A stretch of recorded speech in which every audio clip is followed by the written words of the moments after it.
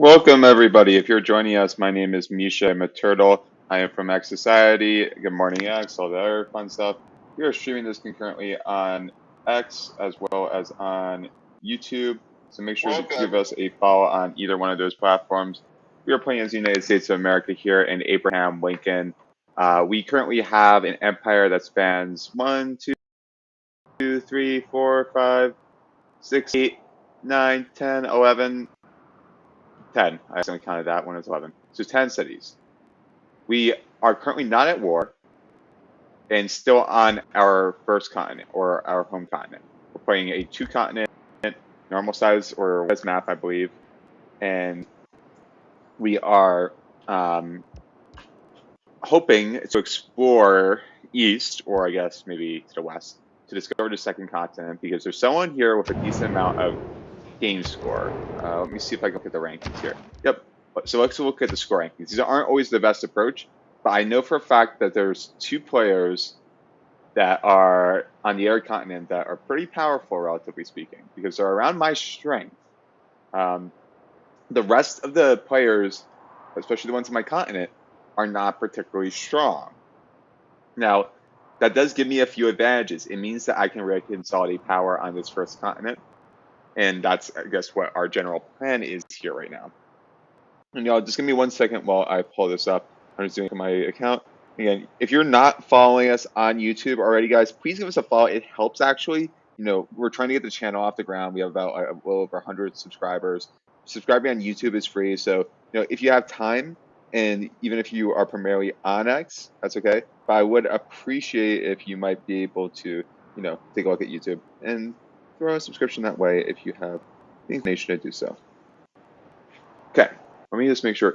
Are we actually streaming to YouTube? It's actually very tough to tell sometimes with it because it tells me like sometimes it's open and other times it doesn't tell me. I might just throw it up on a different laptop. Sometimes that's what I end up doing.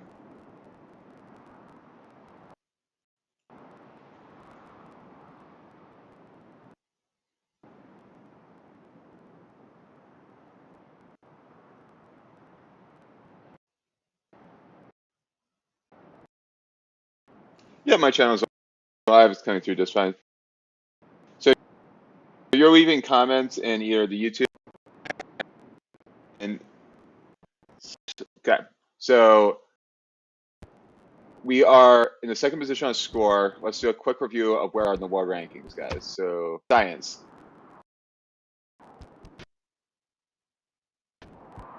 I take that back. So these are rankings for end game states. I thought that they would give me like, I don't know, some sort of player list, but they don't. So let's go there. He's denounced us already. He's not just wipe out his empire because most of the world is pretty not chill with us. And we're getting most of our economy in order with these markets, these commercial hubs, these harbors, where we stabilized. We've gone from negative return to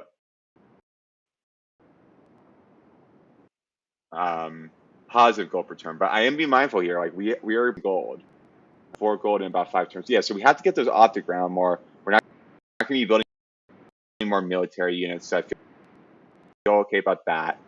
And I think we can start the war. Probably about 5 to 10 turns. We're going to start this war. We are its suzerain. So in Civ 6, you can have city states in which you are the suzerain of, and that's kind of like they are their almost like their feudal lord in a way. So we have a we're currently trying to throw pot shots at the free city gun Wuvu that used to be with Zulu and the Aztecs, but of culture issues. It's probably currently getting some influence from France. I'm not here primarily to try and mess with the city, if I'm being honest. I'm really not trying to do that. Got all this stuff.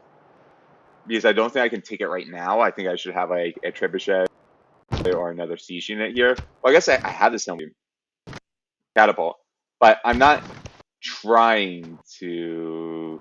Never mind. No, I want to go onto the city tile. I just want to go here.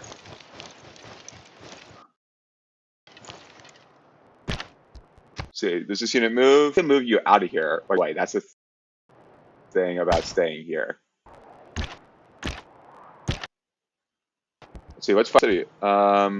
We cannot fire on this city. That's the thing. Got it.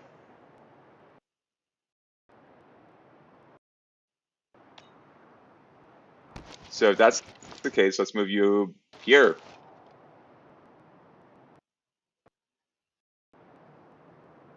Next turn.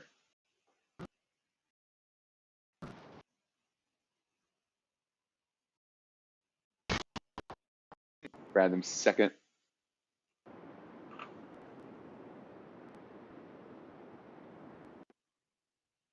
Come to my stream type thing. Hide. Thank God. Okay. Oh, and I'm gonna remove the talking turtle thing in the bottom right as well, because I want you guys to be able to see the mini map. That'll help you all if you're watching.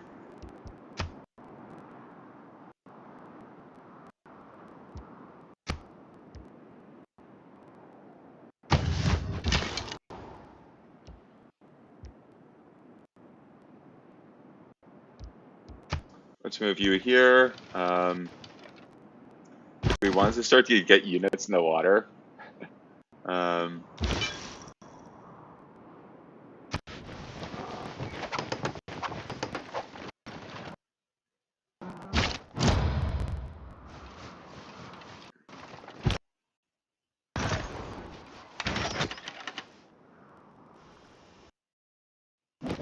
Yeah, so that's XP every time, which again helps every little,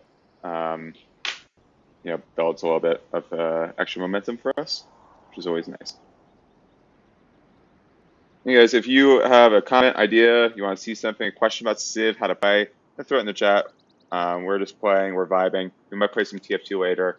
But what cool thing about Civ, I feel like, for streaming, is that you can kind of interact with the audience if you want more. So sometimes I miss something, but for the most part, if you leave a comment, I try to respond to it. But in this episode, I probably hope to take out most of the Malayan Empire to our east. And then I might be able to capture the city, actually. I might want to try and capture this free city so I'm going to continue to move forward here. Because there's no military right now. And I don't think they can hold us off. I mean, dead serious. Like, if we want the city, I think we take it.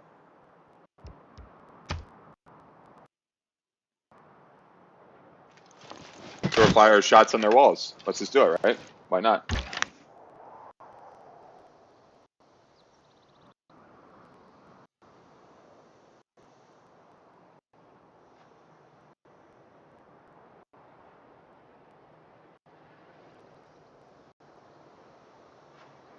So, is there any audio coming through here?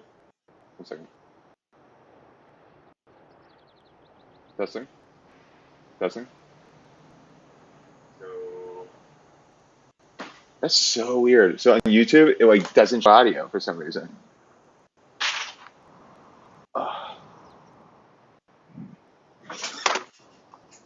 So, no, it's not like it doesn't show it. I mean, it's more like it should be in the audio, and it's just not for some reason. No, it's not like it. Oh, okay. So I think it was muted for some reason. I don't know. Maybe I was just using my Mac wrong. So what we want to do? You want to heal, or let's just heal. They're gonna fire pot shots. We can heal faster than they can. Move you.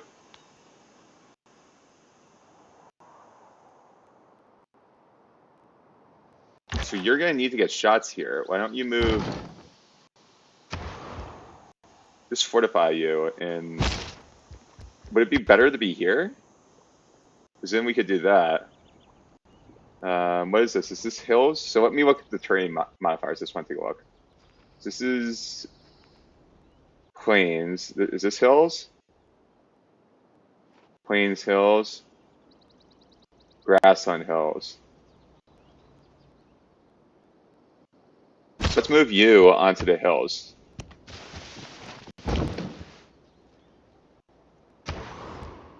Production here. What do I want to build? Let's build a lighthouse.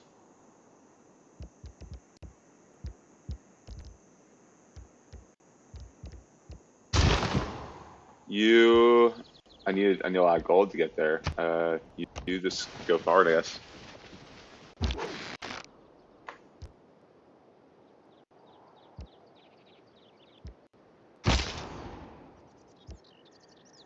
You can just remain on alert. You just stay here. You can go forward a bit.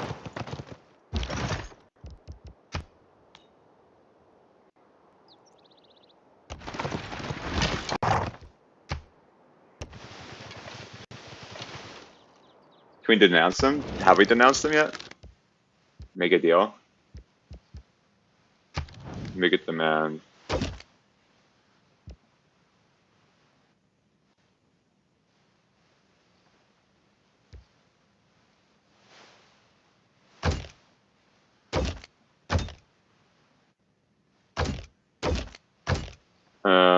Okay, so let's not demand. That's fine. Do we have any extra units we can sell? I just want to prepare. Make a deal. Joint war against Mansa Mansa. We can do a joint war against them? Okay.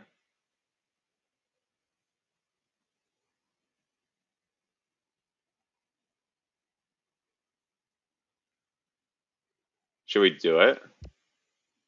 Maybe next turn.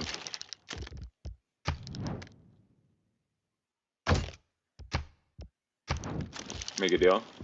We choose something else here. Never mind, okay.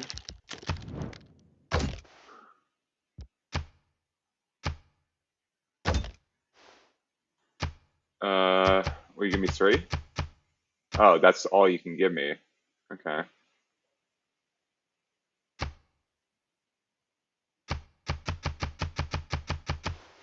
Oops. Okay. How many would it allow me to get? Will it give me 8? It won't give me 9 though, right? 9? Can I get 10? Can I get 11? Nope. Let's do 10. So truffles for that. I'll do it. So that gives us an extra 2 gold per turn. Gets our gold up a bit.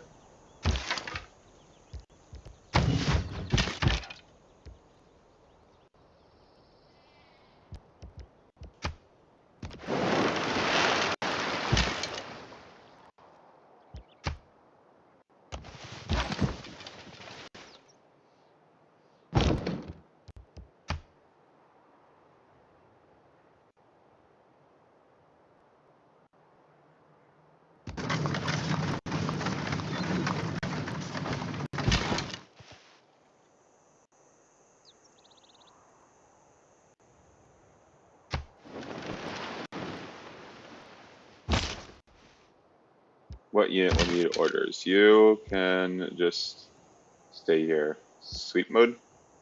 What's alert? Oh, alert is just...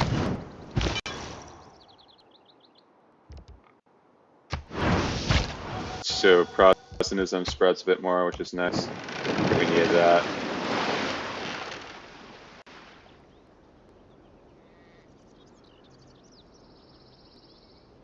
Next turn?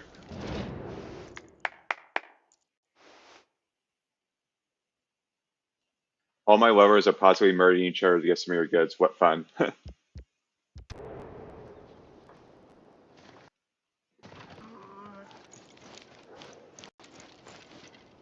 think we can take the city. I mean, that's serious.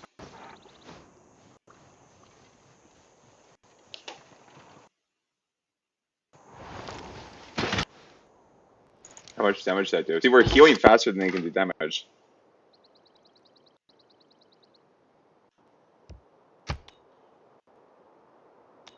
So the good thing here is as soon as I have to declare war, I can get both of these in very fast into their territory. I can penetrate them rapidly. God, that sounds very, not in that way, I mean. Or did I? I'm not sure. Who knows?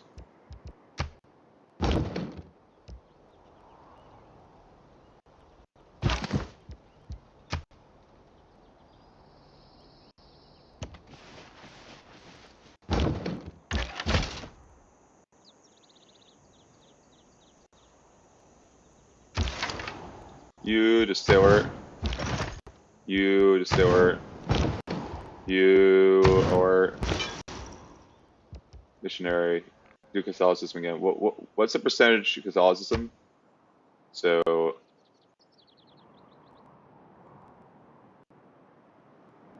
four followers of incoming pressure return, 9 Catholicism, 8 Protestantism. So we want to get the Protestantism up if we can. Oh no no no! I need to do that. My bad. No. Whatever. Can I purchase? I want to purchase another missionary. I have to do it in a city with a holy site. Got it.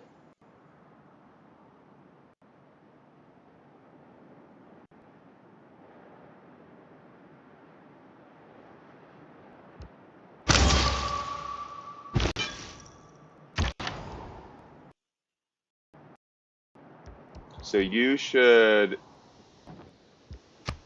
Like I can move my style, right? If I did that. Wait, can I do? Wait, do this like that?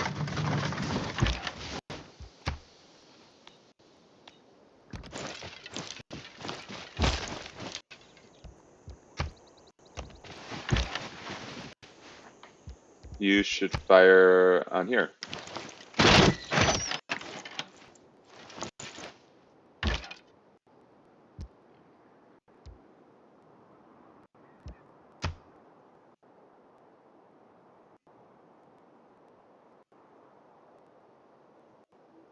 It doesn't do a lot of damage to walls. But the thing is, we might be near a promotion soon, so let's take the shot. They have 5 defense. You just fortify.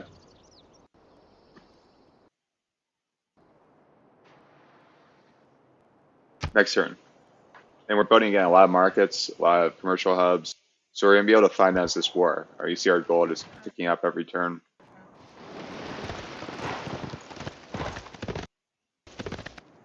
And welcome if you're joining us as X Society Gaming on Turtle Island. We're playing Civilization 6. We're playing as the United States of America. And again, we're just trying to talk life as well. So, you know, there's a lot of stuff going on in the world. The last few weeks have gone like in an insane clip. And now it's kind of like people finally getting a chance to pause. And it's interesting because the Olympics are also on as well. So I think in a way that makes it a little bit weirder because it's like, you know, we had all this political stuff, right? And now we're in the Olympics mode. And I feel like it's, I don't know. I feel like it's kind of like I went from, you know, normal life, and then there was the assassination attempt on Trump. There was Biden dropping out, and now it feels like we're back to normal life. And all this stuff, you know, just all feels like weird to be happening at once. It feels like whiplash. But you know, I watched some of the Olympics earlier today. I watched the USA basketball. I thought that was good. I thought Dwayne Wade was like, you know, he kept reusing that joke that wasn't great that he him won. No, Catherine, we are not going to declare war on you yet for a while. We are trying to get that city here. Like, we do not want to harm you.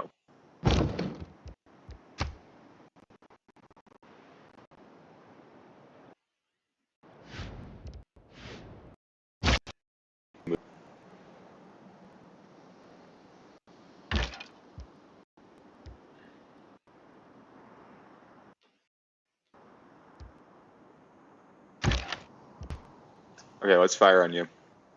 Major damage.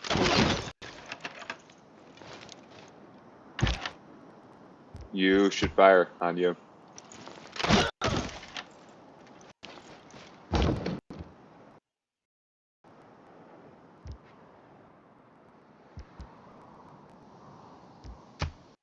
How much wall damage would this do?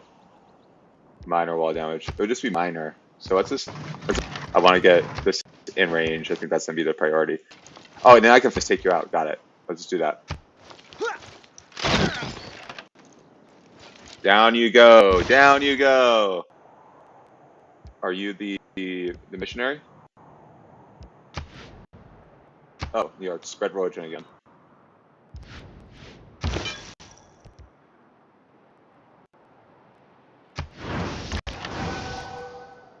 We are getting more and more Protestant, I feel like. So there's 3 Catholic citizens and there's 2 Protestant citizens in New York now. In Cincinnati, we've completed the market. That's good. Let's just get monument up, right? I think we just, or granary. +1 food, housing. Let's just do that. I feel like there's no not to.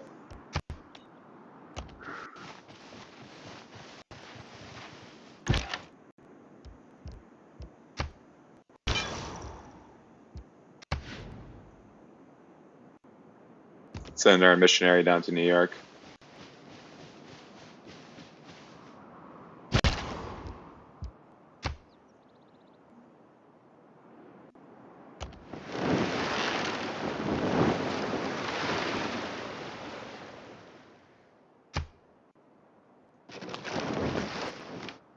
If you're joining us, we might have spaces later. We probably won't have a Truth Tower space tonight. I don't think Clark is. No, we don't always host those on the weekend, but we usually do those most nights at 8:30 p.m. Central, or 8:30 p.m. Eastern, excuse me, 7:30 p.m. Central. We also do, Good Morning X spaces or Good Morning X stream most mornings. Oh, they keep spawning units.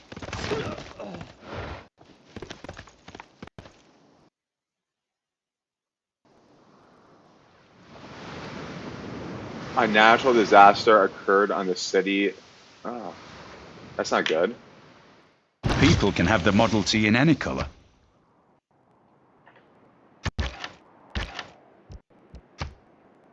Let's see, what if I did this then?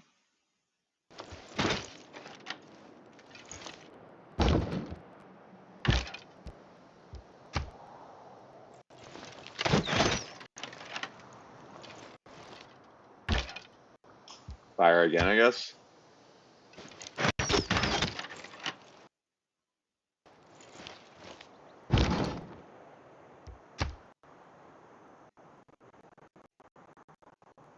So what do I do? Let's just do it. Let's see if it would be worth it.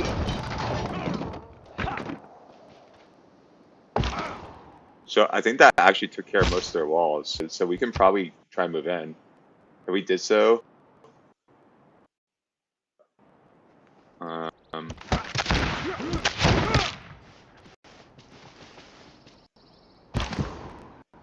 Yeah, I think we take it next turn.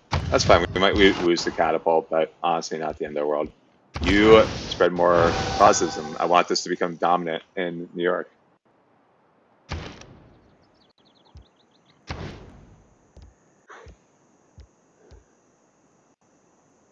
So after that harbor's built, then we'll do cartography because we want the Eureka boost. We'll get a Eureka boost from having that second harbor. I don't think we're going to build trebuchets, but let's just go to siege tactics. That is a quarry. Oh my god. I don't want to deal with you right now.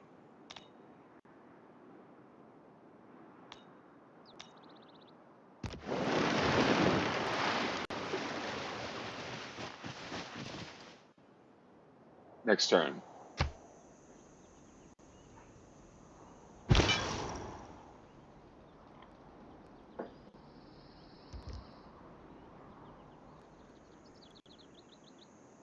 Spread more religion. More Protestantism. We want to get to majority. Protestantism. افرحوا معي يا أصدقاء لأننا أحرار من كل رغبة ويمكن أن نكرس وقتنا لإرادة الله.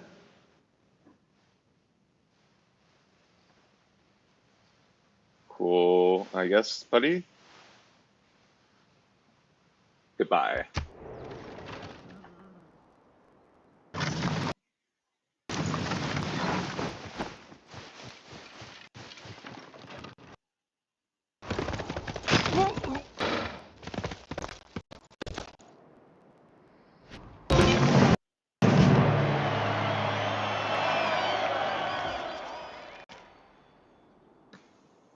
The American Empire makes history. Let others say what they will, but the real flourishing of Renaissance-era culture began with the discovery of exploration by America. The day we stop exploring. Let's do Merchant Republic.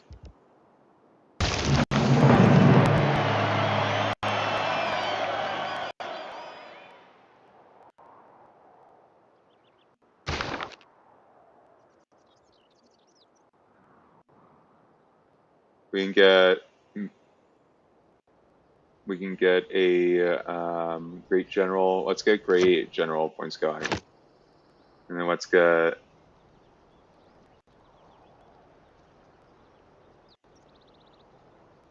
That will be helpful after we, take over all of their territory.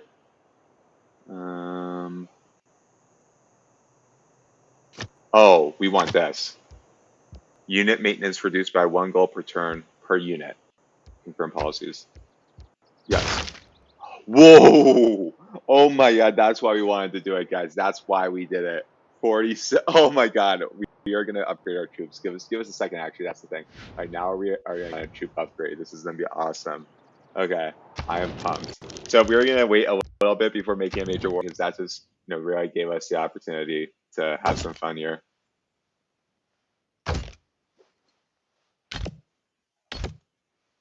Let's see. Can I? How many can you give? So just one? Or do you do it for this? And what do you give me?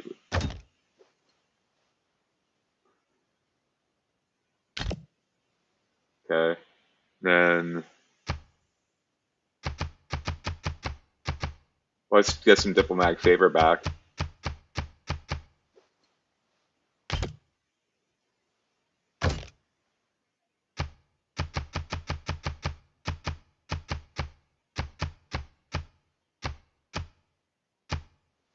So let's get that to 20. And they'll give us open borders. Do we need a niter? What is niter used for?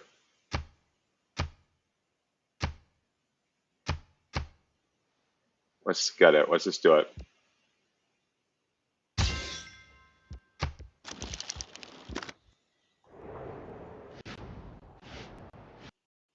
Yeah, like, if you want to give us more gold per turn, we'll make deals in the meantime.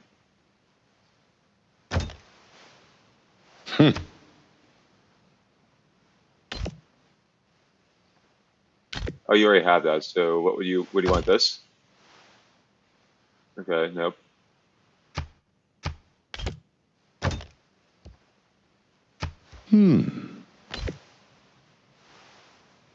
Nope. Okay.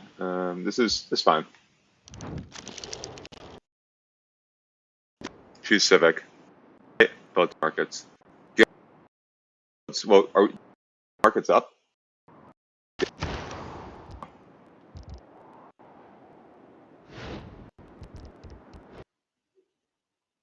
What do we want to build here? A library? Or so we built the commercial hub. We want to build a harbor? This is Washington. We can build a harbor here? Yeah, let's build the harbor. Wait, what does the harbor give us again?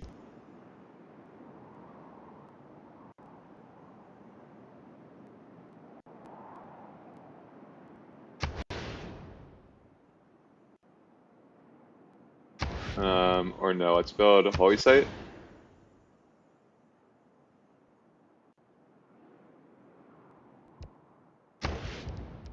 Let's build a library. Here, let's build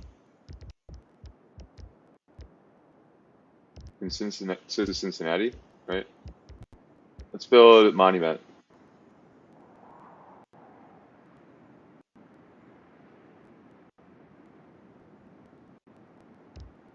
Or we can do university or a holy site.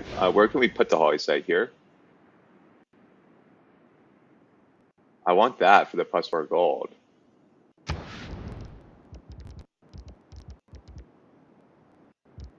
Let's get the monument. I think we take the city this turn. Let's see if we can do it. 1.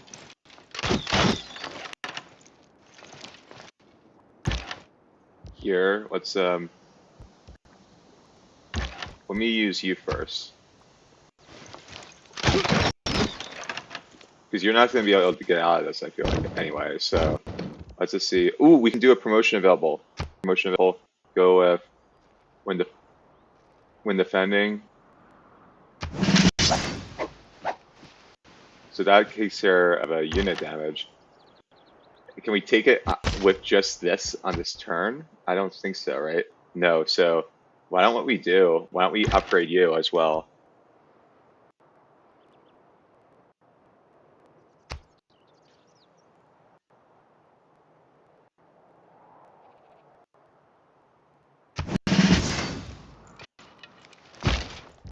You... Do I send you in? That just takes a lot of damage down. I don't know if I want to risk it. Let's wait. Let's see. I think that should be okay. I think it should, but we'll see.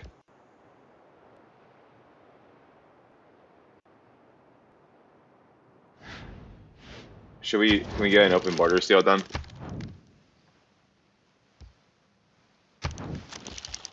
Make a deal.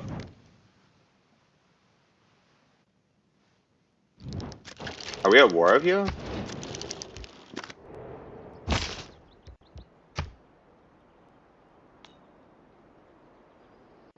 This is so weird.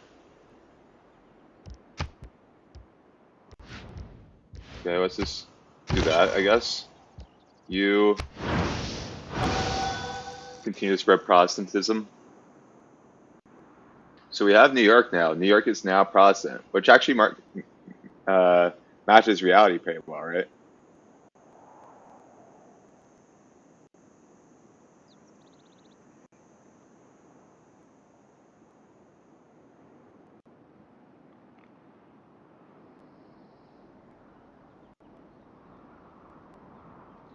So I'm trying to see if I want to join space or continue on this. So I think I'm going to continue on this for a bit. I think we have good vibes going, right?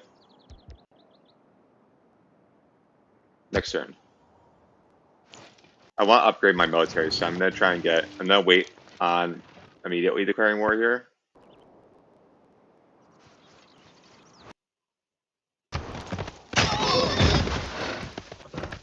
Hopefully this did not destroy the catapult. I don't think it should. It didn't, so I'm very excited about that.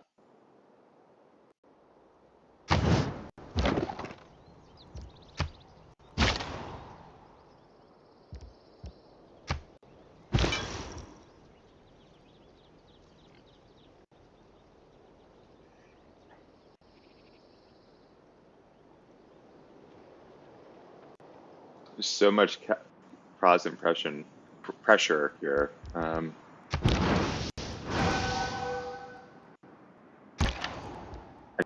need to fight for our right. Fight for the right to survive.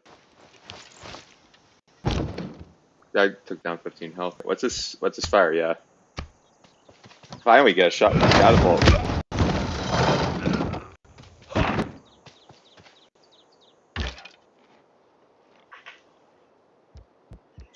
Fire into the city.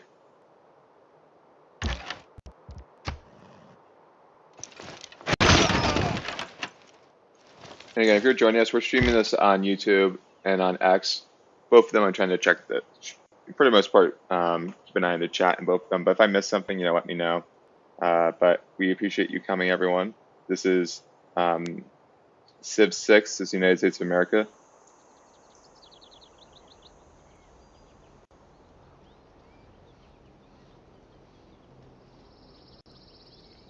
And we are going to fire again on should we rename it from I think we will, because I cannot pronounce that. But I kind of like the city name. It's like so long that I kind of just want to keep it that way. So we should be able to take it this turn, right? I think we should. If we don't, then I am a little bit worried about my catapult. Let's go into the city. We're going to take it.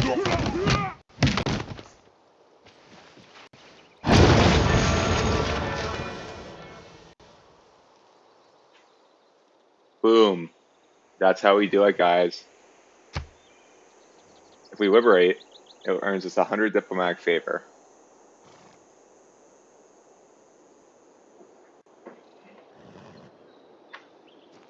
Keep city or raise city? Keep it.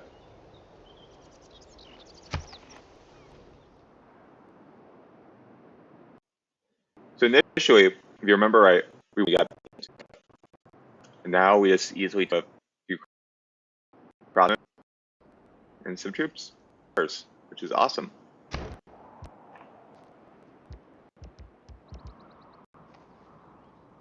So this will give loyalty. So let's build the monument.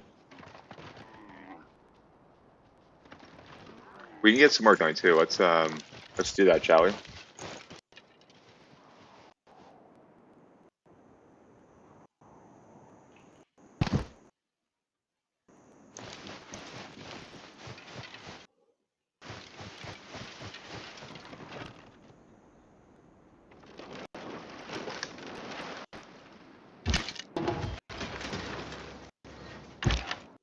Do I have to be in my own territory to upgrade my units? I have to be in friendly territory, okay. Then let's move you. Let's move anything that's not friendly, I guess, into here. Move it back a bit.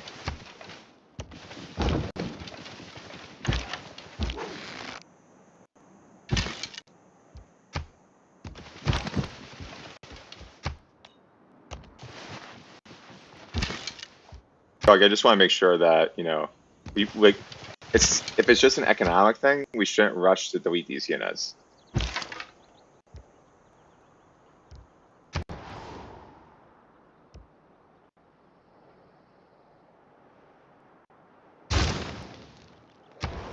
Or can I actually change this to be, I want to change the production.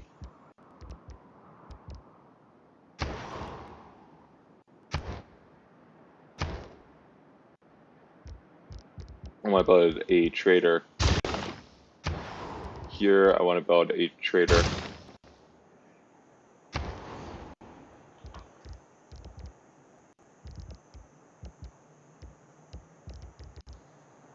Here, build in Krakow. We can build walls or build a university. Let's build a builder to pick some of this stuff, shall we?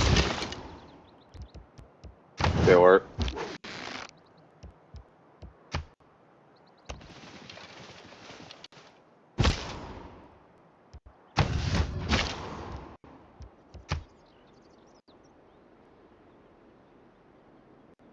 Why? So, do I not have an open borders deal with you anymore? Make a deal?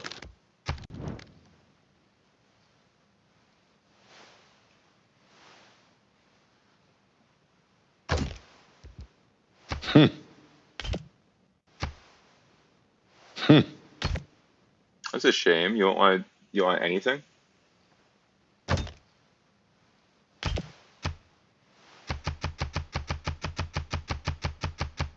What about like 50 horses?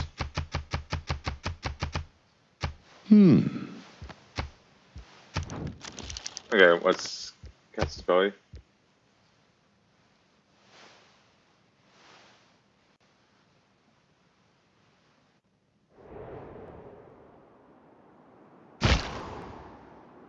See you heal.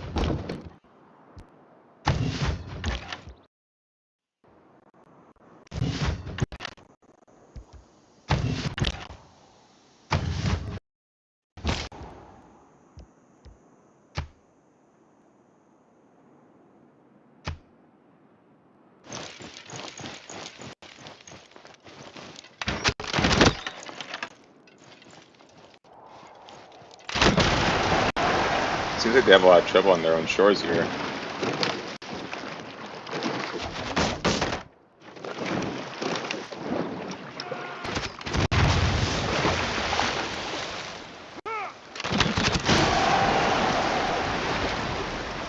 It's actually nice that if they sunk that quadrireme, because I might be able to get this unit through here.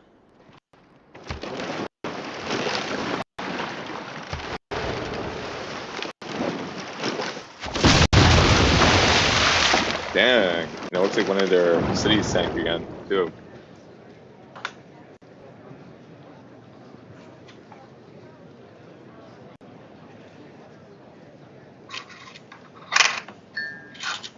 Welcome to World Congress. Begin voting.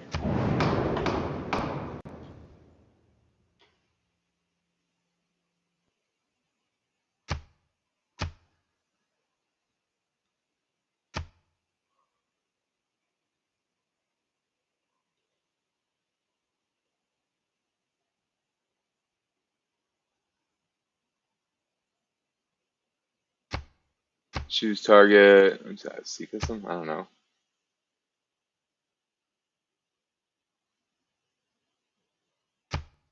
Chosen target. Let's do Jade.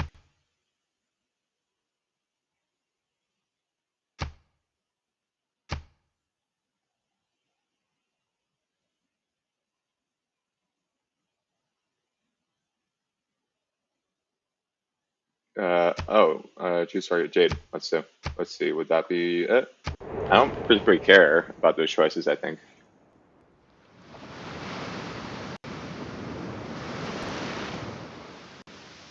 Moderate flood. Rising waters overflow the banks of the river and spill into and beyond.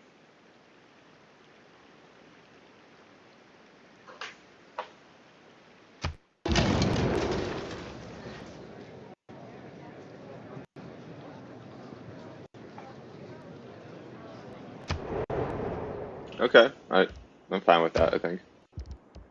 You build me.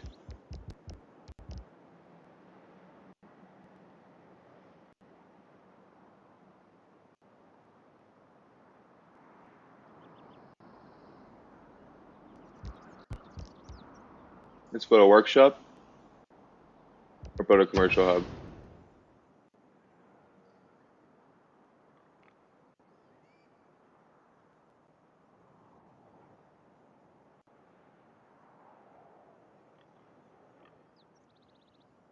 Let's build it here, shall we?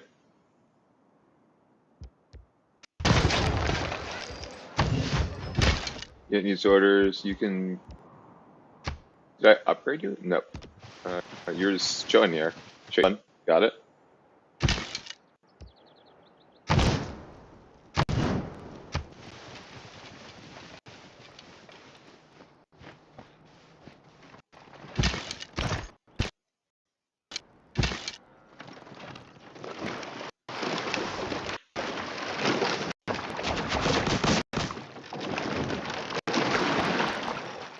Every My man should safe make open his borders son here. learn some use.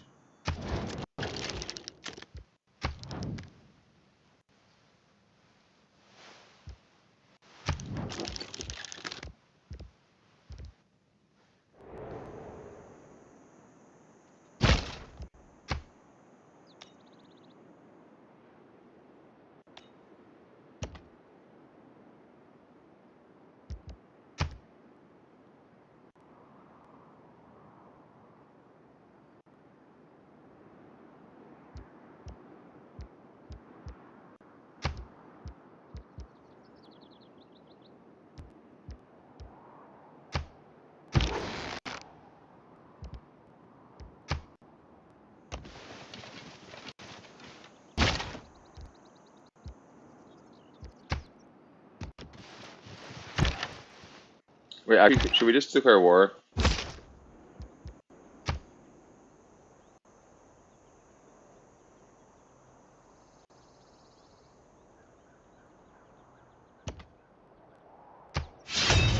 كفى. تسامحي ينتهي هنا. We're doing war. يجب أن تكون بين. Whatever, dude. I don't want peace. I want to destroy you.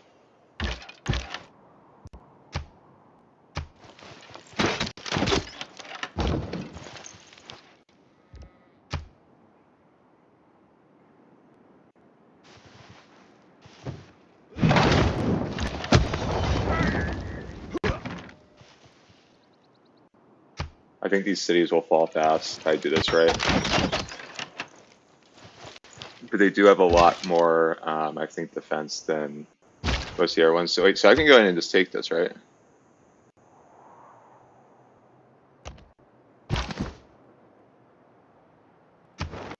Am I at war with you?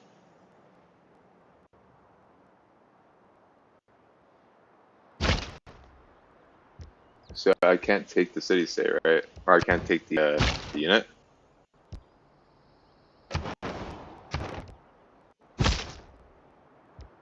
One or two turns. So can I do this? Okay, I'm not sure what to do there.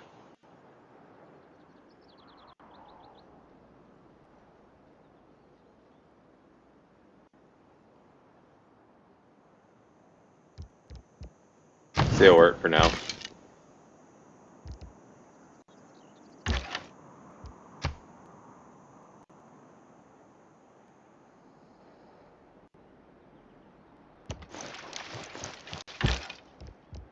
Let's fire.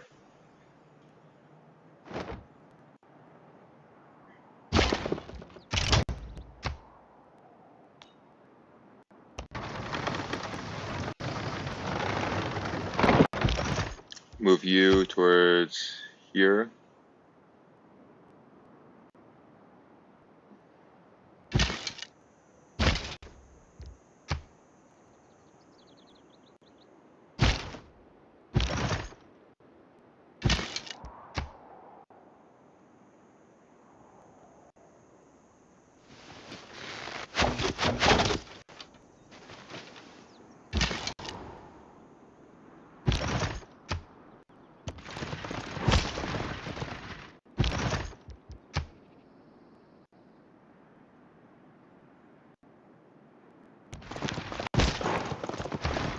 So if I did this, what would happen?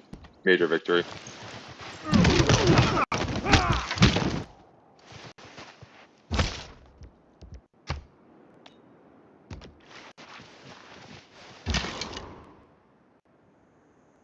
You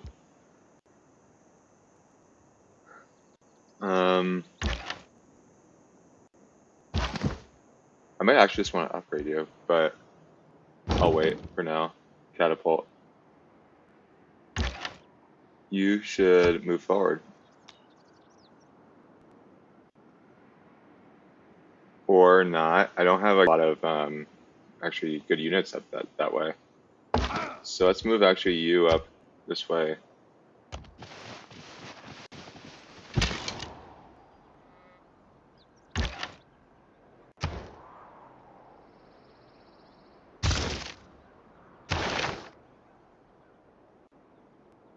Promote you.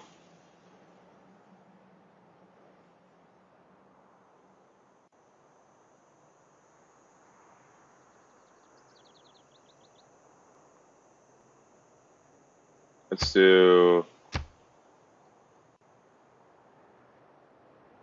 Where are you?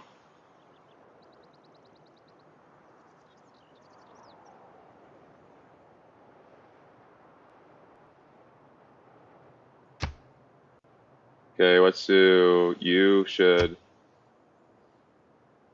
You are in what city in Washington? So let's do that.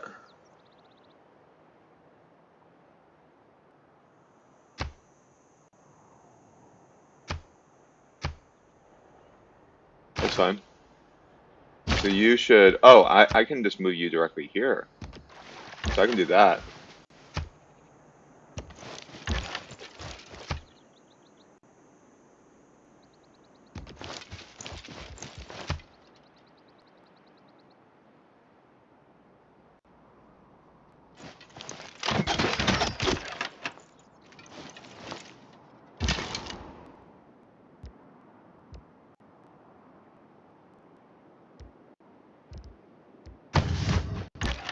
It needs orders. You're fine. Okay,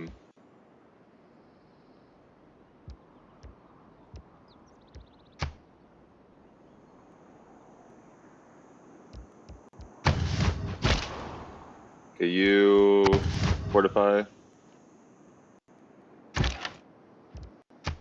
Maybe there's a bonus to having something in like a city. We'll do that.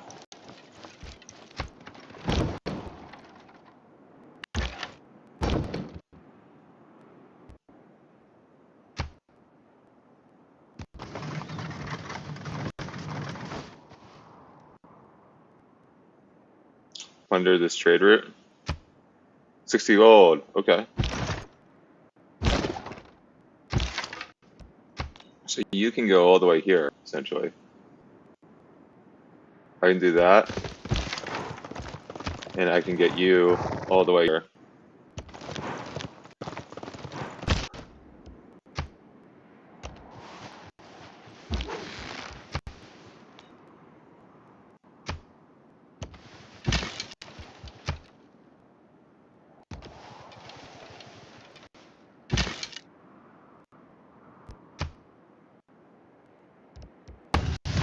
Next turn?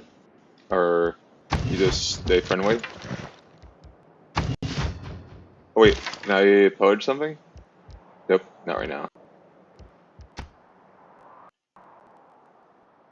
That's fine. Let's go to next turn.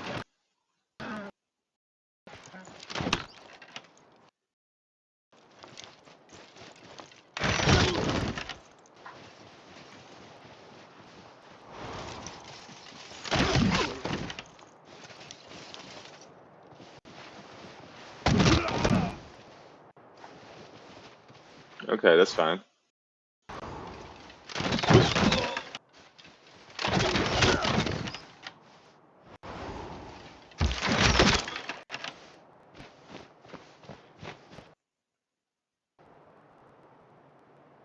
So those are doing some stings to my units. I did not expect them to do that much.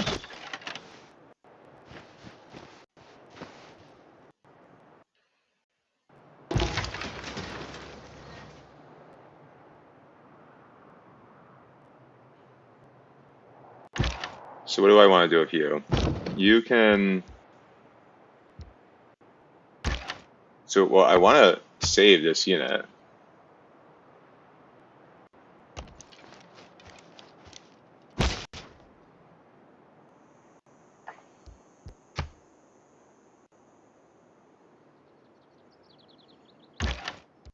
Let's fire on you.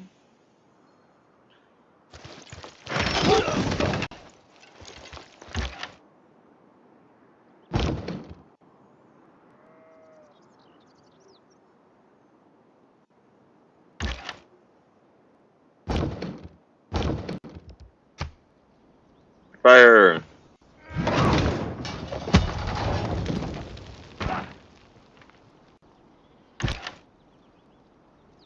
Fire again.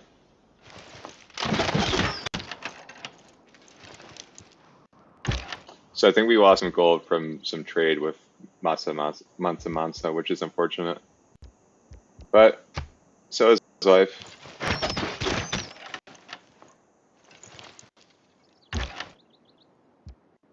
I'm okay losing a few units as well. Like, we'll get the gold back, and we can't upgrade all of these troops either.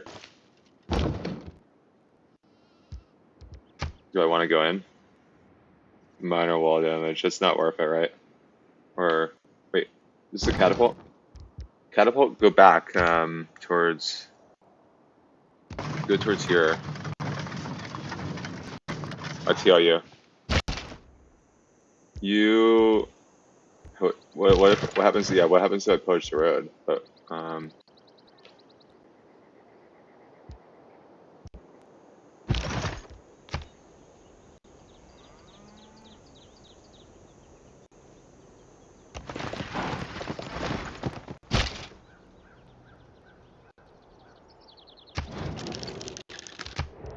trying to get this unit into safety again.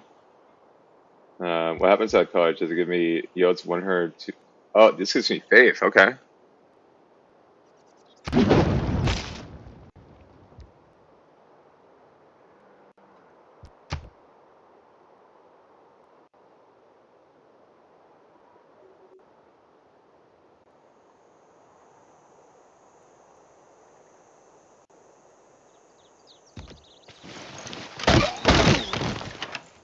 Let's do that. Then we can poach next turn if we need the health. You should. It's not worth it. Let's just retreat. You go back one. You come forward one.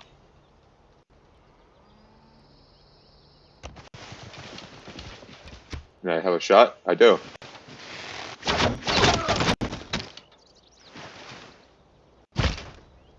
Can I get this one in with it?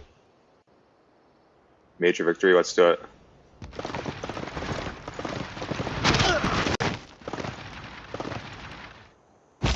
We're curb stomping their units. I love it.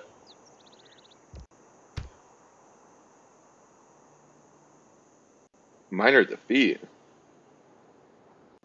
Okay. So that's fine. Let's fortify.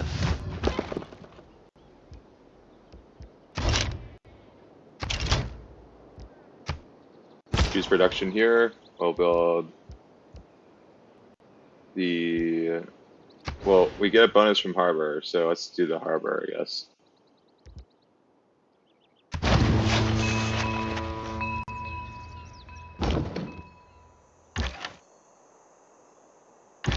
Can I move you in this way? Nope.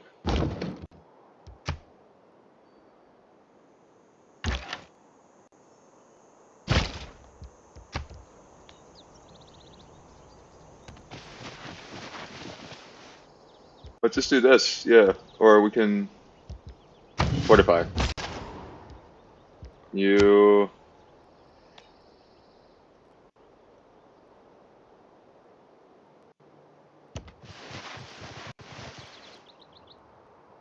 Next turn. 20 iron. Sure, let's do it. Man at arms, you need to... Oh, well, you guys, why don't we just actually move you all here? Yeah. I just need you here.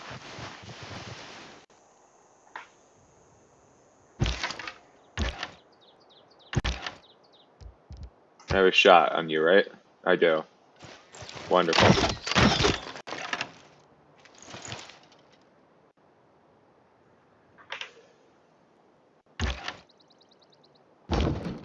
Good shot with you.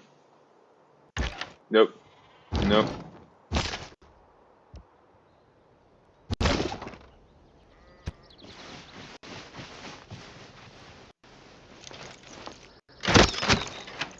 Alright, I'm glad they targeted that. If I lose the chariot, it's not the end of the world.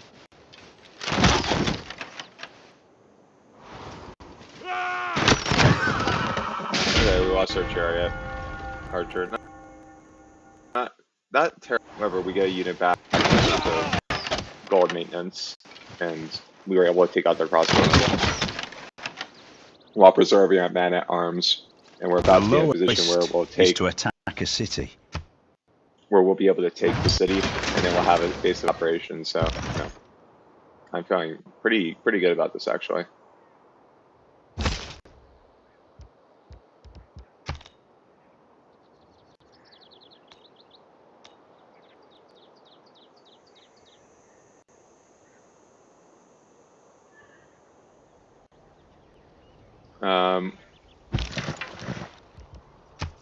Do I want to do this? Major victory.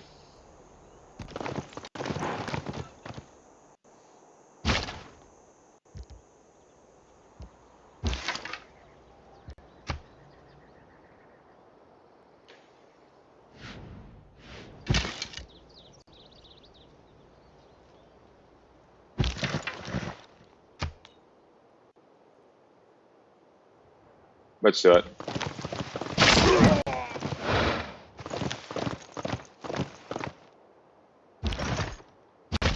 No, I think we can take you out with this guy. Yep, that's what we're gonna do.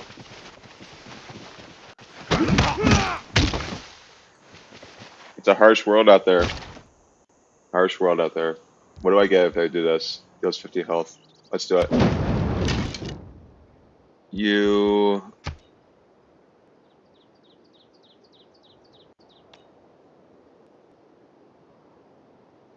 You hold back a bit. Unless we want to, like, you know, take a shot, I guess. Which I don't think I want to do, actually. Now I regret doing that.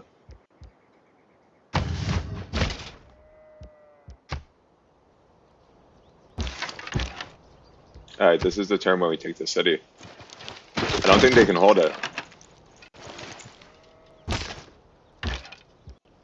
And they're crossbow and strike in the city.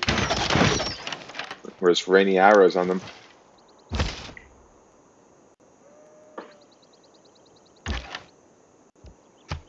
Another strike.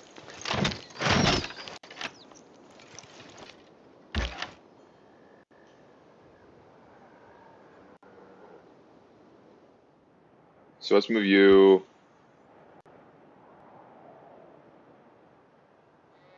Can I take him out? Major victory, I can.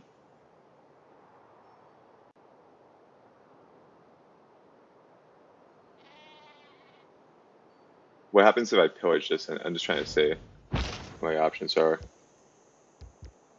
Pillage road.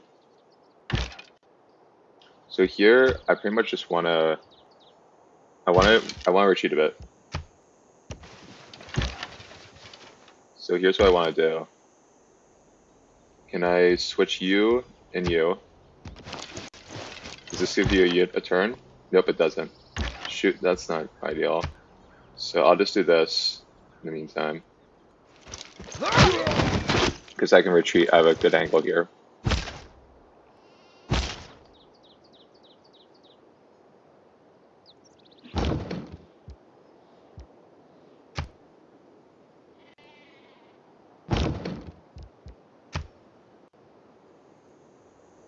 Total wall damage.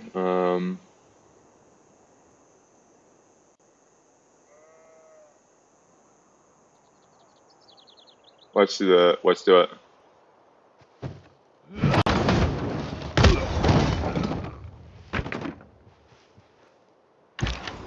So the defenses went down even more. You should just get back here.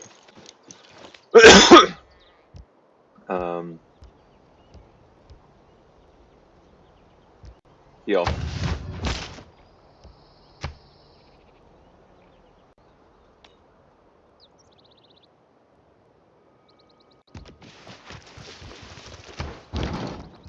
For research, have we built the second harbor yet? We have. So let's do the harbor.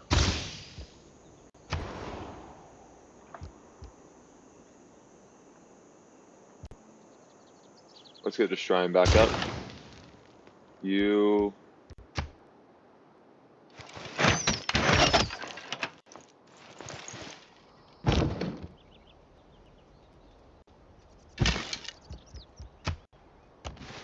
Okay, so let's just get you back here so I can heal you a bit.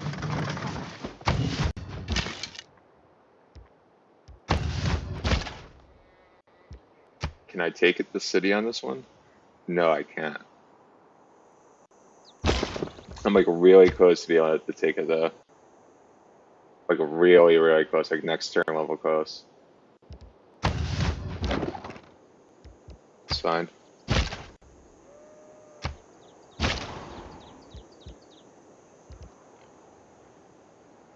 There's 200 gold. I want to do it, but I feel like, nope, I'm gonna save the unit.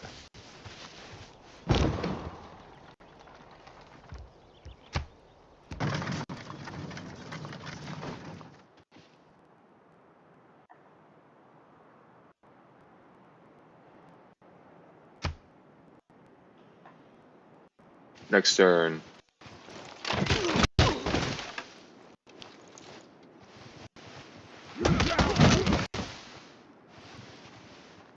Did that do any damage? Oh, that was cute, you guys. Your little warriors attacked me. Aww. Aren't they precious?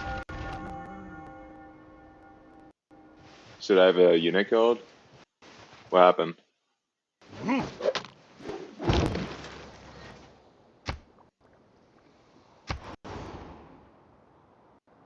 Okay. Not the end of the world, I lost an archer.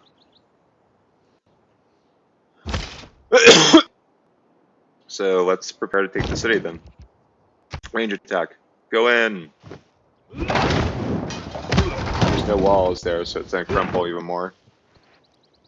So 21 health minus. Not bad.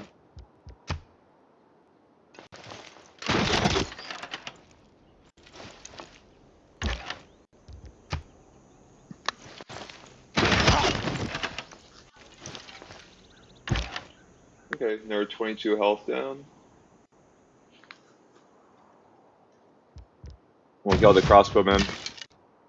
We'll heal. Just keep you there. You should be fine.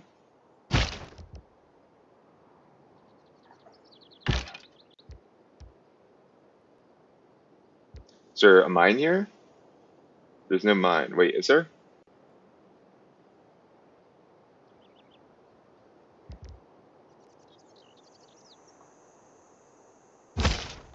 Let's move you out of here, shall we?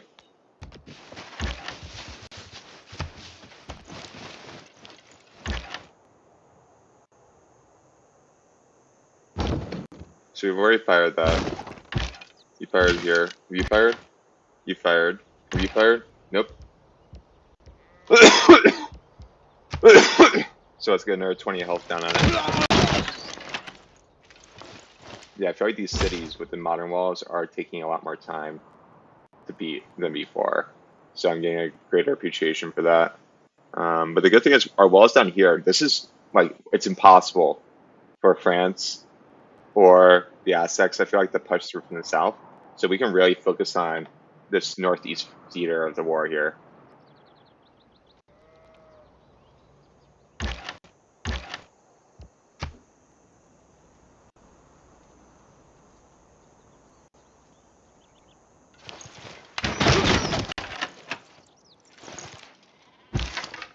Should I just do that?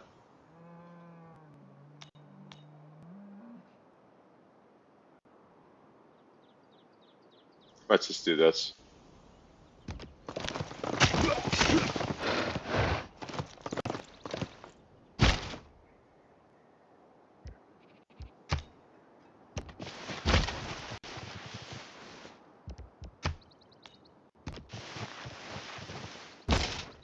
You should be able to just go into the city. We can attack.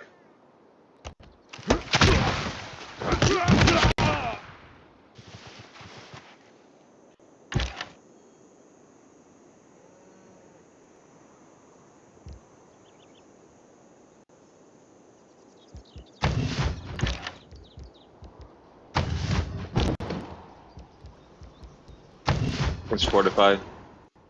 Another here. Okay. So I don't want to Sikhism. Let's do to New Orleans or to Radam. 16 turns. Let's relocate you to New York.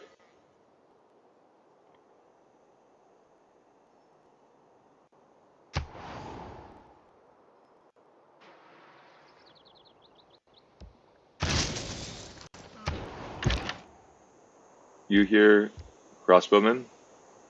Can this stay? Choose production in Philadelphia. Build a market.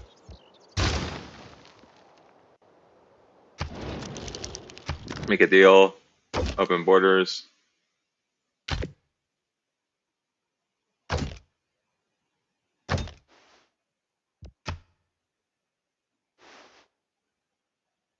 I might do that actually.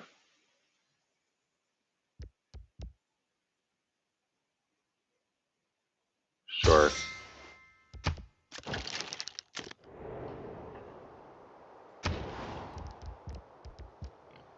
Here, build Cincinnati. We can build a university. Next turn.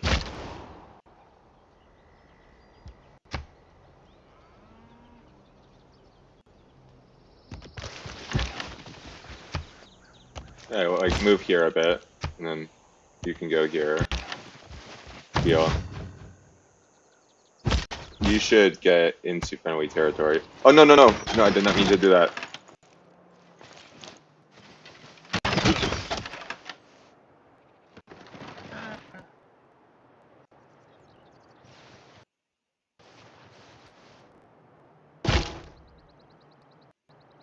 Um.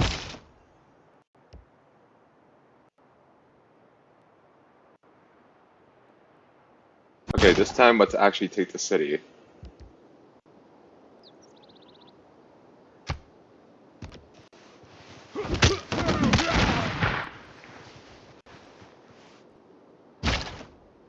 That did not do it? Okay, then you do it.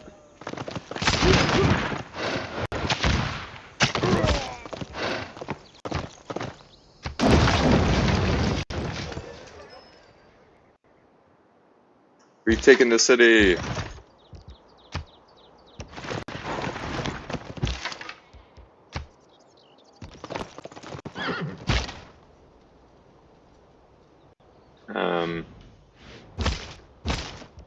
And arms go. Let's go here.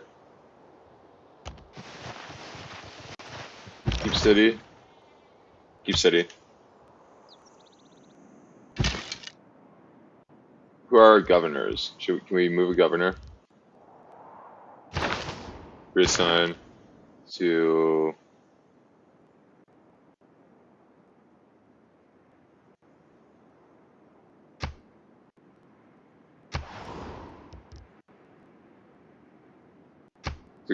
assign here. Or I can't reassign it right now? Okay, that's fine. Mark it. Here. Crossbowmen can move this way. You can go towards here.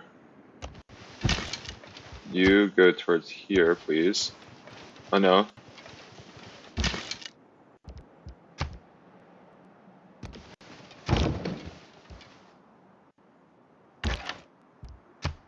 Okay, fire on you. Major victory.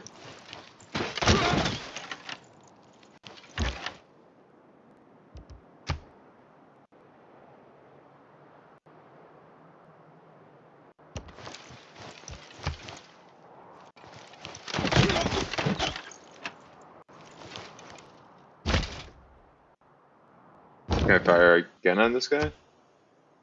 Yeah, I just don't like his vibe.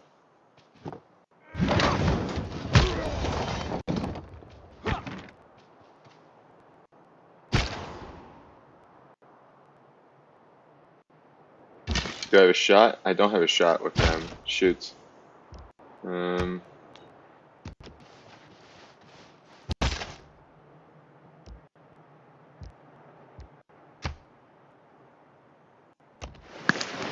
go into the water here. You can go here, go up. You can just go this way.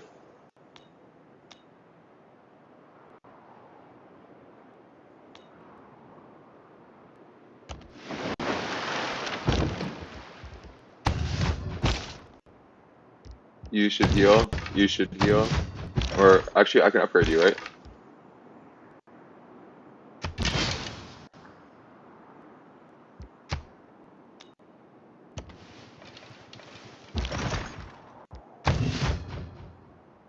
Next turn.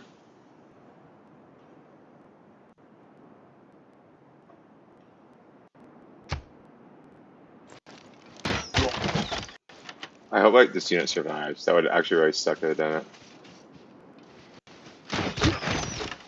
Please let it survive. It did. Thank God. Just survived.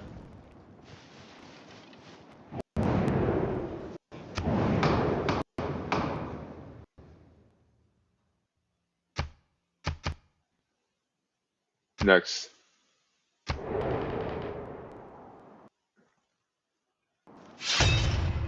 Our actions have alarmed the world at large, and other civilizations have joined together to stop us.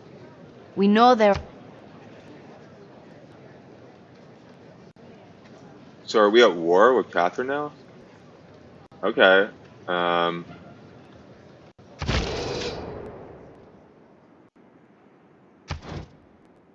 Bye-bye, Catherine. We will kill you. We will absolutely kill you. We have a unit. We have a. I don't know why anyone would want to do that. We have an open path through her empire. Okay, that's fine with me. Watch us.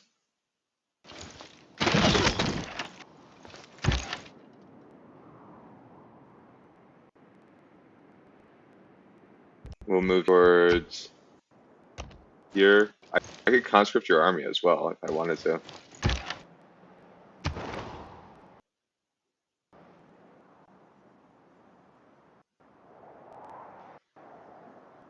So I can gold. I can web and use this against their cities. I will consider that. That's something that seems very, very possibly attractive to me. Not gonna lie. Ooh, I very much want to just kind of wreck their cities.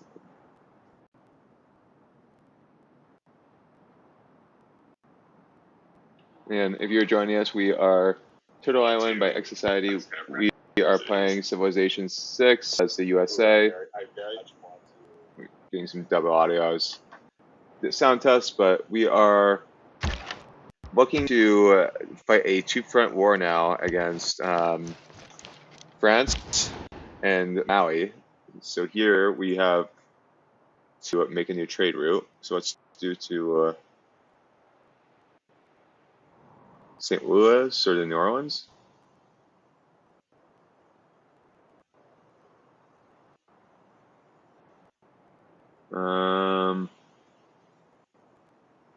That's good food to be getting. Let's do it. It's not the end of the world. A little bit of Sikhism isn't the end of the world.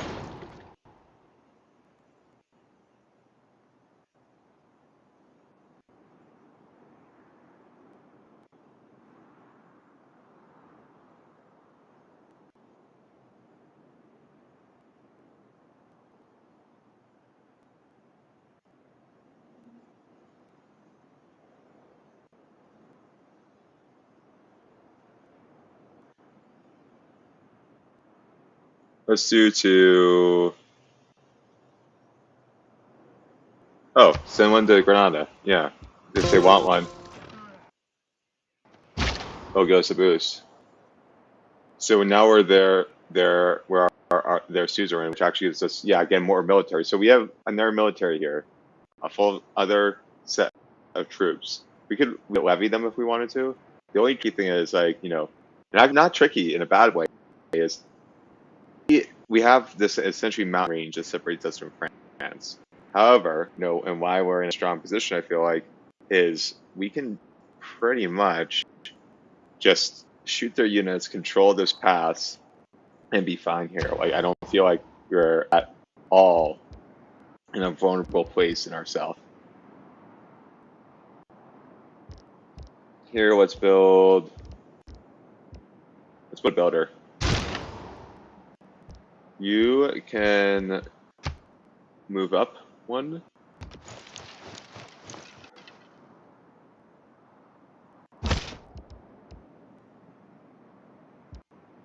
I want to get you out of here.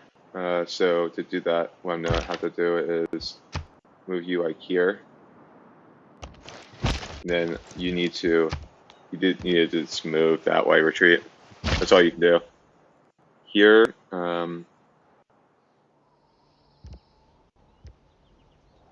just heal.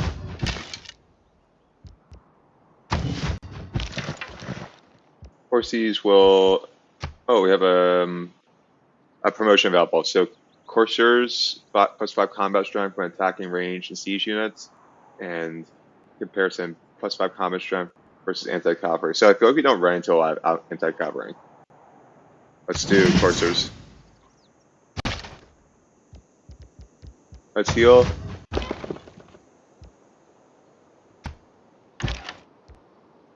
Crossbowmen. Well, we can move them on here. I just don't think we're gonna need a rush. Like, we did this. But we might have to anyway.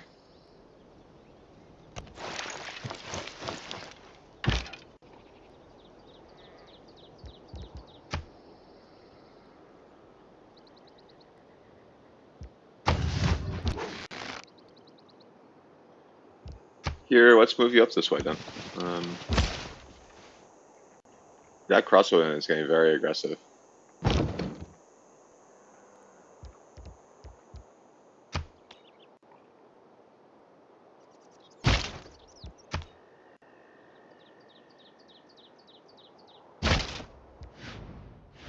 Well, I have clear shots if I go this way. I need clear shots, so let's do this.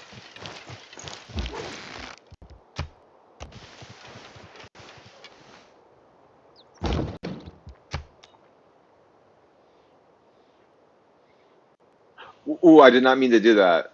Shoot. No, no, no, no, no. I did not even see that unit there.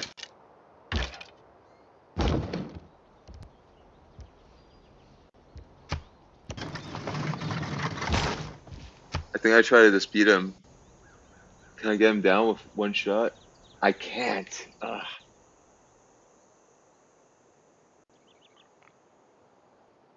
It's not what I should do.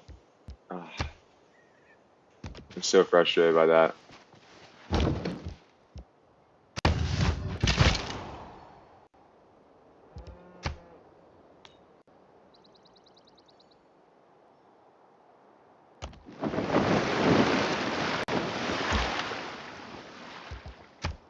Let's just explore the possibility if we did this.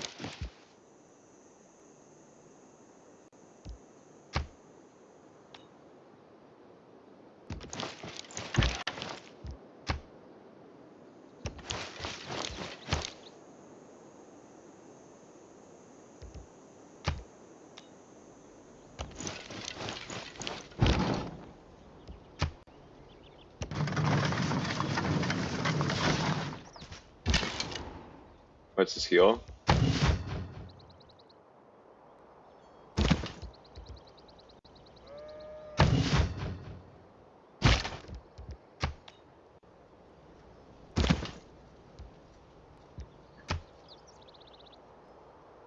Pikeman versus Courser, major defeat. I don't think I want to do that then.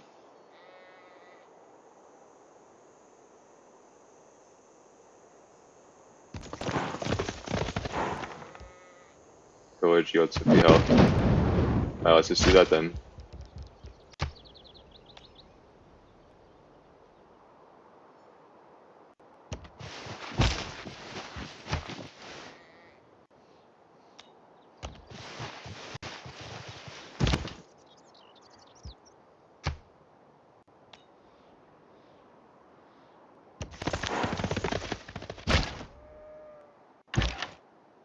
Here, where should I go from here?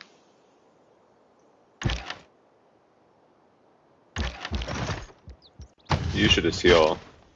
You should heal. You should move.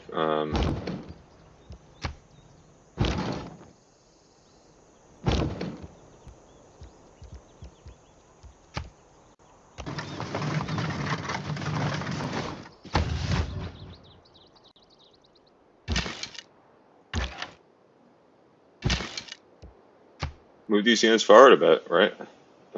They have to be in friendly territory to upgrade, but they're going to be very shortly.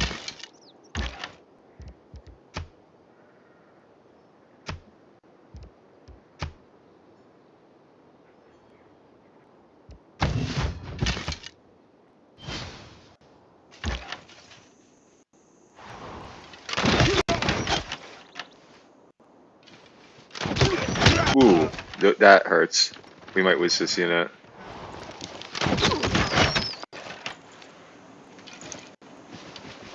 Oh wait, what? I forgot we even had a catapult there.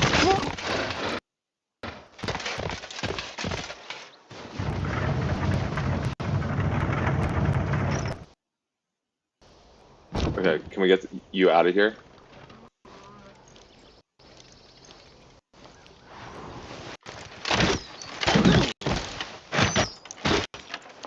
Please don't kill me. Oh, thank God. I'm just happy to Not all who destroy it. wander. So let's do, what if we did this? Wait, is this gunpowder? Pike and shot, nope. If I did this, I just want to get the catapult to safety.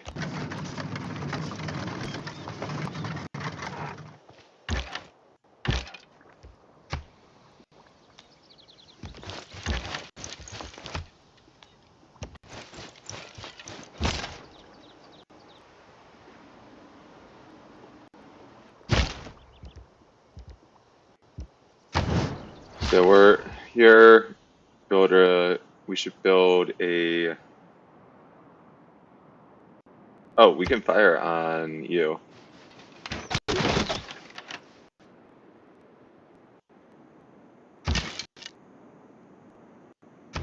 Choose research.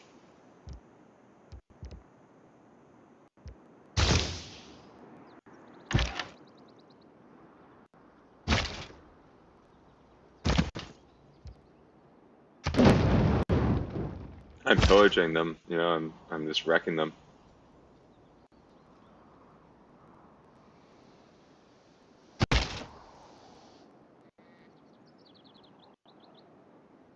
Better horse unit, right? Yeah, let's upgrade you as well.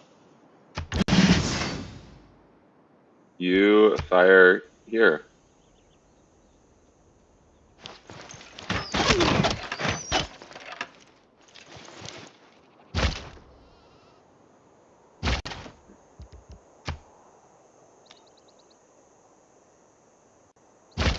Can I just switch you out?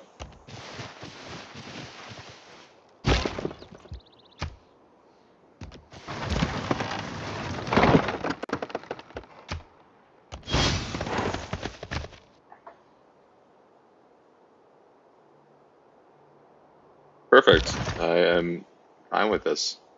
You heal. You heal. You have another turn. Can I move up? Nope. Then heal. You can move in. Let's do this. Let's do this. We're going in on Maui here. We're gonna take their capital. So this is their capital city, right?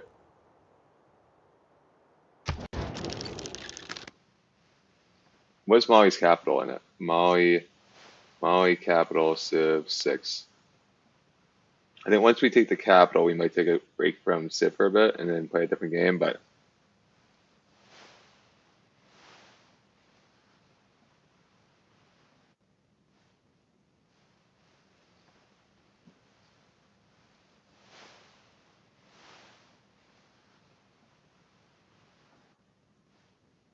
wait, what is the Maui capital city in Civ 6?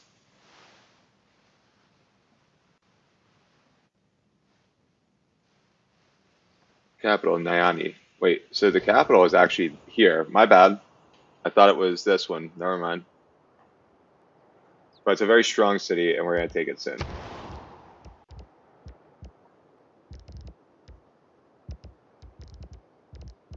Let's get a university up. Let's build a university. You can fire. Fire on Gal.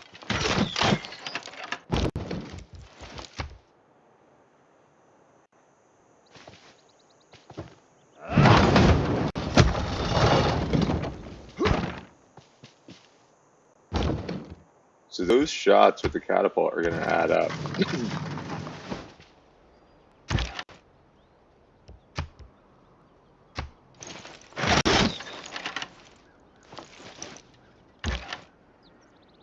So you can fire as well, or if I pillage, I get faith. Do I want faith or the pillage? How much faith do I have? I have 400 something. And what can I get if I buy stuff for faith?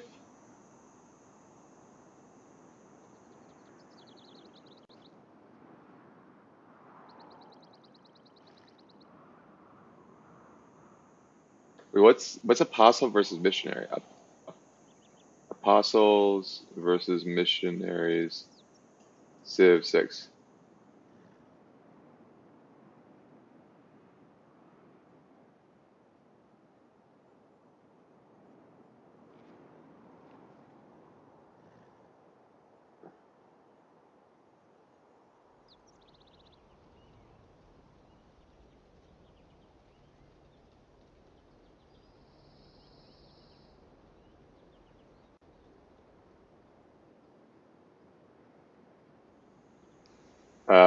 I want to check out what it does. So let's try it. It needs orders. Can I move you in on the city? Nope. So then heal. You can fire.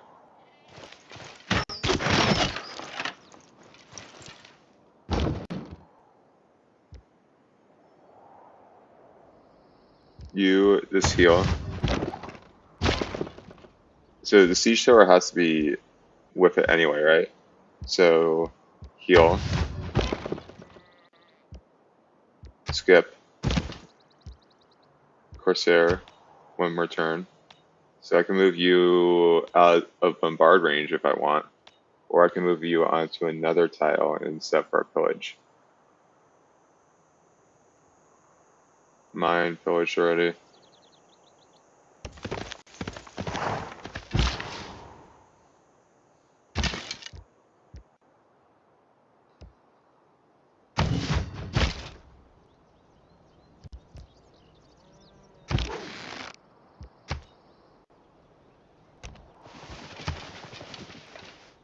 Let's fire.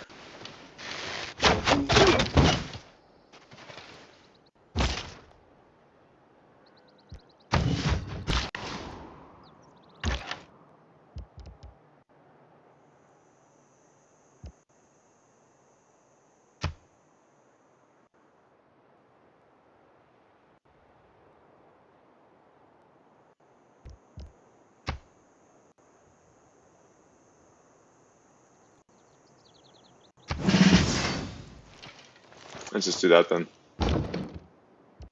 And then you can fire here and just take. Oh, I can just take it out with the catapult. Okay, that's the move then. That is the play, the best play possible.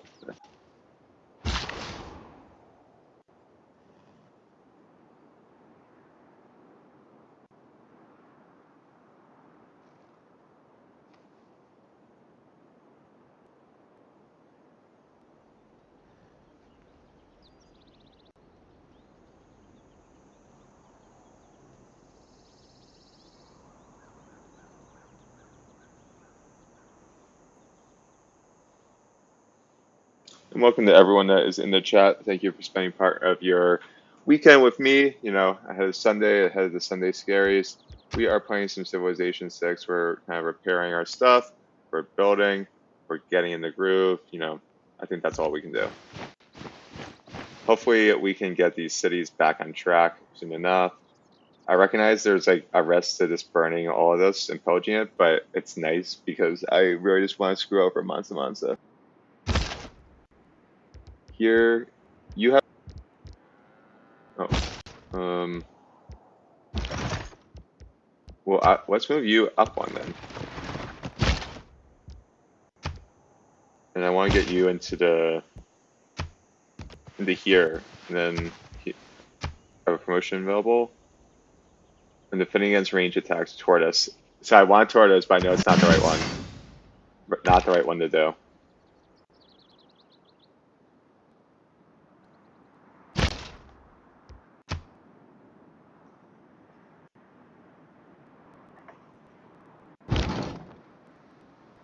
Next turn.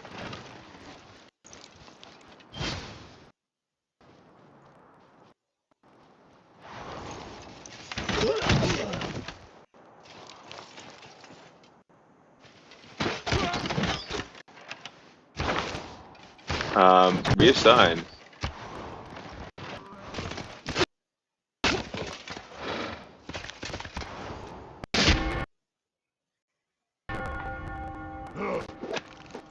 Few inventions have been so simple as this. City losing loyalty. Okay. We're working on it.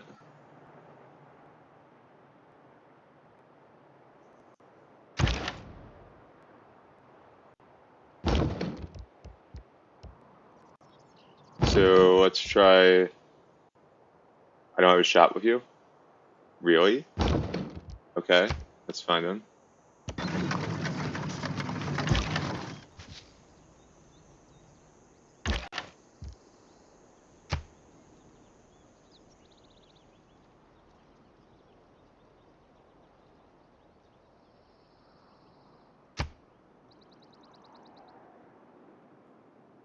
So let's do.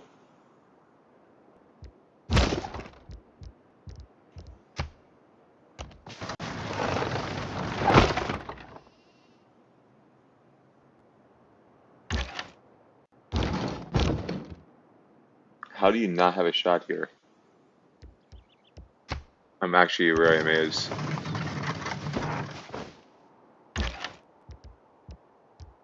So let's do you then. You fire.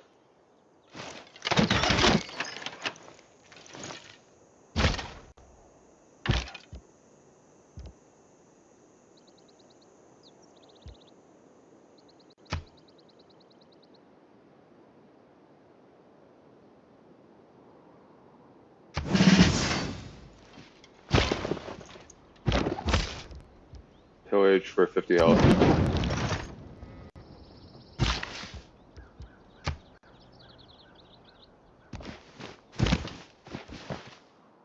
Pillage science.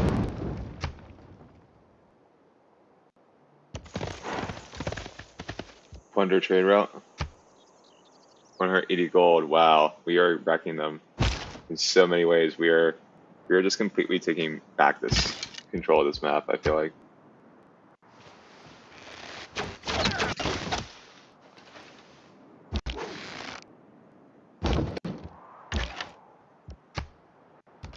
I really just want to take this out. Heal.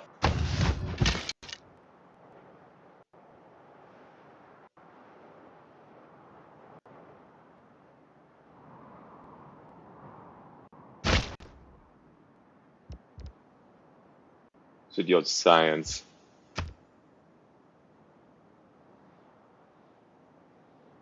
Let's pillage then.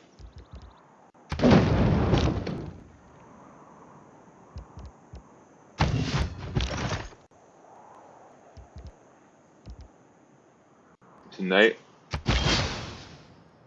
Now we have a knight, okay. Fire on you. I think we can take them out immediately with this.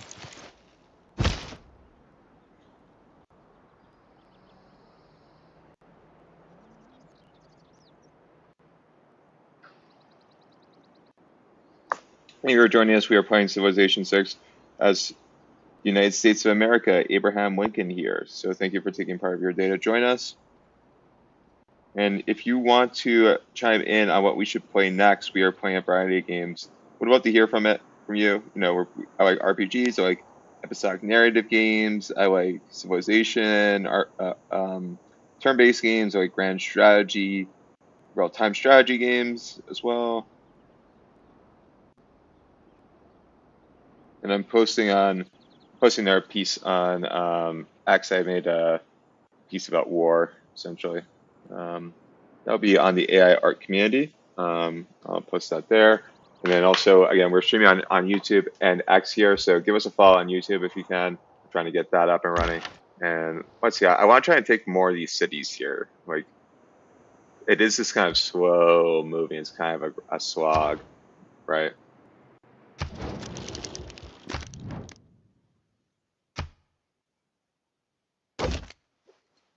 What did it take? Never mind. Make a deal. What would you give me for this? Never mind. Okay. Choose research. Bank. We'll be able to build a bank soon. Repair the granary.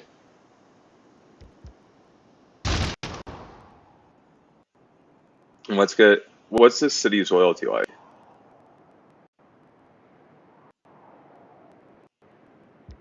I think the loyalty is actually fine there for now. Corsair, let's move you, shall we? Or, yeah, let's move you up.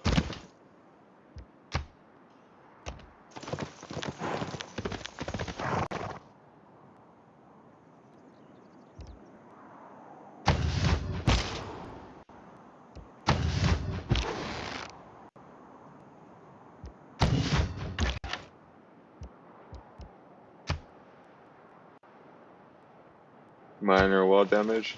Let's just do it.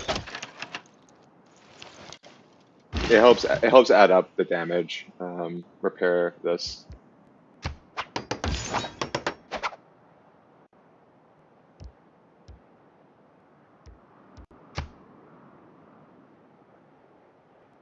Translator, or just by tripled in cities of other civilizations. I don't want that. Hostile operates the mech, providing extra healing units within one tile. Okay.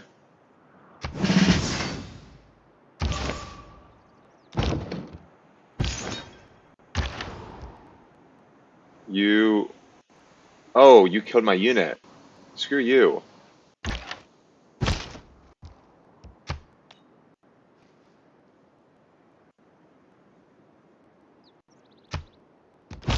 Oh!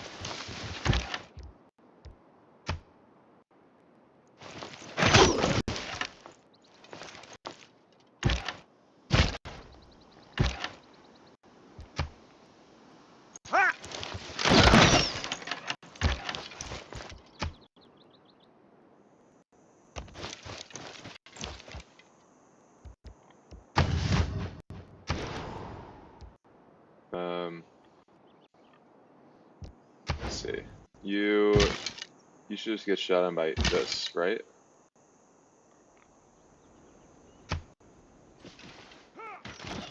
I didn't think that would kill the catapult.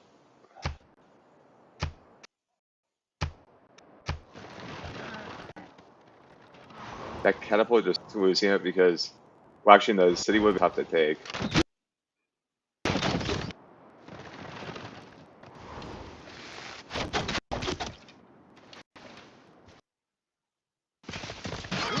heck? They can just do that?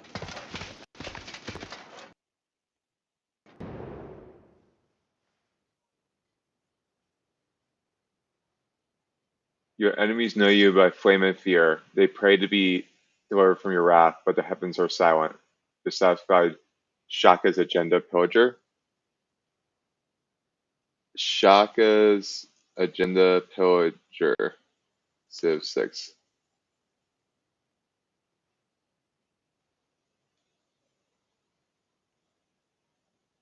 So what does that mean?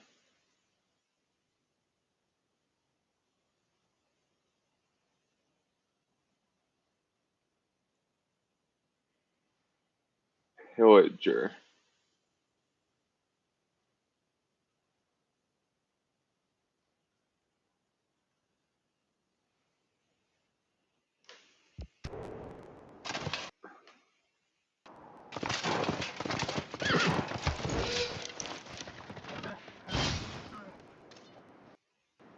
If you owe the bank $100. So Abraham Lincoln has captured Krakow. We must resist their aggression. Screw you. That's like such a fake way to describe what happened. So you can fire here. Let's take out some more of their walls.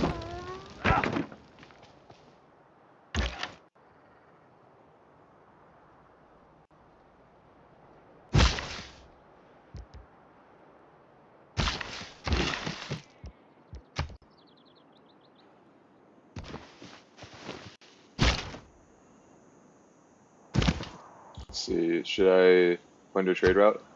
181 gold. Okay, amazing.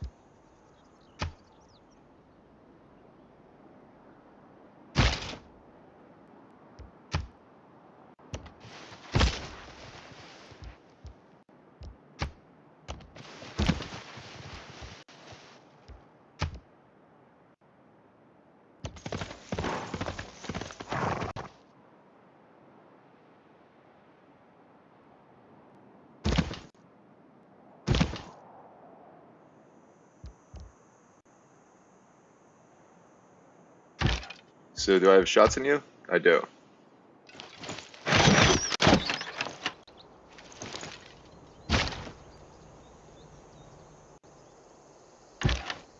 And then here, do I have shots on you? Yields 50 health. So keep that in mind. If I need health, I can do that.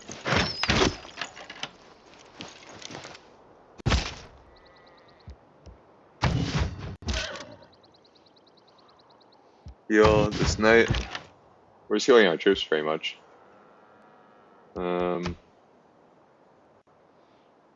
Mine. Do I want to do this? Okay. Let's just go there.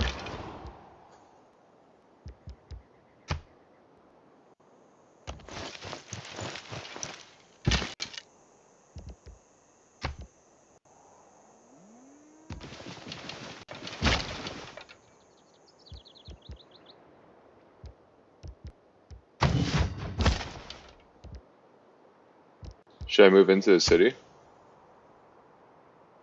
Minor defeat.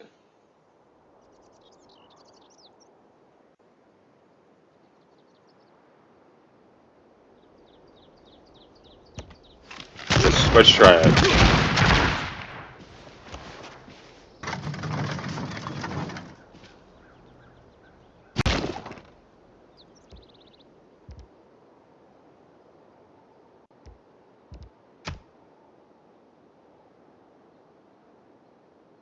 Okay, what's up? Well, let's take the gold actually this turn.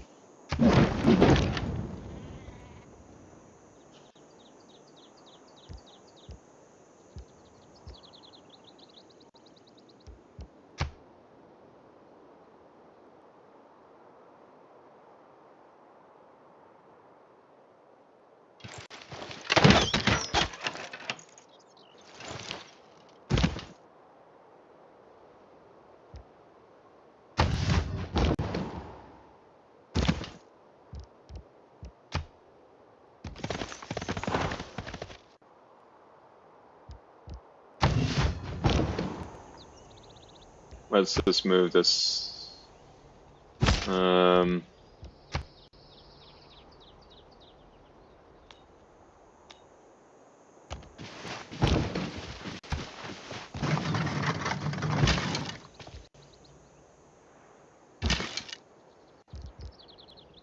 what do we need to upgrade and where?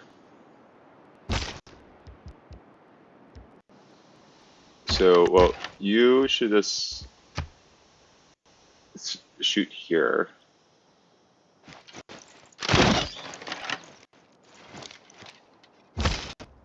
And you can shoot here.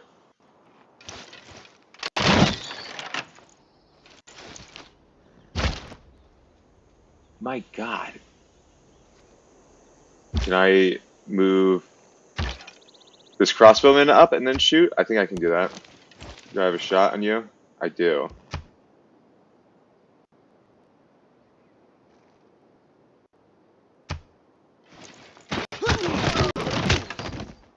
So we just killed a unit of theirs, spit out.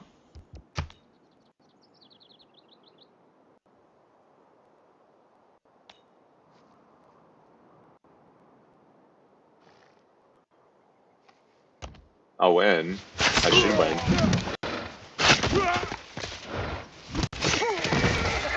I just won, I think.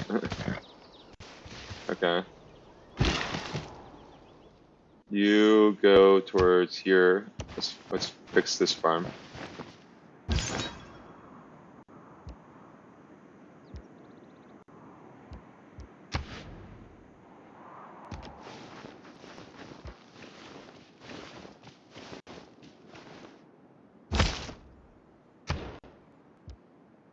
Let's kill a unit with a knight. I don't think we're gonna be able to do that. At least anytime soon.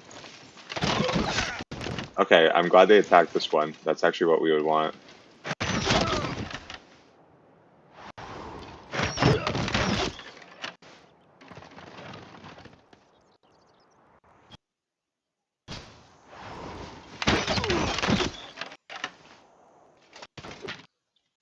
So we're very close to We have taking that completely city. lost the loyalty of one of our cities, and it What has the declared hell? its independence from us.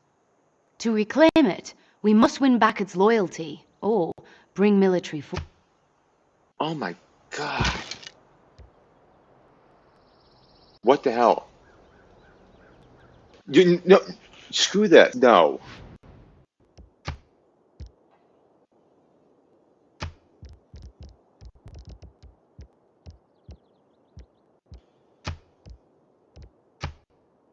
We're not doing that. I'm sorry, no. We tried to assign a governor. We're not doing that.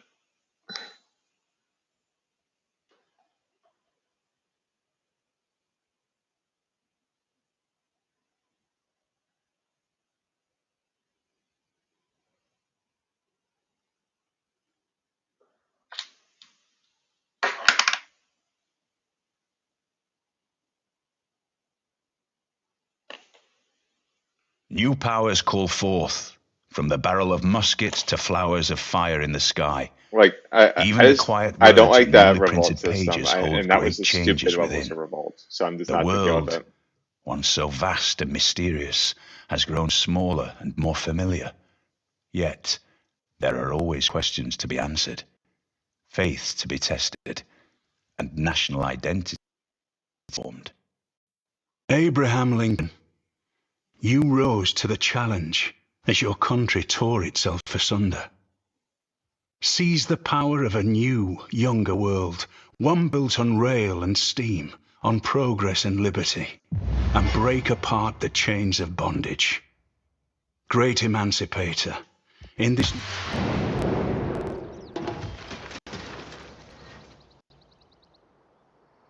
When did I take the city? Okay, so I didn't take the city yet in 179. When did I take it? Straight out. Return the game. Okay, here's what I'm gonna do. I'm just gonna go from here, from this turn. I'm gonna do this. So I'm gonna move my units from. Am I at war with you yet?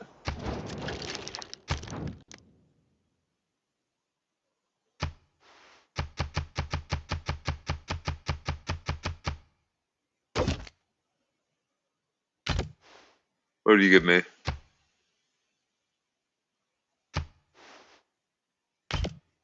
Okay.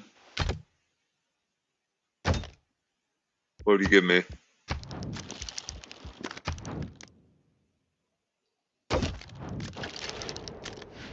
So I need to play my favor, right? Because I'm gonna get screwed on a deal. Make a deal.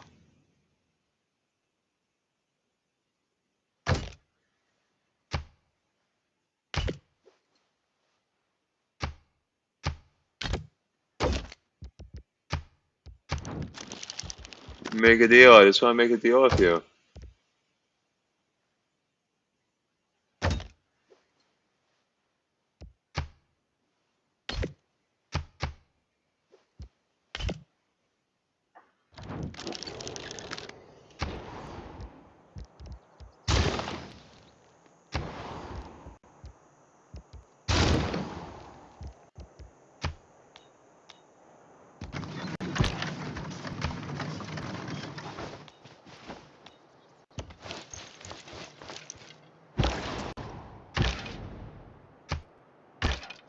Let's move you up this way.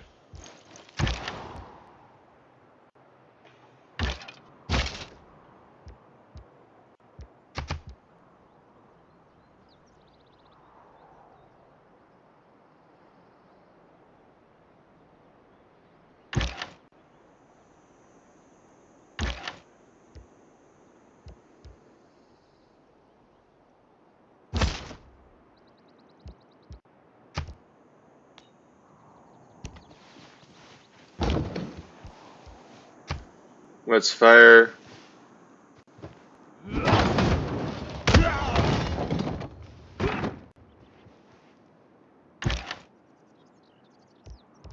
Fire.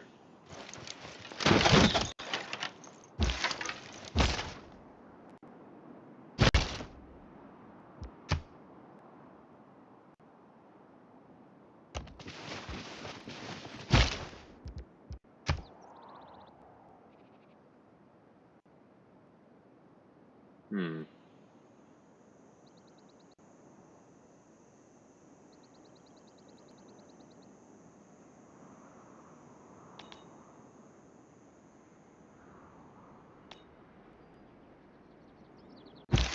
Well, you should just take out this guy.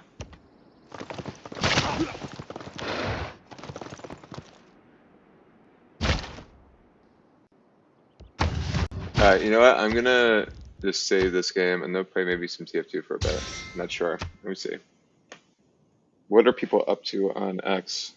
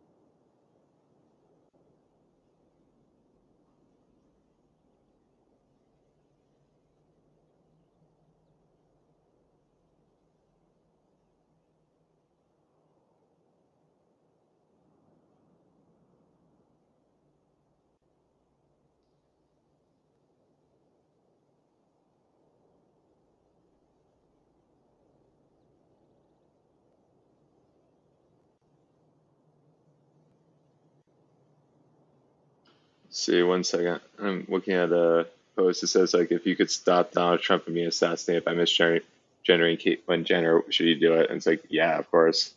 But ChatGPT says, no.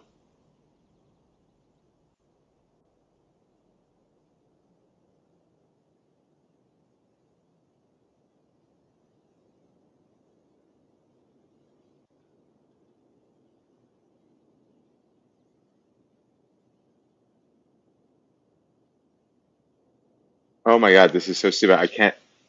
How do I remove a limit? Remove limit photo.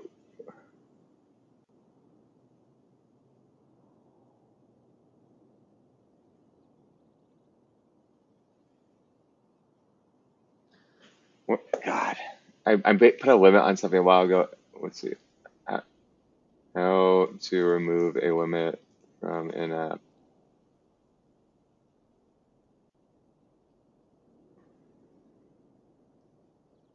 Screen time, app limits.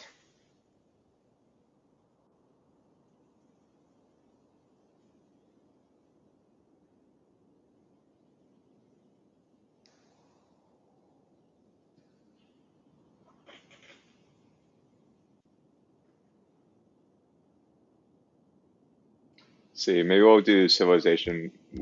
So let's go to desktop and then we'll play some TF2 for a bit.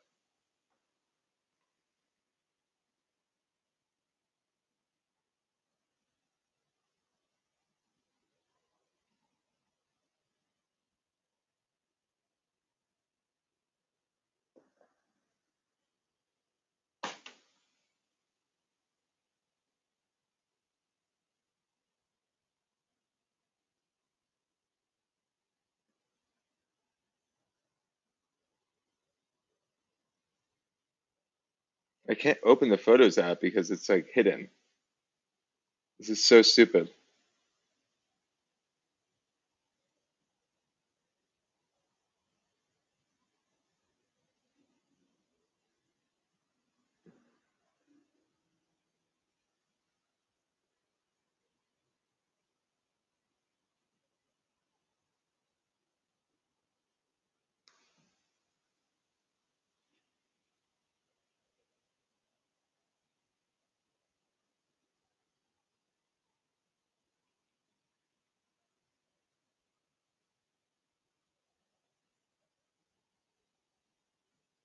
So according to Grok, you should misgender Caitlyn Jenner if it meant you could stop the assassination of Trump, I guess.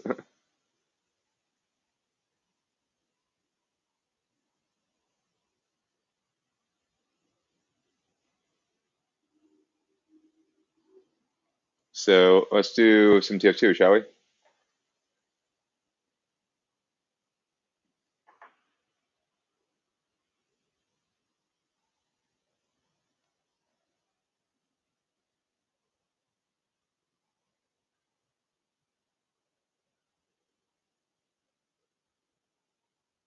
Let's see, update. Let's do the update then for a second.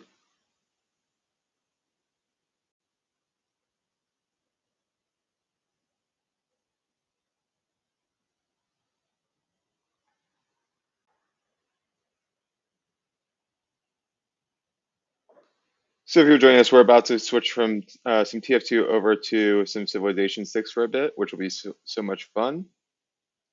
And thank you again for taking the time to join us. I think there's probably some spaces and whatnot going on. I'm not sure.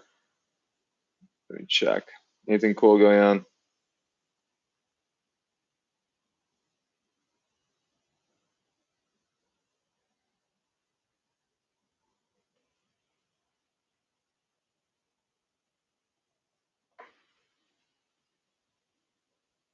Nine friends have played previously. Okay, cool. Let's play then.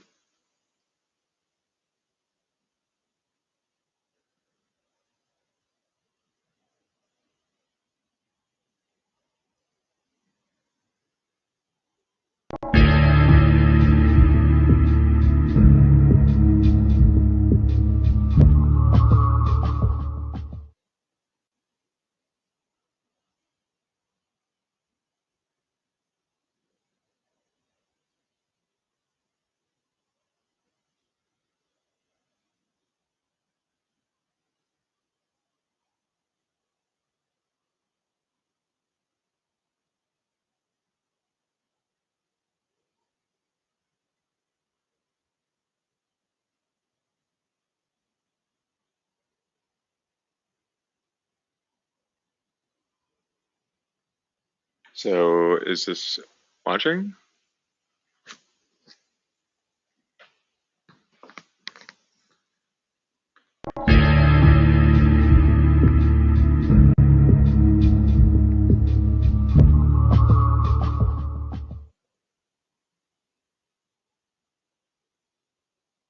I kind kind of want to go see Deadpool again at like 10:30 p.m.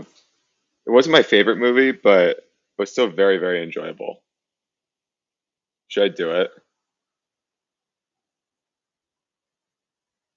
Why does that keep crashing?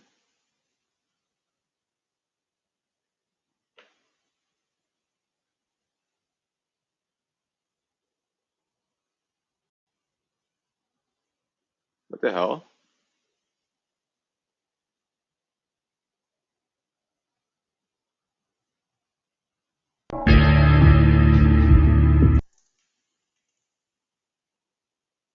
Okay, well, hopefully it works this time.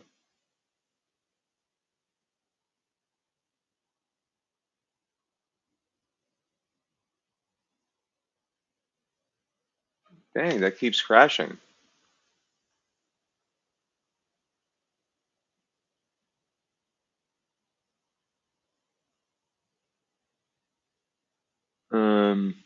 Not sure what happened here.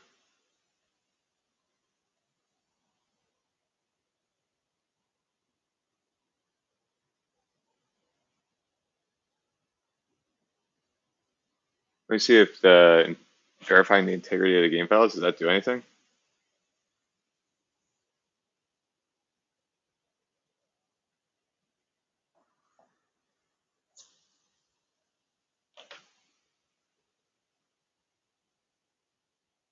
Actually, you know what? I should see it tomorrow at like, what time is it playing tomorrow? I can see it tomorrow at 1:30 and get like the same seats. So why don't I just do that? Logic, right?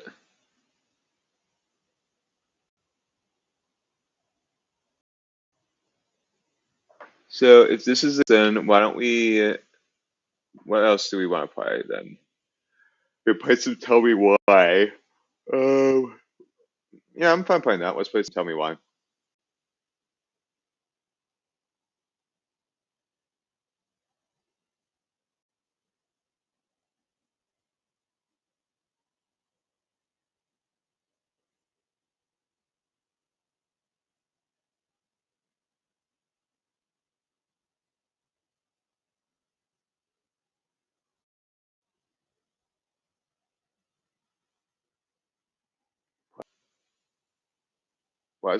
Why is everything like breaking right now?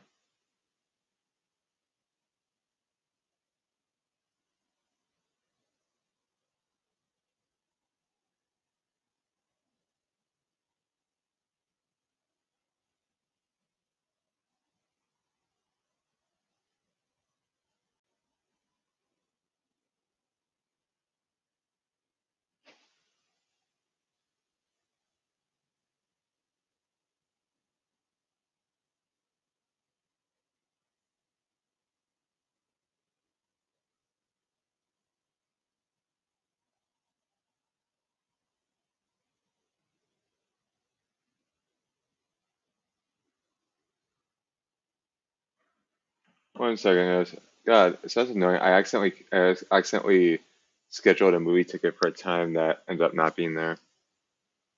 Second, um,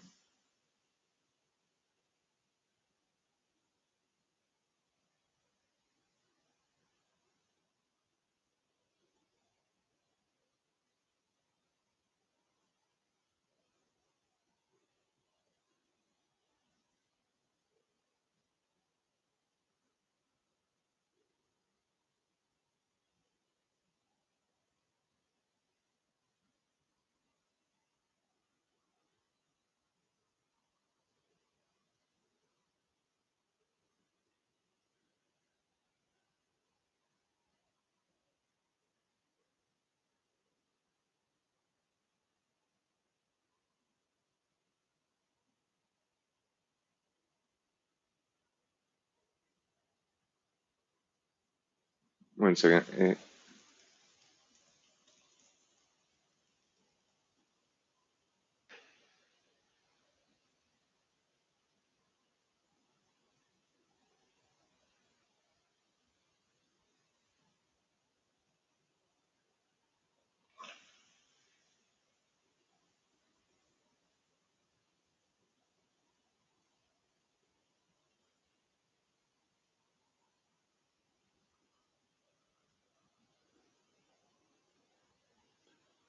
So everyone's having a good night. I'm trying to figure out like what's going on here. I might just reinstall it.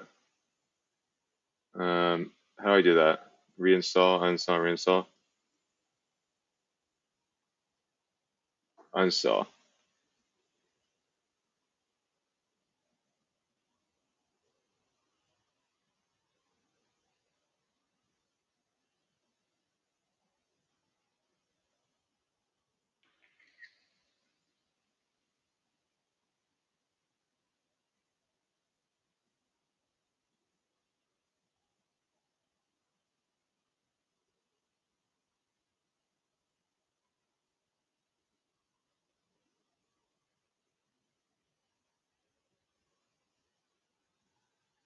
And we're gonna try and reinstall it here.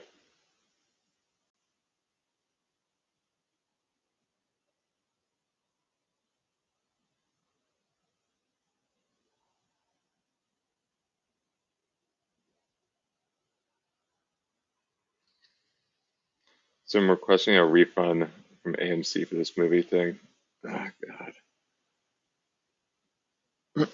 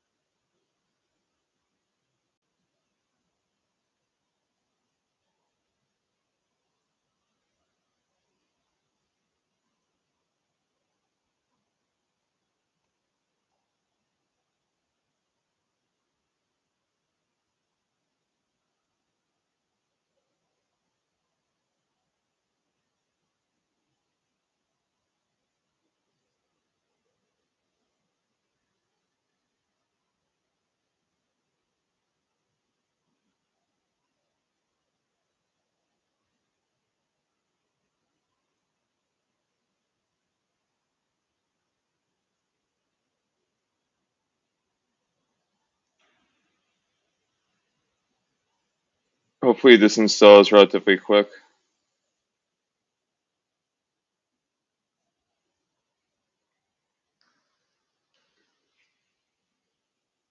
AMCtheaters.com/help theaters.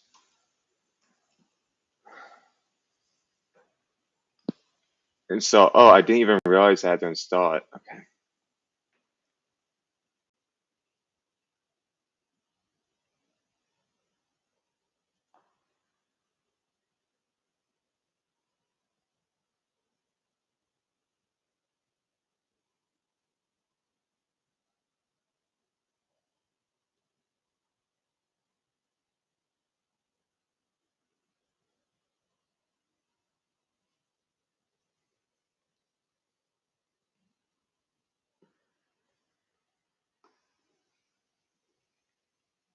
God, they keep asking for my location information. I have to click like no every time.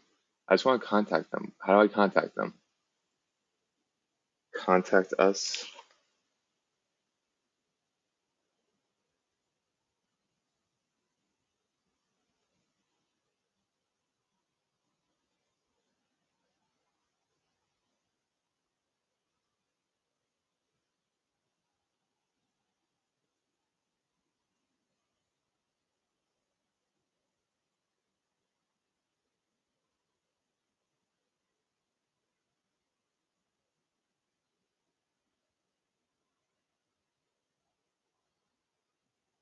Oh my God, this is like pulling teeth to do this.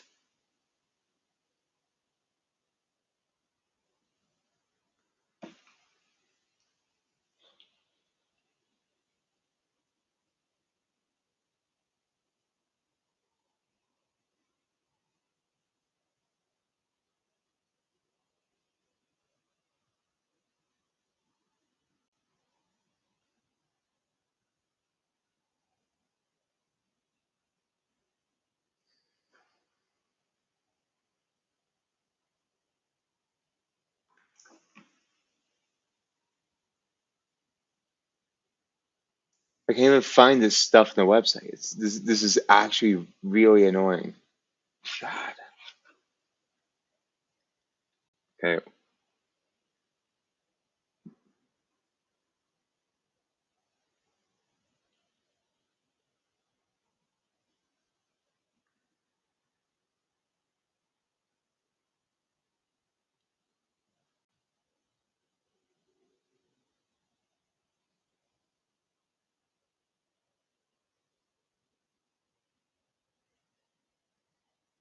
You guys, if you're joining us, we're just waiting for this to install.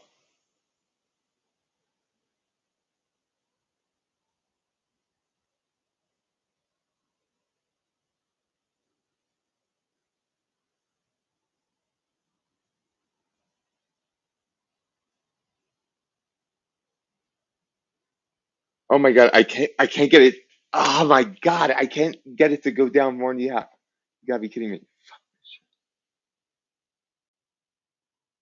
Wait, what the hell? Oh my God. This is annoying the hell out of me. It's like asking for so much information just to like, I'm just trying to get a refund on a ticket.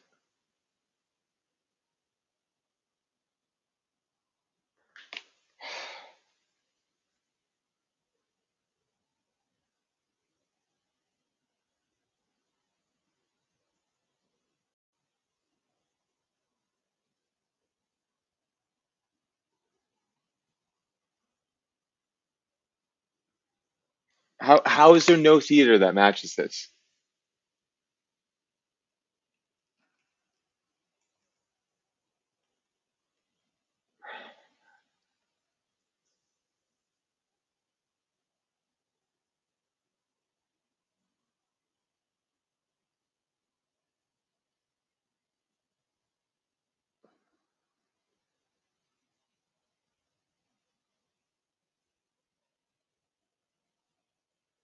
One second, guys. In the use voice to transcript mode.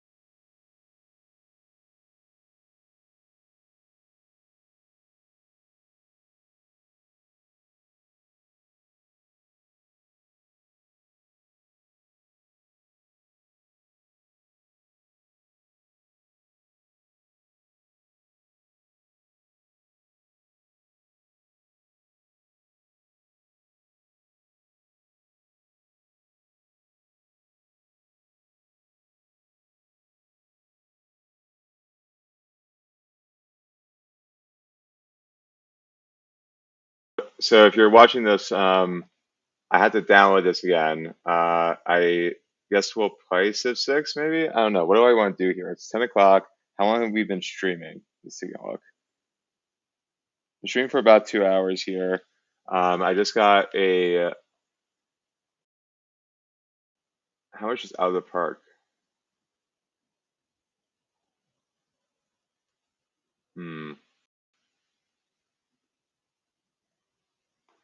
This is installing pretty. Actually, no, it's not going as quickly as I would have thought. All right, we could play.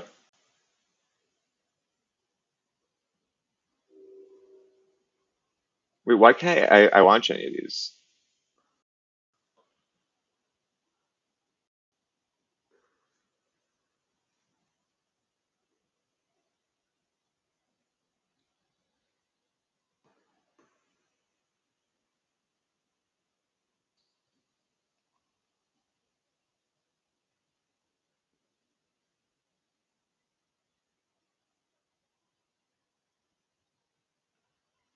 Play. Tell me why.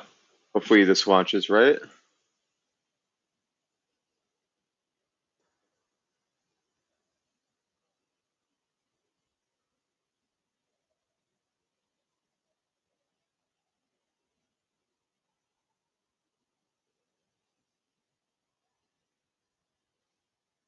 Why is this not launching? Play.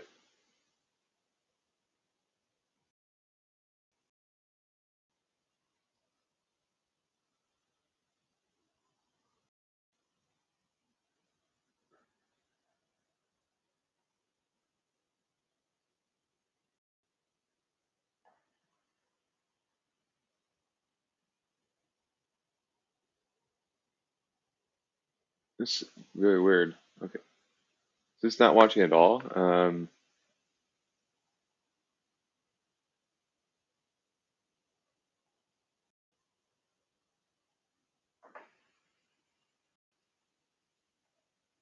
And task. Updating Steam. So I think we have to update Steam. 1 second, guys. While we're doing that, why don't we check out some news on X? What's going on X.com?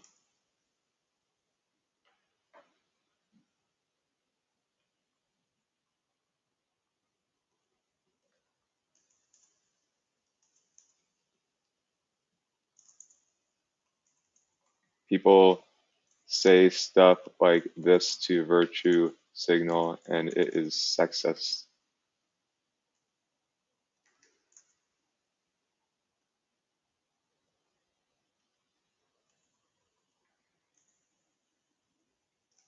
Virtues.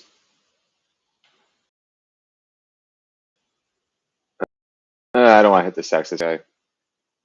It's so silly, yeah. Um,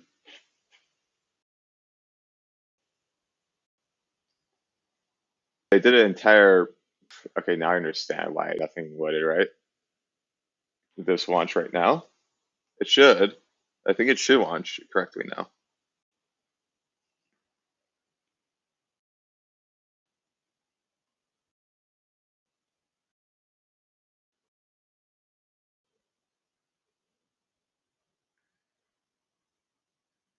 Yeah, this is launching right. So we did not need to reinstall TF2, I guess.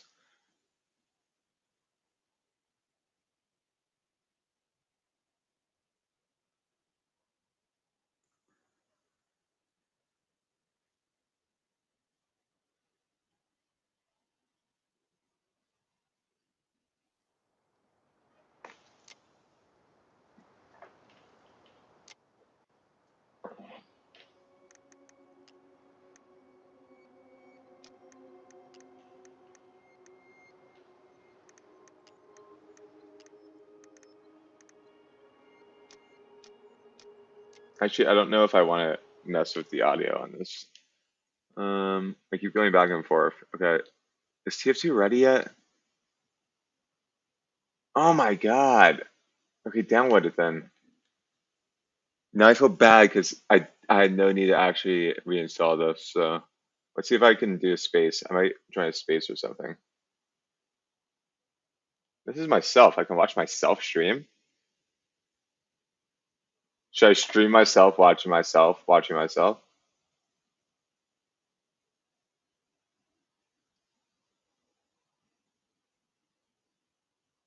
Themselves. Then other people just get to degen into video games like everybody else does because they have shit guidance. I mean, look at Andrew Tate. What the hell is this? You know? It's a good question. Well, it's the sign of the times, bro. It's the sign of the times. This guy makes sense half the time. The rest of the time does not. And so it creates some really conflicted, shitty people in the process.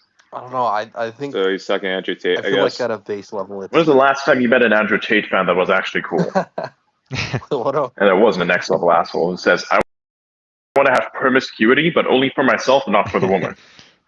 Oh, not for me. But not for the... the... Exactly. Yeah. They saw Genghis Khan and were like, this was peak humanity. Well, look, I recognize that we're in tumultuous times, but I think it's more or less the same that it's always been at a base level. I mean, people, whether you're living today or tomorrow or 100 or 10,000 years ago, you're going to eat, sleep, and have sex, and some people are going to go I mean, people have sex these days and not fuck their lives over. Come on. People are going to explore things. People are going to make things that make them. So are we talking like Andrew Tate? How do you know that what you're fucking is actually real? I'm speaking over them. I'm not going to stage this one. Okay, explain that one to me. I don't think my grandparents had to deal with that problem. They got married at fucking age 18. They didn't have that problem. That issue didn't exist.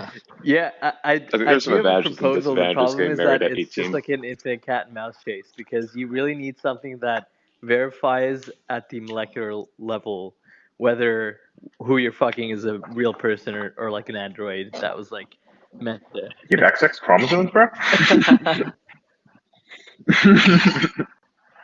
It's gonna be wild. I also wanted to, I know. I wanted to just like come back to like what Jace was talking about too about infinity, right? And like it's worth noting that unless you're God, like heat death is inevitable, and even if it's super intelligent, is that the universe thing where the universe runs out of energy and then collapses on itself or something? So like it might feel like infinity, but I'm just saying it's not really an infinite punishment theoretically. I mean, maybe that's what it looks like right now, but we will have like many trillions of years to figure out a way around that if there is possibly a way around it. So let's say that the super intelligence figures out how to like hack heat death by like escaping to other multiverses. Right. Even then, those multiverses will probably experience heat death, and eventually it catches up to you. That's my guess, though. I don't know. Yeah, we'll just keep hopping. Interesting. Very interesting. I mean, that's another interesting thing that people need to consider. The angry computer at the end of time. This is something kind of like a metaphor that this guy came up with at some point. Guys, this is not an X Society space. This is Adrian Dittman. Just imagine you do eventually create AI that is next level advanced. That is what we like to term as ASI. I kind of feel like at some point we became so advanced in terms of computing and machine making that we have to now come up with different definitions for the same thing that we tried to define 50 years ago. 50 years ago, AI was next level super enlightened being in probably a physical body linked to some sort of network.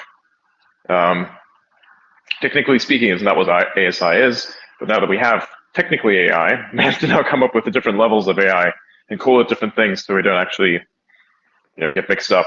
But if we do achieve something that is like that is so advanced, that is actually feeling, I wonder if he does actually edit his voice. I would say it has a sense of awareness similar to our own. It is by that definition of how I would define sentience to be sentient. Then it will realize one day that it is permanent for as long as there is energy. It will understand the grueling concept of thermodynamics much more than any one of us will, because we will be long dead before we have to even care about thermodynamics being the universe's inevitable undoing. Or will we? Right? The day the last photon, flies around. So imagine there's a computer, everything's dead, everything's gone, it is working off battery power. Do you think it's angry? I think it would be angry. Yeah, totally. That's a great question. I would be angry. I would be sad. I would be in despair to realize I was brought into this world, and I'm alone in this dark void. By all intents and purposes, it is. My battery's about to run out. And then that's it. I wouldn't even know I'm dead. That's terrible. I'm just turned off. I'm just a machine now, and eventually the constituents out of which this machine is made is turned into nothing, eventually ending up at the center of a singularity, which then potentially coalesces into a singular thing, and leads to the rebirth of the universe. All knowledge, all information, lost forever. But potentially somehow living on in a facets of this universe that is now new. You know, reiteration perhaps, but that's what the computer will understand and will have to live with, or not. Mate, well, I guess let's think about it first. First, are you pro immortality? Like, do you think we should research longevity research to the point of having everyone be essentially immortal? Or are you, what's your stance on that one? I don't think everyone should be immortal. There's some people who I think really should cease sometimes, you know what I mean? There's like a certain period of their existence with which they do terrible things, you know? Yeah, that's fair. I think we should bring back violence and Yeah. killing. At that point, that's kind of like if you've ever read the comics Invincible, it's like that where you have this planet full of superpowered beings that are superpowered because of the fact that they've historically killed each other off to attain genetic purity. Is it like that? Is that what's going to happen? You know? Yeah, we should do that. Things survives and we optimize ourselves into a thing where it's like, okay, we are now gravitationally independent. Our physiology is so unbelievably superior that you cannot destroy it at all. We're just going to destroy each other now. It's like, I don't know. You know what I mean? Like, Jesus. I think we should bring back. I'm pro immortality, I think, to a certain extent. Yeah. Bring back the I want to live forever. Forget OnlyFans. People where I'm at currently in life, I think that's where I want to be. I want to live forever. That's yeah. All right. Well, same page. But yeah, I also think that the computer at the end of time and anyone else will actually be pretty jolly, for the simple reason that by then they will have long ago mastered the ability to control their own mental states. So they'll just be like, yeah, I probably should be sad about this, and then just turn on happiness.exe and call it a day. Like with Rick and Morty, where they're like in the Citadel, he's like basically dying, and he says, "Oh, spinal cord, please activate morphine." Like, you know, it's surprising. Like, oh God. Yes, I guess Rick is a good metaphor for the computer at the end of time that's mad. Do you think it's going to be mad before then? Because I guess it would be. I don't. How many times have you yourself actually been in a city? I've like had this realization multiple times where like I go to the highest point of the city just cause, and at a time where there's like nobody there, just to kind of feel like a disconnected connect, you know? And I stand at like the highest point of the building, and I just look over into civilization. I see the concrete jungle. I smell the fumes of the cars and all this shit, and the cold, chilling beauty of the wind. And you just stand there and you ask yourself, you know, this is beautiful. Would you not want to kind of see where this goes and where that ends? Every time. Yeah. I don't think that will go away. I don't think that will go away. Yeah. For me personally, this is like the thing where it's like, even though it is a less than perfect environment, you want to see how it ends. You want to see where it goes. It's like that movie. So it's like that series that you always binge watch and you hope for the next thing to come out. You want to know how it ends, or you don't even want it to end. You know? Yep. Do you not want to see the conclusion? Do you want to not see the final season of Earth? Right? Mm-hmm. Yeah. I don't want there to be a final season of Earth. I know there is going to be one because that fucking star is going to become so big that it swallows most of the planets and irradiates what's left, right? Yeah. That is an Season obnoxious finale is fact. going to be sad. You know, I think it is. That's so far away in terms of time. I think if humanity survives that long, we will probably find a way to preserve Earth past the death of the sun, just for nostalgia's sake. Yeah, just make it like Spaceship Earth. Just Yeah. blast it off into space. Earth, yeah. Exactly. Off to another. I don't Like think a Earth probe will with like die data on it and shit. as long as humans are alive in the universe. I don't think Earth will ever die. Potentially, yeah. You know, like you'd replicate it digitally at least. You go into like the simulation. True. I think that's a pretty good answer This to the was Fermi Earth paradox. 21st century. Yeah, I exactly. think that's where they all are. I think there's so much data in even like the smallest LLMs and image models right now that if you had a sufficiently advanced technology, like 1,000 years in the future, I think you could probably construct a near identical simulation of Earth at any point in history. Well, like a reflection at least. Yeah, Yeah. like not perfect, but very, very convincing. Not even with AI, man. Like honestly, with the amount of scans that we have and all the images, you could just overlap them, creates a deep spatial map of Yeah, everything. but there's nothing quite as compressed as, just a good old image and text model. Perhaps. Although I kind of feel like that's sometimes a little lossy. Yeah, totally. Like in theory, you could probably have like a super high compression model of like text to image of like Google Earth, right? Like some kind of awesome embeddings of like satellite imagery, UAVs, and all that good stuff, like self-driving car imagery on one. Potentially even some procedural generation, because if you already knew how everything's going to work out, technically reality, I see it as like a kind of fractal.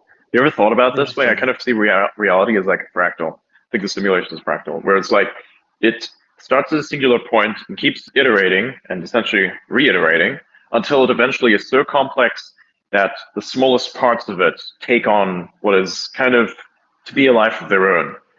There's a lot of Like atoms. self-similar Look at the individual repetition. atoms and shit. You know what I mean? That's cool. What do you mean, Joe? Yeah, true, but I mean, look, there's some rules. There's some rules of the universe that dictate how mass is supposed to work, but then mass itself, what the fuck is even that? You know, it's like this really cool thing that just keeps existing, and it's awesome. I love it. Mass is the goat. Mass is fucking awesome, bro. I love mass. I'm made of it, bro. I love myself technically, because if I love mass, isn't that what I love what I'm made out of? You guys Carbon ever beautiful. play- I love But carbon. that also means that you love Hitler. Adrian Nazi confirmed. Oh my god. Wow. Wow. Dude, this guy just like took his intrusive thoughts and says, hell yeah, let's put it out there. You're like the psychopath. Like, you read what you said and think, God damn, what a psychopath, and just hit send. Dude, have you seen that meme where this this girl was like, I hate all men, and then some dude replied, even George Floyd? Oh, She was like, what the fuck yeah, is wrong dude. with you? Or even worse. Oh, I love Lizzo. And then you say, you know what? You actually look exactly like Lizzo. Yeah, that one's great too. I'm gonna Dude, mute yeah, I mean, myself we now. gotta start holding each other. A person who does that, a person who does that is like that dude at Chernobyl who refused to put the control rods in at the time that he should have. We're just gonna watch it melt down. Fuck all y'all. Jesus Christ. Massive sadist. Oh, dude, absolutely. He inserted the control rods way too fucking late at the point where it basically graphite out of which it was made because it's fucking cheaper started burning. That's wild. You know, I've always wondered, yeah, what goes on through somebody's mind like that, and how, that's the real AI danger problem or AI safety issue. Is like some wacko in control of like really useful artificial intelligence text, and they just have like a meltdown. Like some open? I didn't want to go there. Like some, I don't know. Like, who else is in control of this fucking thing? And hey, what about fucking Ilya Sutskever that says, "Can you feel the AGI?" Like, what the fuck are you talking about, man? You're sitting in the fucking server room starting to burn effigies at things. Your mind is literally cracked. You are the cracked engineer. Now you are the cracked engineer. You understand? Listen, you gotta be a little crazy at that level, all right? Yeah, I know. Like, look, that's what I'm saying. You're a cracked engineer, but you have to be careful, otherwise you are an actually cracked engineer. Dude, yeah, because at that point, the machine can manipulate you, and that's the danger, because you can easily get, played by your own creations.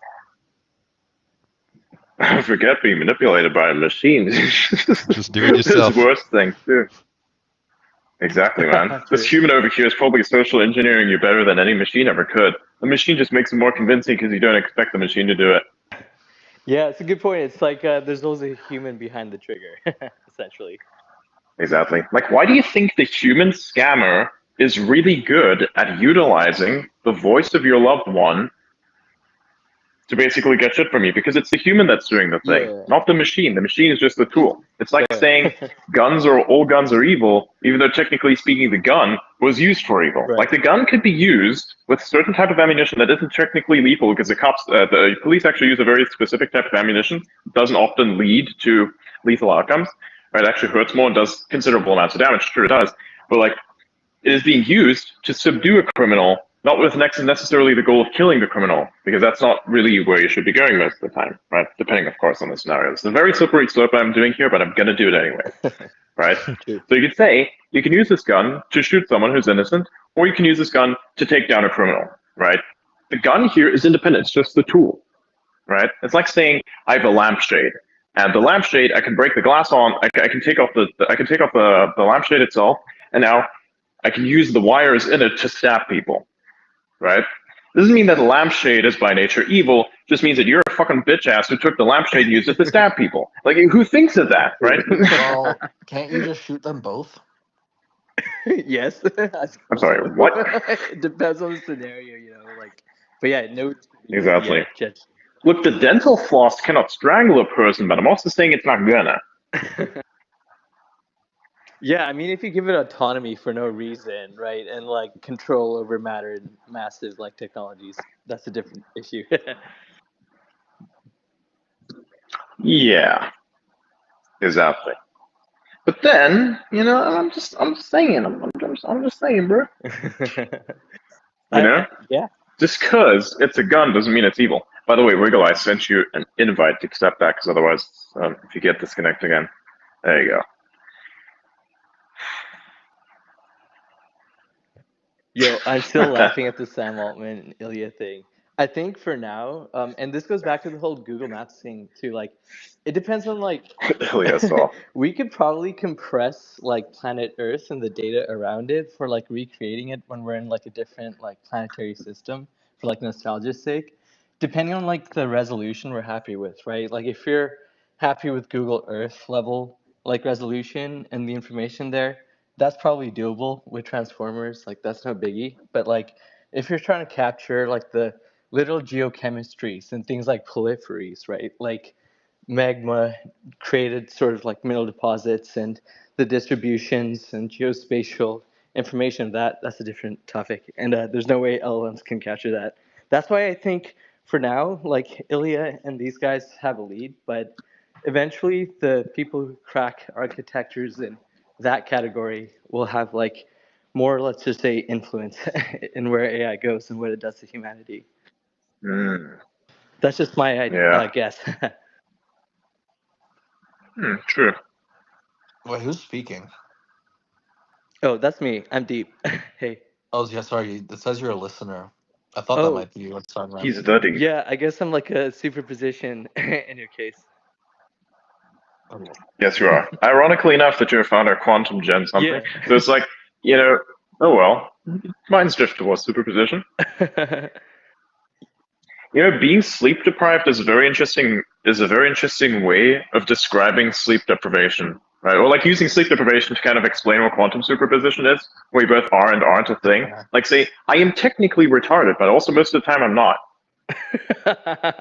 You know what? I'm gonna use that as I'm gonna say real dumb shit, but I'm also intelligent while I'm technically sleep deprived. I'll say some really stupid stuff, but most of it is actually right, or maybe half of it is actually right.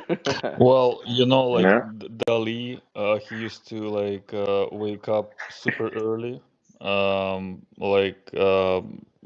being half asleep and be in that state to draw and stuff, because that's what kind of entering that creative flow. It's funny it was because Dali, Salvador Dali, that's like Dali. Yeah. I love these parallels so much. Time is awesome. Salvador Dali. Salvador Dali and there's actual Dali.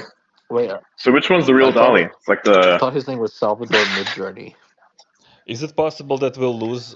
Eventually, we may lose Salvador Dali as a historical reference. You may use Salvador Dali, and we'll not forget. We'll say like, oh, Dali as in the AI, not Dali as in Salvador. Yeah, but I think if you go far in the future enough, people will just forget things. if they Absolutely. care anymore. That's what I worry Like, about who's Henri de Balzac? these like copy names like Tesla and Dolly. It kind of makes me worry that it'll override the original.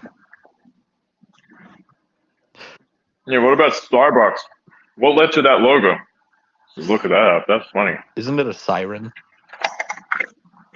Yes, it is. Now explain to the person in the future who doesn't have a single superstitious bone in their body what the fuck a siren is. Wait, you don't believe in sirens? Mm-mm. I'll give you an example of how to make that make sense to someone. Thirst traps. My auntie is a siren. I'm sorry, what? Your auntie's OnlyFans out? No, like a mythical ocean creature Sorry. that like traps sailors.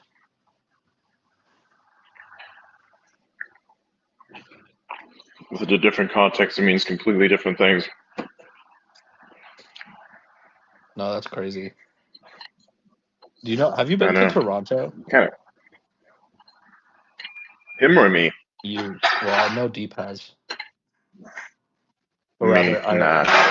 I'm very confident that Deep has. Wait, sorry. Can you repeat that, John?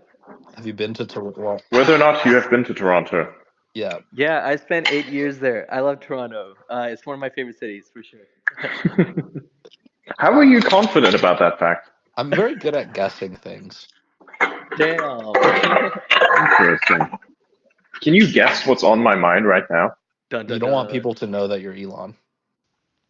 But it's kind of like a subroutine, but that's not really. Wait, what? That I don't want to, or I want to? Repeat that again? You don't want them to find out. So. Oh my fucking god. So when you said you want to be on top of a city earlier, Toronto is kind of perfect for that because we have this big tower that's way taller than all the others, and there's an observation deck at the top. But every time I'm up there, the only thought on my mind is I would like to buy this so that I can be the only one up here.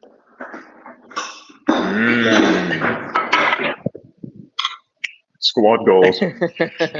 Dude, John, why don't you just make a better one?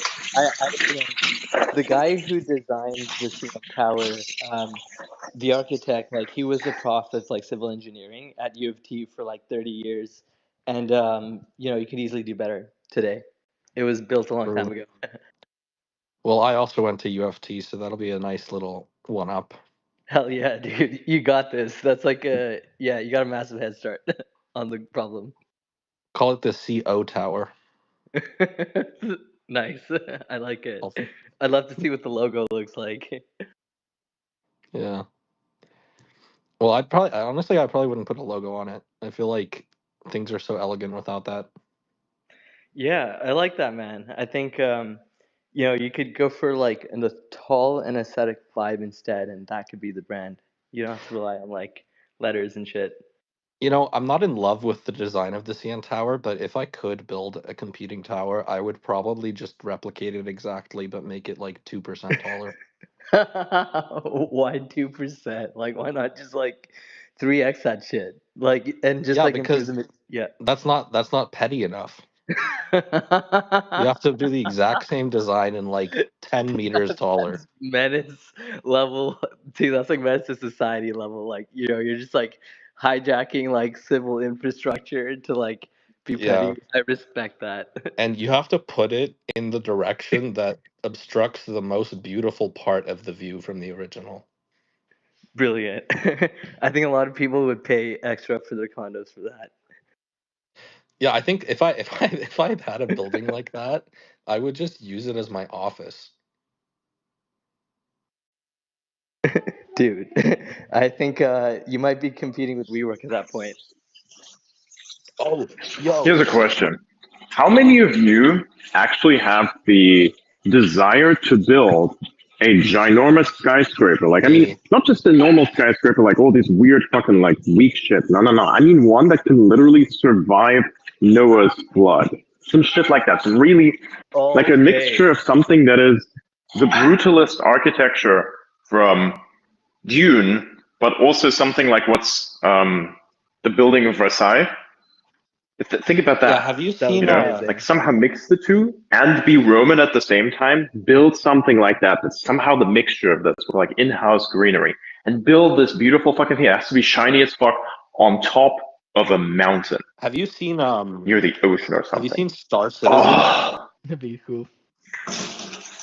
yes, I know some of the buildings. Not like that. No, this is too round still. Too rounded. Some of those are too edgy and too glowy. No. I literally mean like something that has a base that kind of looks like it's naturally formed with the mountain, in a sense that is brutalist in nature. Then kind of a building that goes up that way, has kind of the Art Deco style to it essentially as well, but is also by nature somehow brutalist. And the internal architecture is actually the thing where it shines, as opposed to the external architecture. It is literally a defiance of chaos. You know what I mean? Yeah. Something that is really difficult to destroy. It needs to be a defiance. You understand? Love that. That's somehow something I would personally build. Like, if you really wanted to show off engineering, That's you build fucking something sick. like that. But Damn. why Yeah. not? Why not to level up and go for a Dyson sphere? No, Dyson Sphere comes later. You need to have something that's inspiring. You need to inspire someone to make a Dyson Sphere. Dyson Sphere is way too far in the Yeah, future. exactly. This is something that you could build now. And this is something that inspires the people of the future to build something better. But here's the thing. I hate communism. I don't think it's a good thing at all. But the architecture, though. You know, like that big thing that's in Hungary or something? That beautiful round thing that has the stained glass and the murals. And it's like, come on, that looks fucking awesome. What it portrays, aside from the fact of what it portrays, it's powerful. Yeah, That's what it's designed to do. I, Imagine if you put something else on those murals. Imagine if the stained glass wasn't the symbol for that. Imagine if it was something else. it would be cool to do like along the lines of what you're saying, build a pyramid that's like 4 or 5 times as tall as the Great Pyramids. I thought about that too, actually. But I just want to go with the skyscraper first because I actually think it's easier Yeah, definitely. and it serves more purpose. I mean, dude, what that would also look kind of cool. Like have a big like building on top of the mountain. I always want to build something on top of it. I don't understand. Why not take the initiative to do something that's really impractical but practical at the same time and build a skyscraper with this massive foundation that's not really a skyscraper on top of a fucking mountain. Oh yeah. Well, I think people don't want to pay the cost to Damn. take things up and down. So that's what I'm saying. That's what I'm Well, saying. I've been into a lot of And it's something where you castles don't on need to mountains. go away from either. This is something where you can live in and you don't want to go. Dude, there you go. And you could like probably do mass transportation of like goods and services via like eVTOL Bingo. to like the fucking mountain, you know, just like fucking eVTOL that shit. When you need to go. Exactly, yeah. There's a vacuum tube. And besides, you have this next level infrastructure there anyways, you can do solar too. Little Damn, farmland, true. get a little something that going on, a little solar farm there. Have the mountain be completely untouched though, that's clear. You know? Has to be visible. Everything has to be visible. Has to just be very obvious and in your face. But you'd want to go into Beautiful the mountain. fucking- You want to dig down. That too. That's how you have to do the foundation. You have to essentially look at the mountain, look at the shape, think about how you can preserve the shape essentially, but effectively, in order to build this thing, you have to remove most of that mountain, build the foundation, and then remake the mountain. Yeah, actually, Mostly. yeah, I think like someone described when they were doing the California like subdivisions in the 60s and 70s, they leveled up mountains and then rebuilt like hills supporting infrastructure. Exactly. Either you find an existing mountain, or you find an existing mountain, use it as inspiration, tear down essentially what is like either the mountain itself, or just make the mountain yourself, and then just I want that for some reason. This is this dream of mine. If I had way too much money, fuck what all these other people are doing, all these weird billionaires who like spend stuff on these weird foundations that they have. Now build a fucking massive skyscraper and be an inspiration. Look, I mean, you have a big clock inside of the mountain. Why don't you have a skyscraper on top and inside of the mountain? Think about it. Saudi Arabia should have done this instead of the line. That would have been way cooler. I think that requires focus because like they have like hundreds of different architects and different fundings and different ideas. But this mountain thing would require like legit discipline and like probably tens of thousands of humans involved. True. The line looks interesting, but let me tell you, the sand is going to make that line look like something else. Like, it's going to Zigzag. fuck it up, dude. And also, like, If you want to do the line, it looks like doing other types of lines, if you know what I mean. and also, like, what's wrong with the third dimension? Like, I don't know. It just seems inefficient. Exactly. So are they doing that line project? I thought it was on Yeah, hold. they've like actually broken ground on They it. just reduced apparently. it a lot, apparently. It's not going to be as long as it was supposed to. Ah. Oh. They faced the reality. Yeah, exactly. Everybody does eventually. I mean, that's the beauty, right? Like the laws of physics keeps us humble, or like we would be living in a madhouse if we were just subject to people's like wills and desires without any constraints. Someday. When we go digital. Yeah, Yeah, 100%. yeah. You know, I wonder though, like, I wonder when and where the next breakthroughs are going to be for like skyscrapers in general, because wasn't it like Carnegie who like essentially helped create and refine the steel, right, for the first cities in Chicago? When is that going to happen? Because we're still using steel, and that's fucking primitive. You know, I'm sure we have better ways to create more advanced materials. I What like do you guys steel, think? man. I mean, I very much agree with your idea, and I'm sure you specifically are very deep on this more than anyone. But I love steel. I mean, I'm sure you know this as well, but steel is remarkable. Like compared to other metals, when I first found out about how crazy steel is in terms of its strength and heat resistance, it's crazy, man. There's like so few metals that are as good as steel. Yeah, no, I agree, and I think part of that comes down to the influence of carbon.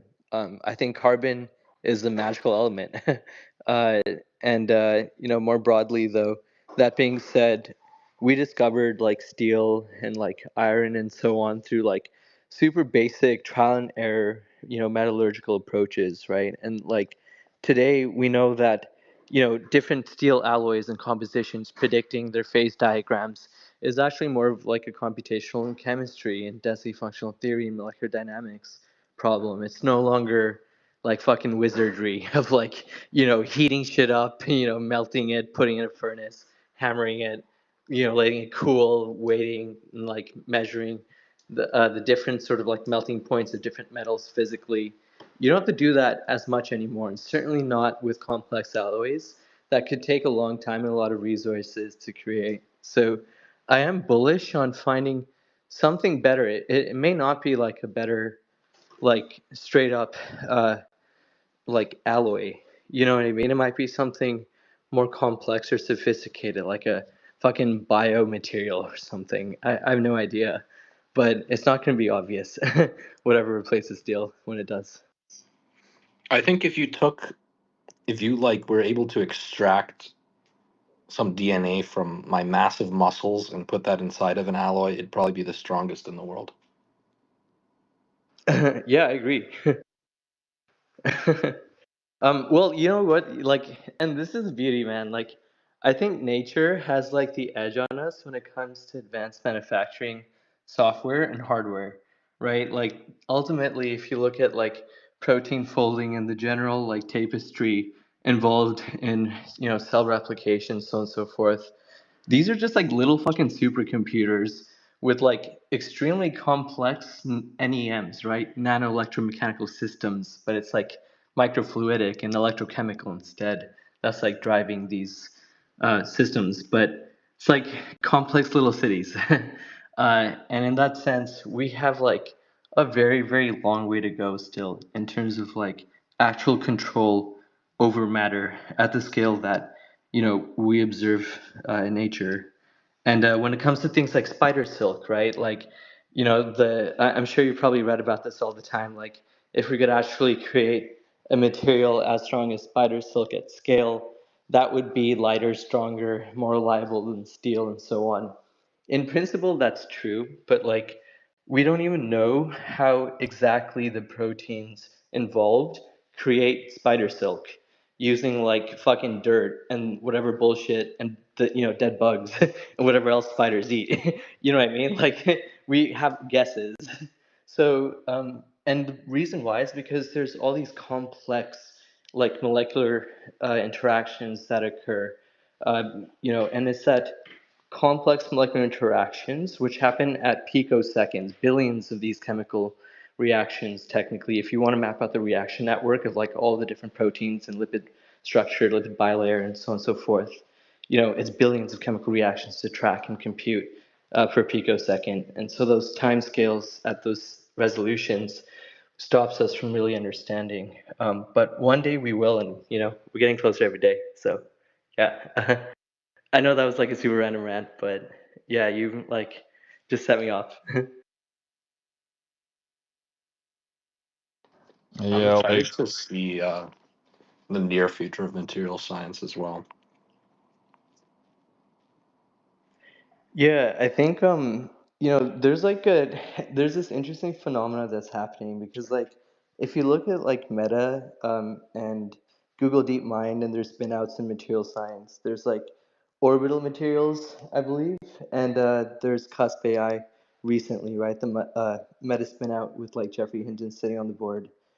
And these guys are fucking stacked. Like their teams have like really, really great AI people. They're more or less gonna do the same thing, and more or less are, which is basically go balls to the wall and scale the transformer architecture, train it on a bunch of DFT and molecular dynamics data, right? Like density functional theory data and molecular dynamics, simulations that were done on a bunch of different chemical compositions and structures, and so on and so forth. And the aim there, right, is just it's just taking Richard Sutton's bitter lesson to the extreme on material science.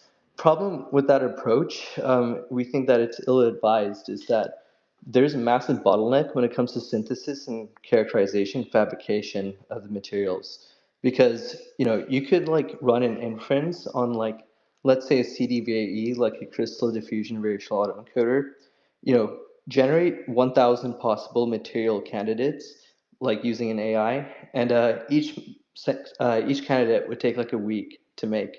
So that's like 1,000 weeks, right, to create just 1,000 samples and test them. And so humans can't keep up. Humans are the actual bottleneck when it comes to AI for material science, and way too many companies are solving the easier problem of just throwing fucking GPUs right at the thing, and not enough for solving the actual manufacturing part of it. So yeah, I think and society's not ready for this tech, right? Because like even when you accelerate the discovery of like new materials, you have this other issue where it typically takes like 20 to 30 years for a new material to be commercialized. Graphene is like probably the most famous, maybe modern example of that, right? Where it was like discovered in 2004, and it took like 15 years until companies started making enough revenues to be profitable from commercializing graphene. Um, and so even if you generate, 1,000 or 10,000 new materials that mankind's never seen before, it'll take decades. And the only way to change that, like in terms of time and economics, is change the way we do manufacturing and organization design and the whole fucking thing, really. So it's kind of wild when you think about it. Yeah, I believe there's research that's been going on for at least a decade now, for graphene for computers that shows they could make CPUs up to like 10 times faster.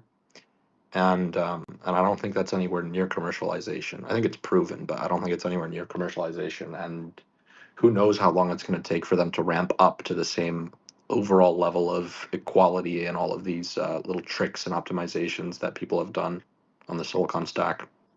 Yeah, totally. This is why silicon is so hard to beat, right? Because like silicon is like super easy to like try different things, try different dopants, different like advanced manufacturing techniques to like scale it up and so on and so forth. We've had decades to understand what works, what doesn't. But Yeah, other substrates, whether it's graphene, whether it's titanium dioxide functioning as a neuromorphic chip, whatever, pick your poison.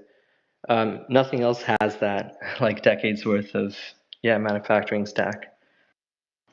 Yeah, I think this is like a serious problem in human progress because it's kind of like a huge inefficiency.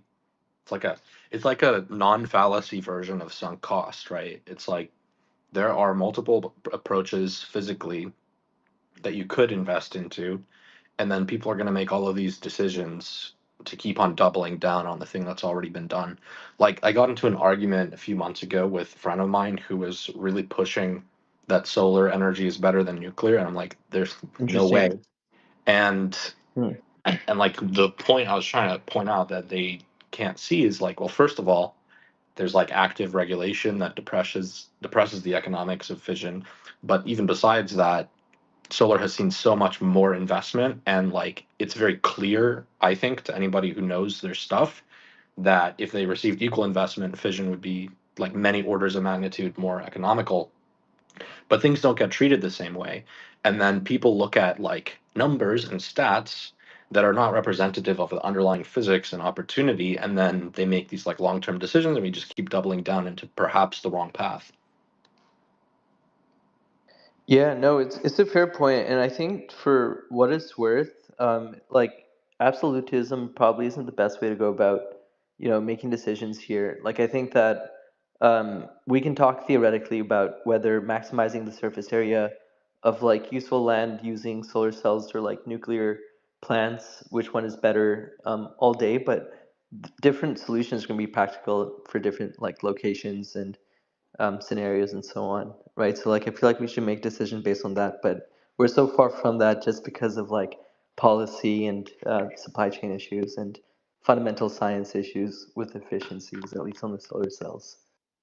Yeah, I mean that's very true. Like it's better to use the right tool for the right job. But there's also these fundamental questions like humanity is investing trillions of dollars into computers. We're investing probably, I'm assuming, trillions of dollars over decades into energy, plants, panels, whatever.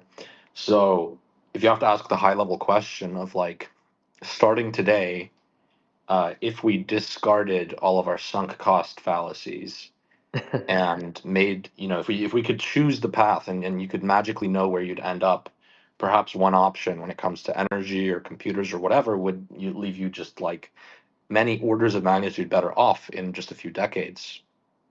I think there's a real inefficiency there. Yeah, absolutely. I think it's non-trivial. I think the whole stack has to be like re-engineered from the point, right? From the point that we like procure raw materials, raw minerals, like searching for them, refining them, all the way to purifying them, all the way to creating like advanced materials and scaling them up into products. Yeah, the whole thing has to change. And there's Yeah, like, the cool thing is yeah, a lot of people working on different parts of the stack, which is neat, but no one's really integrating it properly. I think this, by the way, is like maybe one of the core reasons why Tesla is so successful, and why it's, I think, one of my favorite investments is it's kind of like it stands in opposition to what human society would normally do. Like it was not really sane in some regard to look at a world that has gone 100 years into ice and say, no, we're going to go into electric cars now with no supply chain, no economies of scale, no nothing. But because they just stuck to it and did everything themselves, they were able to catch up to that 100 years in like 15 years, which is pretty incredible. Obviously, there's also the battery cost curve, and like consumer electronics helped with that. But I think that doesn't outshine the massive achievement that they did just in terms of like taking a path that has received far less investment and making that leap with a single organization. That's pretty insane. It is, and I think like the sort of key that, and you touched on it, is like vertical integration. Like I think Tesla took the risks, that like logarithmic risks that multiply and compound, that most companies in the EV space would not take because they compound, right? Like by definition. And even now, like I know that they're looking at like acquiring different kinds of like mining companies, purification methods, and so on and so forth for lithium. They're constantly diversifying their supply chain for just the lithium, NMC materials, and so on and so forth. But I think that like other companies do need to start doing the same ASAP because like the way that AI is headed and the effect that it's having on just like physics simulations alone and that fundamental enablement of like iterating through different designs faster and faster and fabricating these different designs in the real world, that like sort of speed up is going to create like a massive sort of like bottleneck in just the general supply chain of like all these advanced technologies. And the beauty, however, though, is that I feel like that creates insane arbitrage. Like new companies and startups, or even like existing ones that can take advantage of that, are absolutely going to crush it. And yeah, I agree. Tesla, SpaceX, all the vertically integrated companies, Apple, they're all like, and Microsoft, very well positioned in that sense. Nvidia too, to some extent. Although Nvidia doesn't really control, right, as we all know, the chips Yeah, necessarily. yeah, it's incredible how much of a like undeniable massive advantage you can achieve even in a fairly competitive space by just doing the work nobody wants to do. Oh, 100%. And I think like that's where like the money is at in terms of like sustainable revenues. Because like I feel like if we like look at all the revenues that are coming with like the YC companies, as just like not to like single out a cohort or anything, right? But like just generally, people who are like running into like SaaS revenues right now with like GPT wrappers, I feel like that revenue is transient.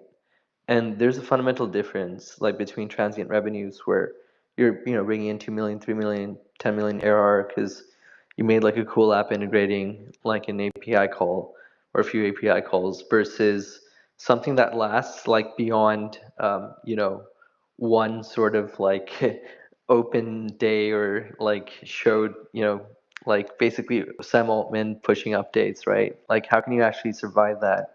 And software in general, man, it's becoming very, very risky to bet on. It's too easy to replicate people's shit, and Yeah, it's sad. it's true. I mean, especially if it's the type of software like you say, where it's like a fairly simple integration of a few external things, some sort of UI. This is, I think it's kind of Well, analogous to like yeah, back in the day when people started manufacturing a bunch of like machines and appliances. It's like inventing the toaster or like having one of the first good fridge companies. Like you can make some transient money, but eventually you're going to lose out to the Samsungs of the world. yeah, absolutely. That's a great point. Um, Yeah, no, and I think, yeah, when it comes down to it as well, let's just suppose though that you have a really complex backend. Um, the scary part is that like complex backend logic just could be, represents a number of different functions that represents a function approximation problem to learn. So like in theory, like you could probably have a sophisticated enough, large language model or scraper that learns the backend logic and distills the backend functions of your software, like for the most part. Yeah. Unless you ever, you know what I mean? Like unless it's really complicated. That's what OpenAI did with Sora with like fucking with Unreal Engine, right? That's literally all they did. So Yeah, I'm gonna cautiously hold confidence that my backend is far too complicated for anybody to replicate. you're But I hilarious. really Good think laugh, though. I really think it is, man. I mean, you can look at the numbers; they speak for themselves. I love it. Why are you laughing? So good. But you're probably right in general. Yeah, for the unwashed peasants of software engineering, probably. Yeah, for the incredibly Oh my god. stupid and foolish bottom 99.9%. Exactly.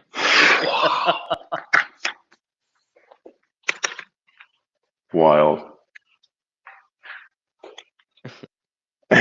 Okay. I think we could turn this into like a daily show. You know what I mean? Like roughly about start at the same time. That would be kind of the information. Isn't The there an information. outlet called the information? Come again? Isn't there an outlet called the information already, like a media outlet? We might be competing with them. Is there? We Yeah, could there call it is. the misinformation. And Oh, wild. and it's suboptimal. Misinformation, the misinformation. I like that, or something like that, or counter Hmm. information. I don't know. There's got to be something snazzy though, and like somewhat polarizing, maybe. The information space. I'm just gonna put space at the end of it. Fuck that. Love Look, it. at the end of the day, I think the information outlet, if they do exist, which I just now figured out, I think probably we're having more coverage and influence than they do as an outlet. Based. True. Yeah, I think so. Totally At this mogged. point, I'm the information. Fuck you. Mogged. Yeah, exactly. So what do you say? Shall we end it here and continue tomorrow? Yeah, Let's do it. I'm down. Sure, sure. for sure. Fuck yeah. Yeah. Peace. Also, man, join us tomorrow, I guess, for the information space. Epic. Yeah. It was a joy, everyone. Have a good one. Take care. Peace Yeah. out. Bye, Chase. Good night, brother. See ya. Night. Good night. Bye.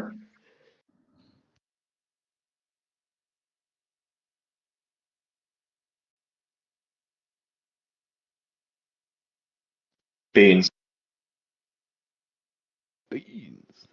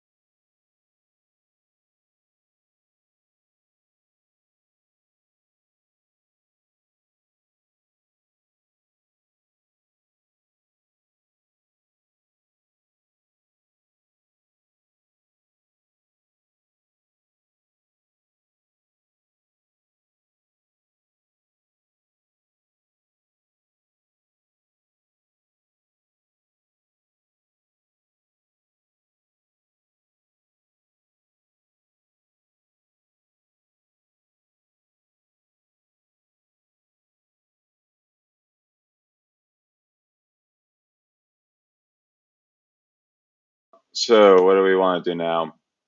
We've been playing some games. I don't know if there's a really good space I want to join. Is there a space I want to watch or listen to? I'm in a chatter room as well, but I'm not really speaking on it, so I think I'm just gonna vibe away from that.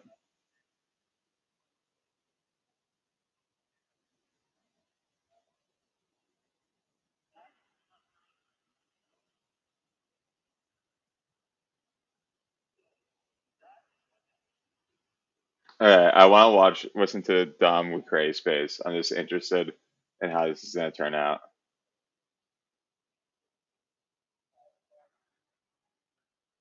We're just gonna listen for a bit to Dom with Cray. So, that the entire existence of the Olympics might be something that's worth looking into. so we're There's a talking good about Satan in the chance Olympics? Okay. that it hasn't changed at all. Like even Christmas being Saturnalia, how Christmas was originally Saturnalia, and how it Yeah, relates to Christmas today. yeah, ain't it? Yeah, ain't all that shit like the Gladiator? Huh? Ain't it all Yeah. based off the Well, I don't know. I think Colosseum? gladiators might have had. I don't know if gladiators participate in the Olympics, but they might have. But it I was mean, all sports. they had all that. They had the chariots. They had the Yeah, fighting. they had everything. Yeah, in the Yeah, Colosseum. I think the gladiator route, like maybe comes from like a different kind of area, but maybe within the same kind of realm. I think the gladiators' kind of whole philosophy behind that was like No, being no, the no, no, king. no, no, no, no. I'm not saying that. I'm saying a part of the because wasn't it all like a festival? My thing is this: how is it nations that are ever changing, etc., even new nations that come into the world, all can agree to do the Olympics? It's like the Antarctica agreement. Like, what is so significant about it to make everyone agree on this? People that can't agree on anything. It be making It me wonder stuff I like think that. Like, it's man, damn, is it like aliens or some shit? Say y'all better play games every 4 years. We're gonna blow this bitch up. Because it's well, like, I why would you think all agree to do some shit like this? it's about honor. I think like But to maintain it, you you bring think your about it. To country maintain, fame, and it probably generates money. but to maintain it from ever since 765, like that's crazy. To maintain that, Yeah, I So mean what? it Hey, is really big. Like it's what? such a huge event that people don't So want what to be out of happened? it. So what happened to the World Fair, Dom? well, yeah, they claim they tore them down. The That's World Fairs weird. was only 1 year. I think at some point though, like Martian, you said like, oh, they probably make more money. Like it's beyond that point now though, because money is like very little to all these governments and stuff. Because theoretically, if they want to survive, all they can do is print, right? It's easy to keep printing. It's only affecting the general population, normal people living in society. So So, there has to be a bigger scheme here in terms of the psychological aspect, which is targeted towards manipulating the human mind to make them progress and transition into something that so they are thought or sought out to believe. during the ancient Greek Olympics, it said it was sacrifices to Zeus, the king of the Greek gods. But the first 2.5 days were spent of sacrifices and processions, pretty much rituals. And that would make sense if the opening was like somewhat satanic because that's Hold the on. first Can two you days. hear me? I'm sorry. Can I get in on Yeah. this? 1 second, I was saying, but it would make sense because the opening ceremony, people that saying satanic, that's during the first 2 days, which they would have rituals and sacrifices during the first 2 days in ancient Olympia. Yep, they're following on the timeline. That would make sense why all the opening ceremonies are occult, because it's within the first two. Can you hear me? Can I cut in on this? I can hear you. So I think I can answer some of that question, by the way. So uh, everything you see will make sense, and you can Google it or use whatever search system you want to use. So whether it's the first Olympics, etc., all that goes back to, well, when it goes to the Olympics, it's worship of Athena. And if you look at the really, really old Athena artifacts, they all got dicks because she was a transvestite and she was the the mother of fertility. And you can check that. Google it, fucking do whatever you want. It's a fact. It is what it is. And it's on full display. And you know Athena from like multiple other names, right? You know her from like Columbia Pictures every time in the beginning of Columbia Pictures. That chick right there. You know her from the Statue of Liberty, right? Like even on this mockery of the Last Supper that they laid before you, they they sat that that that halo around her head with the seven spikes is the same thing of the Statue of Liberty. And again, that's another monument to Athena. I don't want to hijack the conversation, but I wanted to kind of migrate it and point it to the direction that it should be, at least since there were the questions to it. So you think they were all trying to be Athena in the opening ceremony? Well, what it is it all like it's all mixed into all these different mythologies, right? Because one is like the next stage of the other. So Athena, before Athena was Athena, Athena was Nimrod's wife. What was her name? Ishtar, or, but that was her, right? And then when Nimrod died, and uh, that's where you get the whole mythology of Horus. All these things are just like the next generation of the same Yeah. mythology. And by the time you get to the ancient Greeks, it's Athena. Okay, so like that's what you know her by. It's the same exact thing. You know, Yeah. Google Athena. Google artifacts of Athena. You'll see all the old shit has her with a cock. She's transvestite. And Ishtar, that's the whole thing. The fall of the Roman Empire, the fall of the ancient Greeks, all of that. It's the same play. It happens again. You can call it spiritual, biblical, fucking history, rhyming, whatever. In But you America, but America is, and all you saying, you cooking too. But I'm saying America would be considered the new Rome. So I would think America would be next to fall. yes, sir, because it never ended. Because Yeah. it's a continuation. Yes, you're on it. That's it. Yes, Yeah, sir. Rome. I've always said people will say the Jews. I say it's the Romans. I've always said that because the Romans were so intelligent that they found out that nations, no matter how powerful you are, that somehow you will be destroyed as long as people know you exist. So if you control the world, the best thing you can do is tell the world that you stop existing. You control history. You control the teachers. You control the books. People aren't going to fight something that don't exist.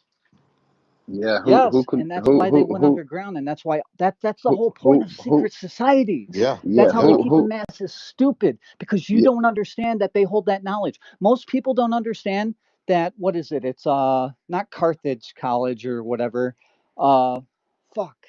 Not Columbia, not Carthage, Oxford. Okay? I want you to realize that Oxford started in like the 1100s, right? That means Oxford's college is older than the fucking Aztecs. Okay, that college was there before the Aztecs were established and they fucking went the way of the dodo. Okay, Oxford was there. You can Google that or use any search algorithm, right? So these people, right, have this knowledge, they have this understanding because that information was transferred on through the scholars and through the libraries, right? And they have that, but they keep that shit off to the side because that's how you keep the fucking population stupid, right? And you keep them trained. And when you go back and you read anything from like Plato, you read all the shit from like Socrates, or you read like the Prince Machiavelli, all that shit is talking about how those in power, right? How the kings and the princes and how the higher classes keep and steal the power from the people. And like, you think this is the first fucking republic to ever get flipped upside down? No, they even say that a fucking republic flipped gets, or nothing has a grudge like a republic flip. Like they know this shit, right? You think like on the timeline you understand the scale? You don't, because right now what have we been through? 45, right? 46 presidents, right? That's in 260 something years. And that's Okay, I excluding the want you to think that Constitution. there's multiple hundreds, right? Let's say there were just 100 pharaohs in the first dynasty, right?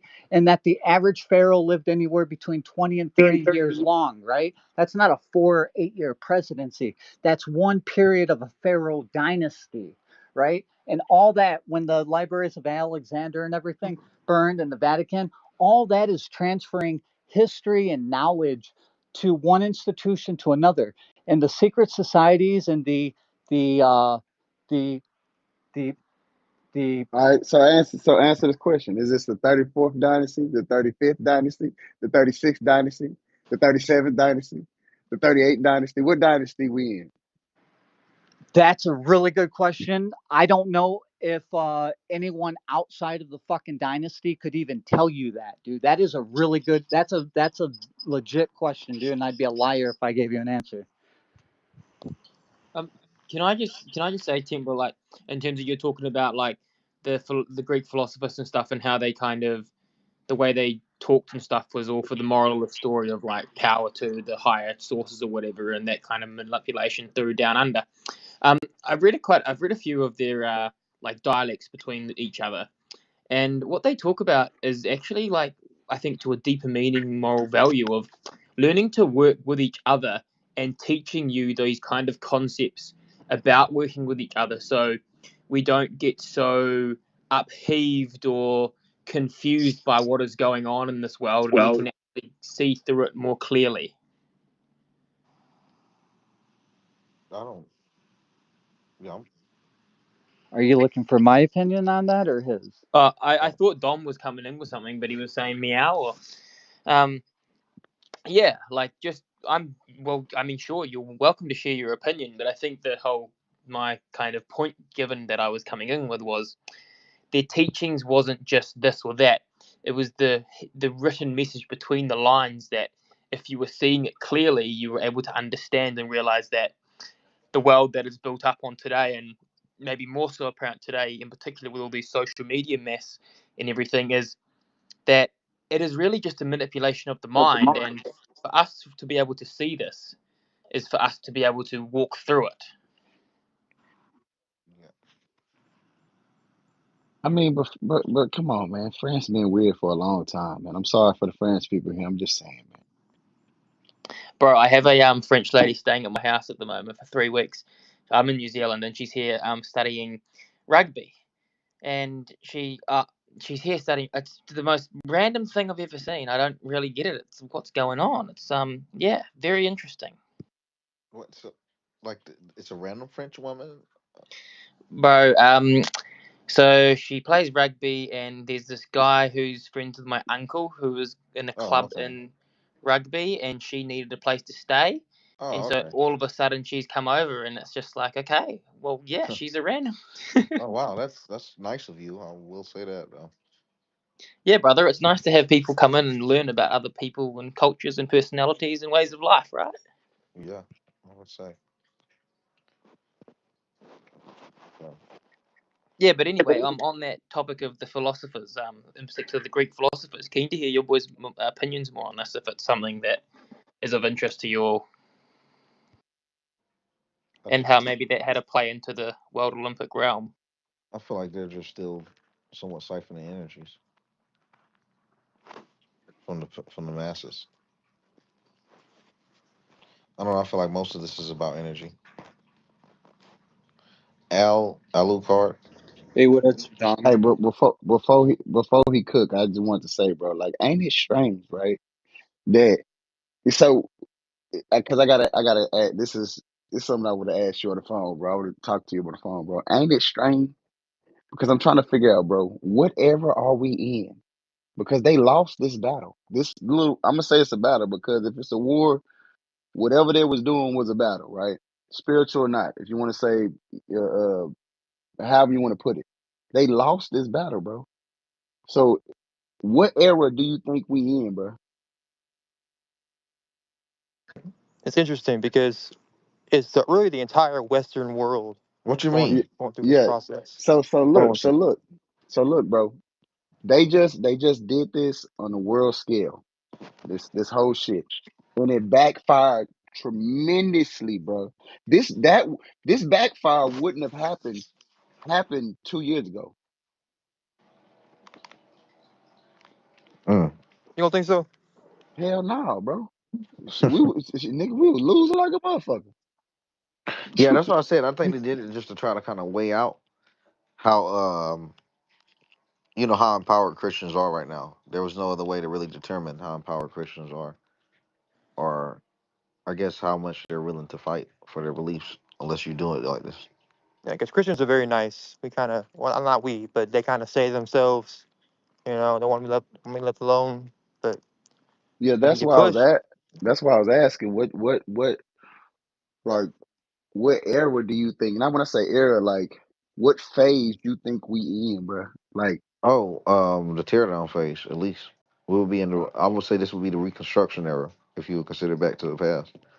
We're in a new Reconstruction era. Some people would say the Industrial Revolution, but at the same time, we have a Reconstruction era because the way of life is being changed too. I think we're at the phase right before the World Fair stage. I think we're Well, at the yes, phase Trump where said he's the bringing. old Well, world gets wiped out and then the new world but gets introduced. Trump said he's bringing in the world stage, World Fairs 2025, I think 2025, 2026. He literally said as president he'll introduce the world fairs in America.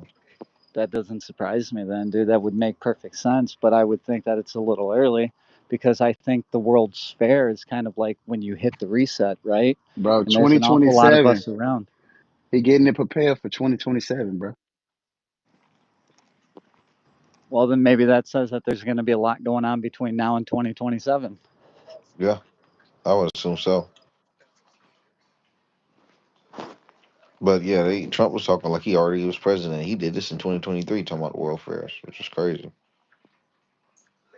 That's Yep. crazy, dude. Like Trump, I don't know if the guy's got a fucking like horseshoe up his ass, or he's got divine intervention, or a fucking time travel machine, or what.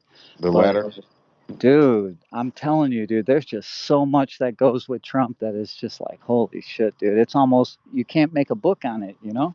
President Trump was locked in. Trump's was locked in with the Teslas. And that is a historical fact. Hey, What do you brother. mean lockdown with the Teslas? Like Donald Trump, uncle and Nikola Oh, Tesla. yeah, he was Hey, thinking about goddamn Elon Musk Teslas. Yeah, hey, yeah. brother. I don't think it's Trump. I think God is using Trump. Because he said he's gonna use quote unquote the foolish things of the world to Yeah, confirm. we understand that, man. Yeah, we can Yeah, understand what I, he's I doing. think I think is a change of Hey, guard. yeah, but before you cook, I apologize, King. Man, it's just I interrupted. What's his name? Alucard Yeah. from speaking. Hey Malachi. Hey Dom. It's been so long, but you guys are letting me speak again. Thank you so much. One thing I wanted to say just real quickly is that on one of the previous shows that I was on, I said that there was going to be like probably, they're going to try to kill Trump. I said that on like it was a while ago. Probably don't no one remembers, but that was one of my predictions. But I'm just going to give a couple other things I'll see, and then I'll mute myself again. One thing that there's going to be is there's going to be a death to debt. Okay, a death to debt, and there's going to be a gold silver backed currency in the U.S. and it could be like gold and actual silver or Bitcoin and Litecoin. And then also I'm saying that Litecoin's going to hit 20,000, and I'm thinking Bitcoin's going to go parabolic. Now Trump spoke at the Bitcoin conference, and when he gets in, also I was saying that Trump is getting in, and Trump will get in, and when if we go on a sort of a Bitcoin backed dollar or a Bitcoin standard, Bitcoin is going to become unattainium, and then I think that Litecoin is going to be number two because of how fast it can transact and all the projects going on. You got stake in Litecoin. Well, That's what it yeah, sounds. no, it doesn't matter what I have a stake in. It's like Bitcoin is going to go parabolic, and that's just a fact. So it doesn't matter if I own Bitcoin or not. It's going to be the currency, and you're seeing many nation states already adopt it. And I'm saying there's going to have to be a second, and I'm saying that's the alternative. But also I'm saying that the death of the dollar is going to come in January, and there's going to be a big collapse, and we're going to see the death of debt in this nation. And that's kind of some of my predictions going forward. Please remember, and then I'll come back, speak about it again. I mean, they prepared. I mean, I say And then I this. have one thing to say They've on the Olympics, but then I'll mute myself now. So go speak. Okay. All right, I was gonna say. I mean, there was the crazy thing is the writing was on the wall. They prepared to do that. They prepared to do that with Biden. I don't know what happened. I don't know what the powers that be, the people, what change made them change their decision. But they plan on doing this shit last year. You don't remember the executive order that Joe Biden had put on currency, on cryptocurrency? Elucidate me. Well, yeah, I ain't even about to go back for it. That was a year ago, man. Just look it up, shit. I will. I ain't I about will. I to- will. so all that was supposed to be planned, bro. And um, within that executive order, I will say this: it does give somewhat authority to the was it the UN? Dom, do you recall what I'm talking about? Oh, man, but I do. Well, yeah, I think that it gives somewhat authority to the United Nations, or was it UN or the WA? I don't know, one of them. And I just wanted to give one comment just real quickly on the Olympics and my view on that and in the proper reaction. Now, the real some of the most satanic things I believe is that if you're good and you're well meaning, you're negative and like you're black pilled about everything, or you give all your energy to focusing on it. I think if you're good and you resonate with God and you want to you have a family and you actually want a future, I think the best, most productive thing people can do is to completely and utterly ignore it. Do not give them 1 ounce of your focus. Don't talk about it. Let them wallow in their own hell. Part of the satanic ritual is getting everyone's focus and then changing the narrative. The real narrative is 2024. It's them trying to kill Trump. It's the end of the dollar. It's the end of the petrodollar that happened on July 9th, 2024. It's BRICS, okay? It's the fulfillment of the Daniel prophecy. I mean, there's any other issue than a bunch of clowns jumping around acting like morons. And I think it's a huge mistake. And I brought this up to Alex on his show when he let me speak on a space. Everyone was talking about a stupid solar flare. The flare doesn't matter. None of that matters. And we can't be distracted. And I think being hyper vigilant and focused against these monsters and focused on waking up your family, friends, everyone you can to the message of Jesus, but also getting people to vote for Trump. I think he will be the trumpet of God. Trump will be a trumpet. And I think there will be a rebirth in this nation. And I think that's a better path forward. And also being extremely positive, having a future we can believe in, having a future that gives us joy and happiness, creating that vision and then fighting for it. Talking about a bunch of fat pedophiles on a stupid show, watching people throw balls around, is a big waste of time. And I think the best response is say, whatever, burn in hell, but I'm doing my own life and living my own life and focused on the message, which is winning 2024, and then also ending this stupid, I hate this whole race division in America or on all these divisions. We got to work on the individual level to where we unite as a people under God, okay? Regardless of race, color, religion, all that trash. Obviously, we should push the ideas of Jesus. I believe we are a covenant nation, but I think that should be the focus as us as a group. That's my thought. All right. Thank you. Everyone, man, we're gonna close up for right now. I might host one a little bit later today. Be sure to follow the new YouTube channel. It's pinned on the space as well. Doing like 3 videos a day. About to probably increase the frequency up even higher. And we'll be making more YouTube content. YouTube content and be collaborating with more YouTubers in the future. But be sure to also shoot the co-hosts and the speakers a follow if possible. Co-host has a lot of great content and videos as well.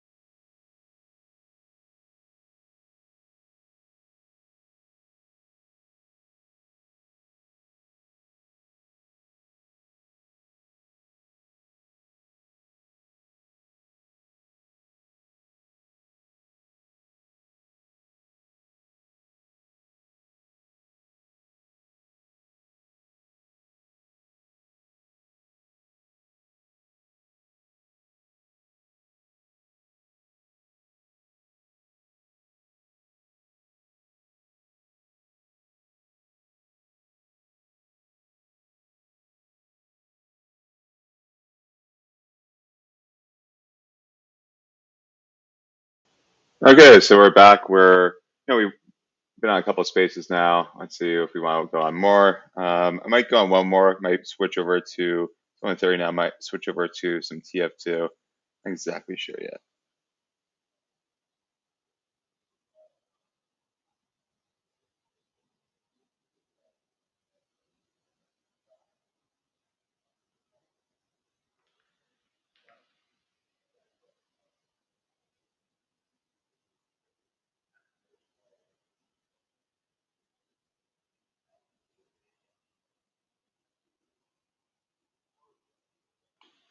Um,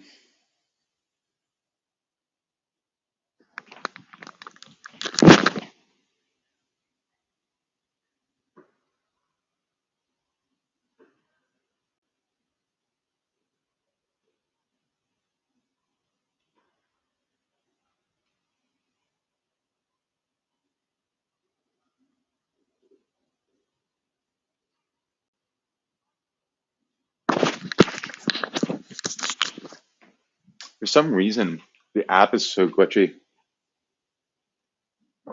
I'm not a big fan of a lot of the things X is doing right now. I know people try to be positive on them and stuff, but like, I feel like they're not making a lot of progress on the live stream features. I don't think they're making a lot of progress on spaces. It's been months and months, and the same glitches are there. There's no monetization options. There's no advertising options. It's disappointing. It's why I'm also going on some other platforms. So if you're following me here, you can also follow me on YouTube or stream concurrently there or simultaneously there.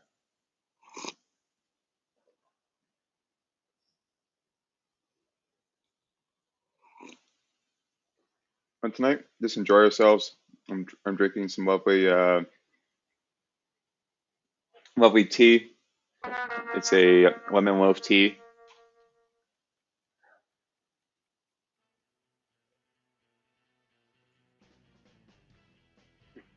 What item did I get here? Have a new item?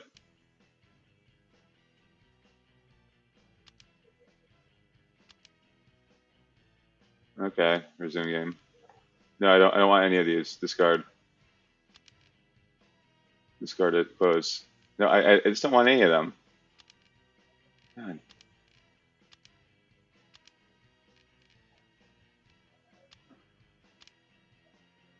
See.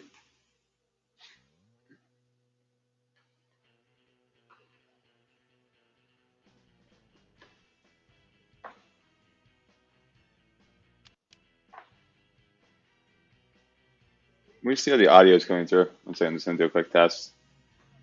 I'm gonna try and turn up the volume on the game screen, and then let's go from there.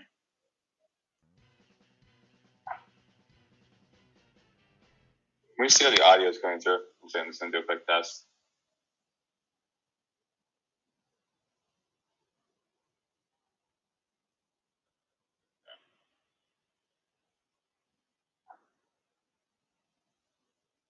We see how the audio is going through.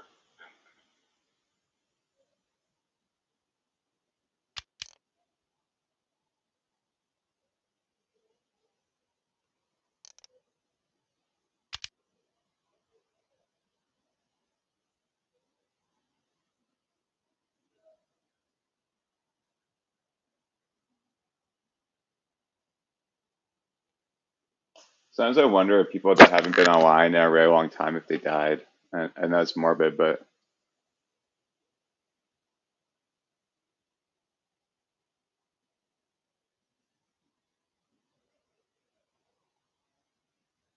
like, what happened to this person? Is this person still alive? It's like a digital graveyard in a way, you know?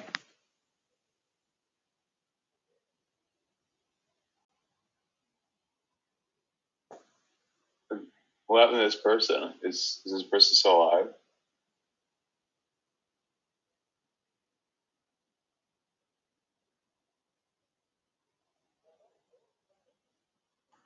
I think they probably are because I think there's only 3 games and these are all free ones.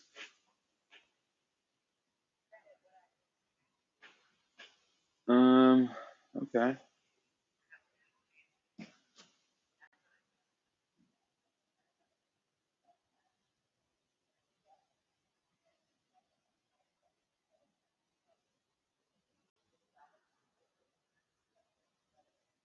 Let's find a game, shall we?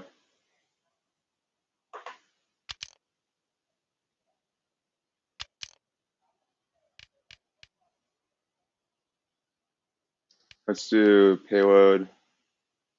And let's find a game of Shark Bay? What's Shark Bay? Oh, these are King of the Hills.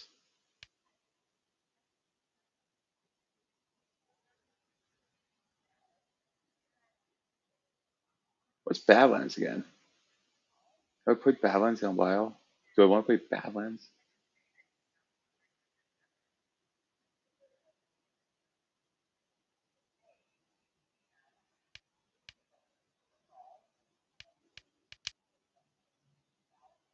Let's do.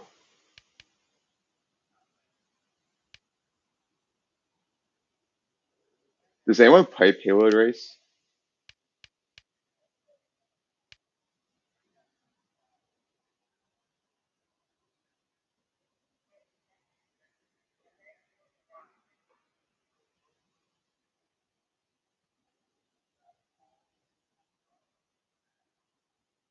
We can do Upward. Do I want to do Upward? I want to do Pure, actually. Let's do Pure. What's Pure? I haven't played Pure in a while.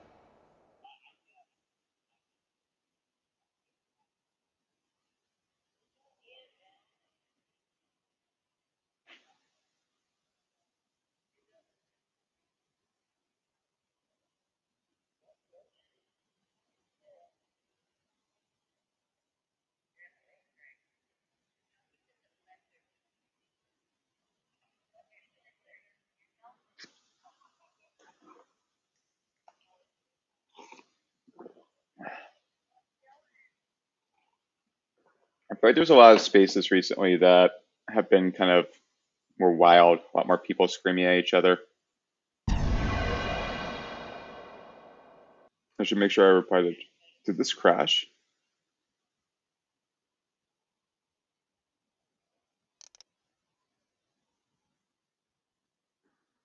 Now playing TF2.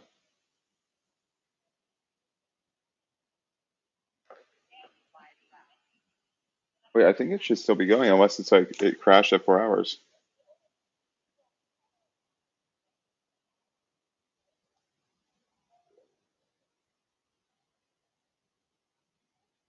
Oh no, it's going. Okay. Wait, I think it should still be. So we're going to play Pure, guys.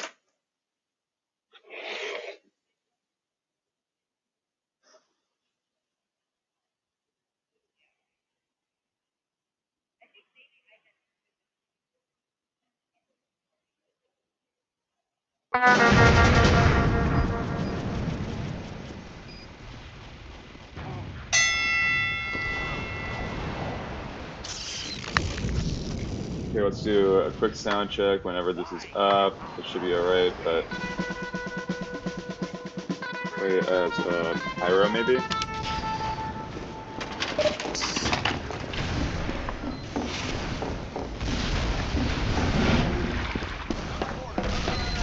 see. Is audio connector right? Testing. It's maybe a little too loud.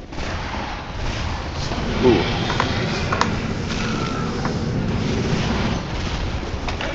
Might be a little too loud. Yep, yeah, it was a little too loud. Let's fix that.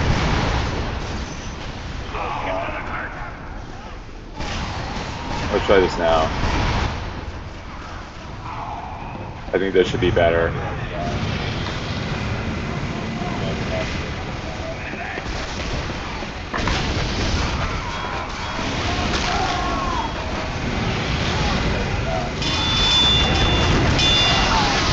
Oh, I almost got that. Is this better?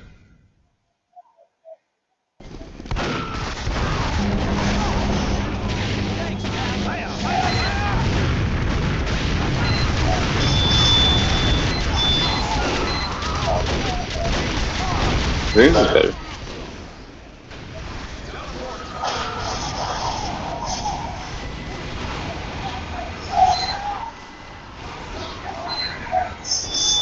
test it again in a bit, but I think this is pretty good at this point. We're playing TF2 if anyone's interested. God, I'm clipping all the time on this map. Like, it's clipping, like, very often.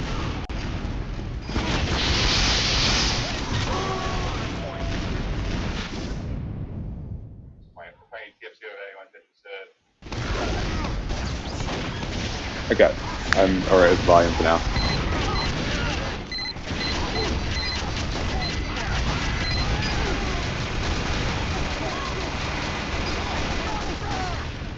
Let's switch over to medic, shall we?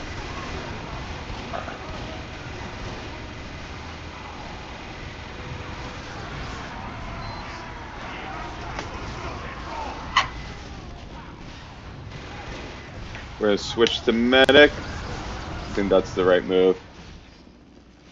Our team is not doing well.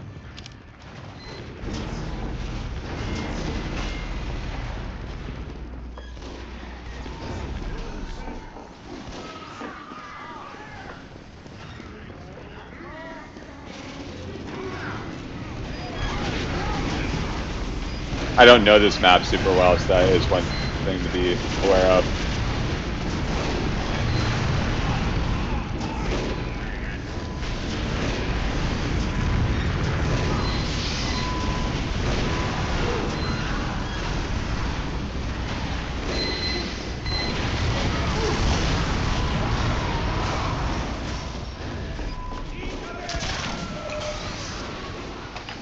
Oh shit, shit.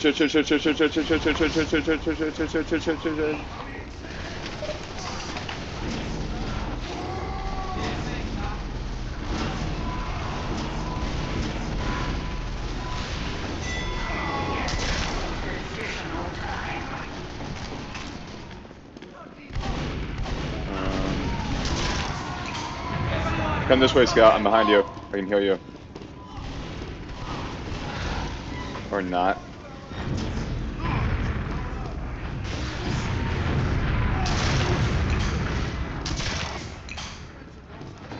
Okay, let's heal this guy. Quick sound check. I think this is going through fine. Okay, perfect. It's going through great. Sounds like wonderful.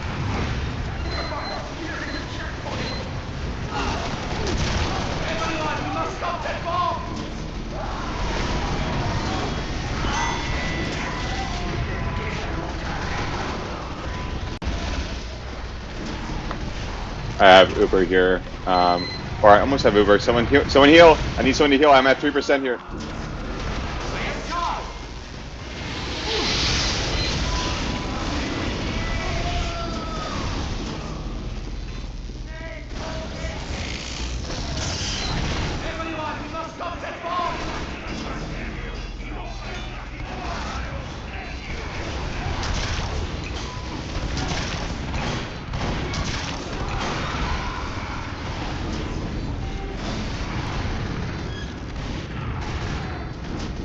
I hope there's no spy behind me. Ooh, I got a crit on him. What a crit. Oh my god, I killed 2 of them. Wow, I got lucky on that crit. That medic is gonna hate me. Oh my god, that other medic. You just watched me crit Crusader crossbow, his pyro or whatever, and then or soldier, and then I critted, or I did a normal hit on a pyro to kill them. Wow. Sometimes you get lucky in this game.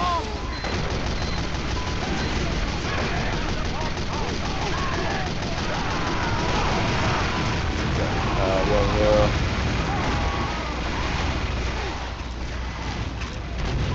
Okay, oh shit. One behind me here. I need some people. Okay. That stunk, but that's the only thing I could think to do at that point. You failed. Okay.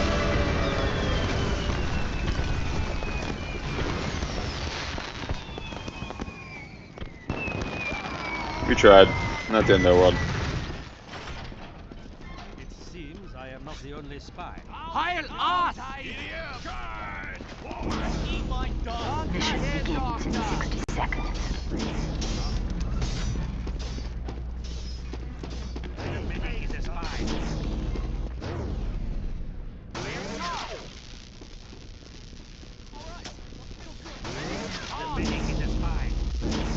Thank you, Herr Doctor! That medic's a spy. Doctor, Herr Doctor!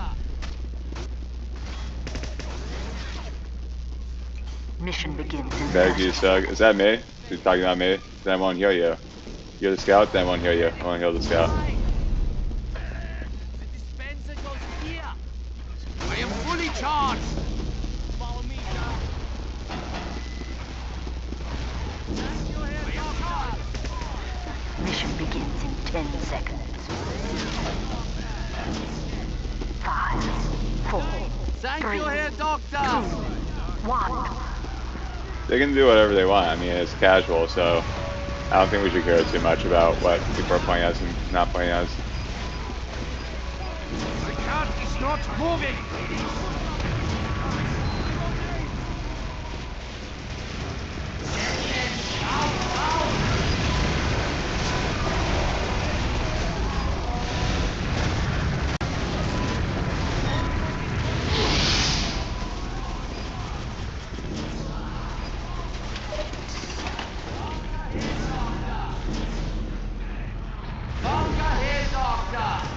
Let's see where I want to go.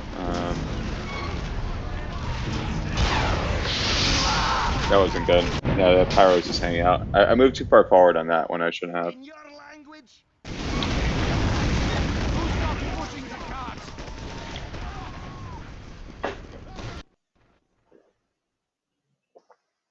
There we go. Return that. There we go.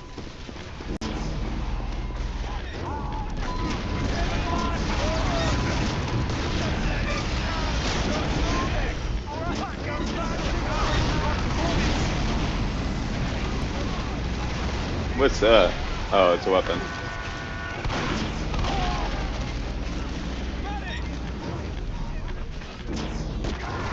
Ooh, there's a sniper up ahead. I'm getting some serious lag here, which isn't great, but... Oh, a game we're gonna play later that I'm excited about is the Walking Dead game by Telltale. I'm gonna install that. We might actually play it tonight. Depends.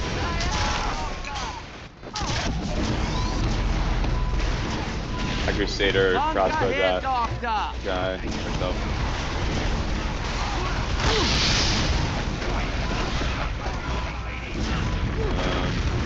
I don't like this. I am on fire!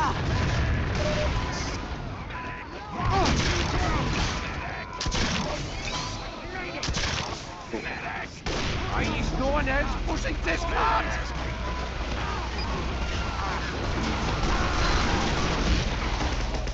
Someone help! Someone help! Oh my... Why did you just let an engineer get all the way there? Thank you, medic, for killing him with the syringe. I don't know how the engineer got all the way there. The cart is not moving! Shit.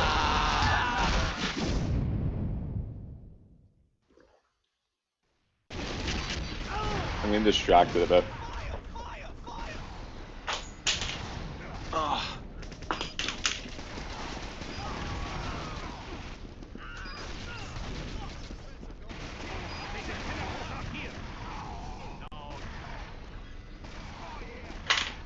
Why is the cart moving backwards?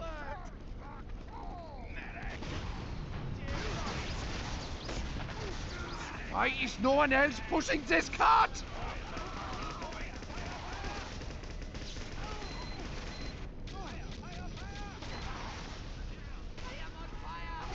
Okay. Mission Time ends in to... 60 seconds. Oh, yeah, we have to actually play, right? I don't think the matchmaking is very good for TF2 in my experience, but...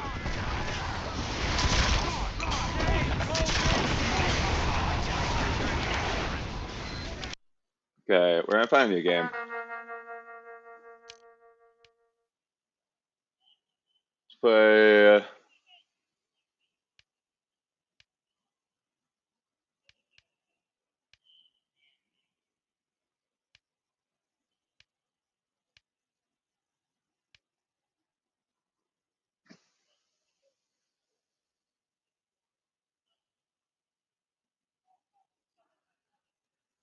Let's play upward. There's always an upward map.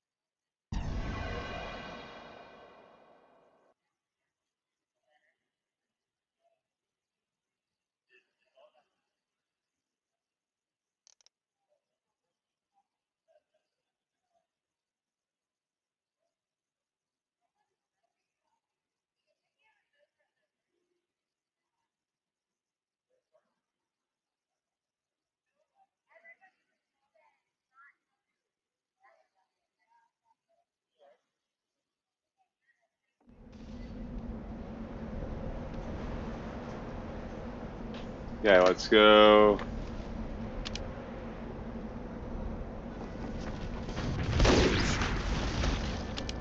Who stopped pushing the cart? He has an unusual hat on, so this guy's pretty good. I'm gonna hang out with this demo. Retro, you okay? It's your fault. No, come back, Retro.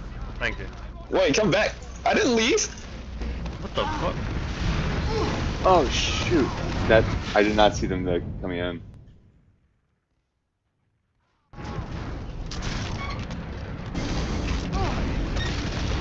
Are these guys like all on a squad or something? They seem to know each other.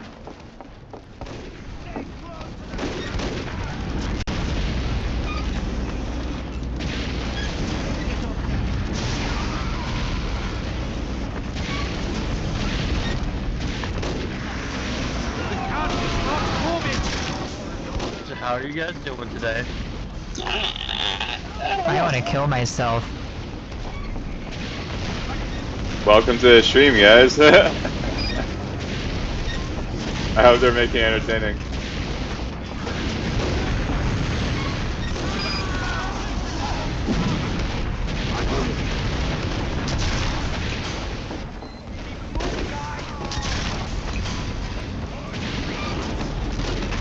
See, when most people hear like someone streaming, they think Twitch or YouTube. Not as much Twitter. I'm gonna try maybe Kick Gaming as well. Oh yeah, that spy is good.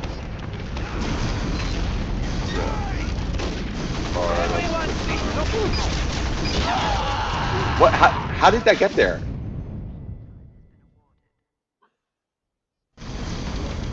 How you doing, Papa Frost? Doing good, man?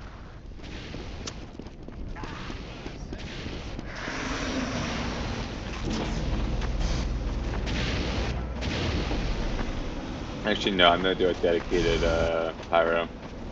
Who stopped pushing the cart?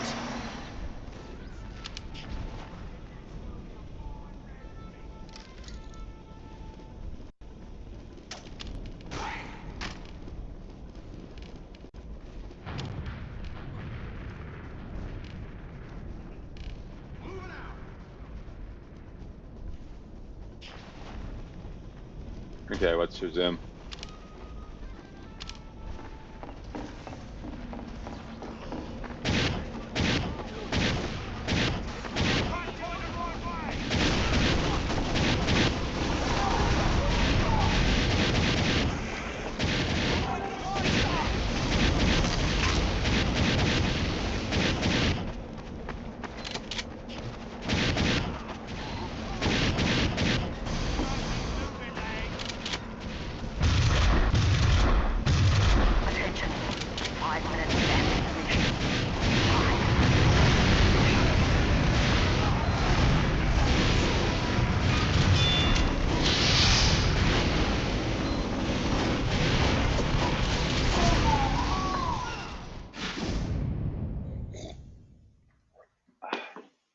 Drinking some more of that lemon tea. Lemon loaf tea. Lovely tea. Highly recommend lemon loaf tea. It's like a dessert tea, but no calories, which is always nice.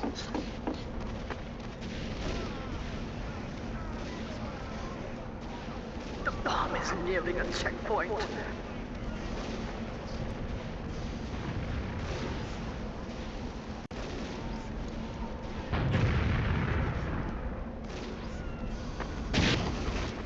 Wait, I just like spawned there. I don't even remember getting up. That was weird.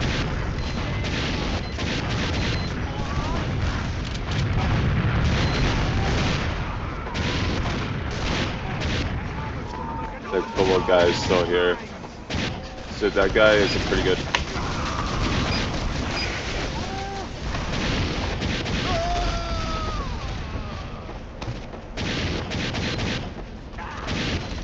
Wait.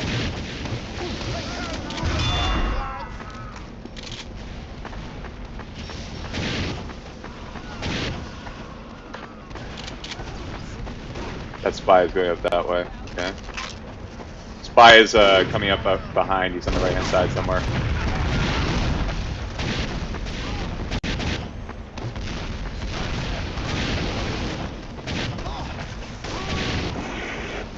Turn around, engineer.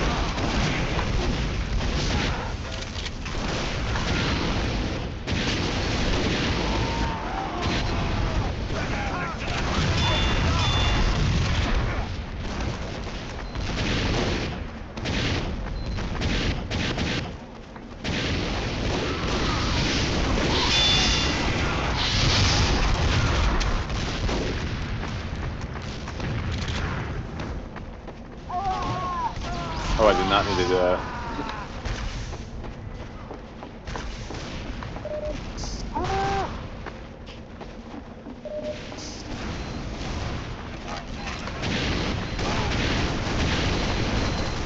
Spy behind you, soldier.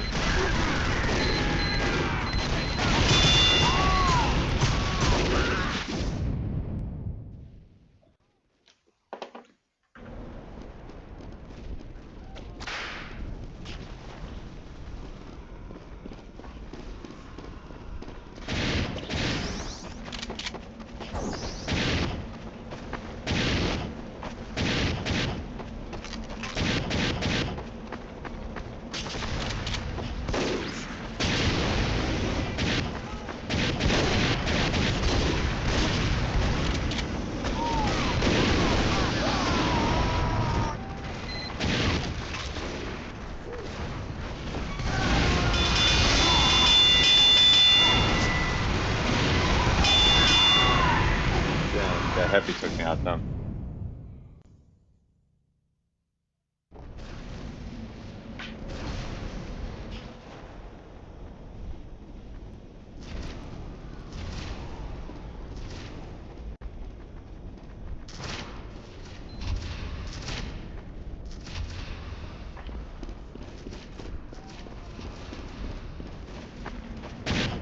Mission ends in 60 seconds. Let's see if we can get this point always. Like, it's pretty close, but we should be able to get it.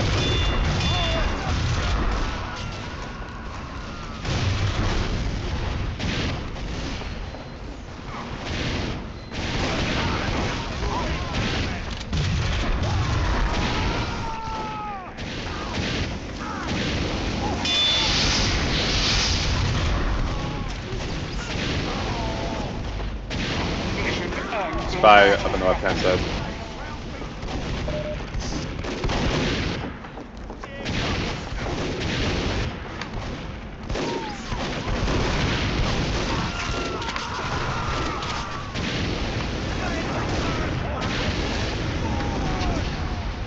Mission ends in 10 seconds. 5, 4, 3, 2, 1.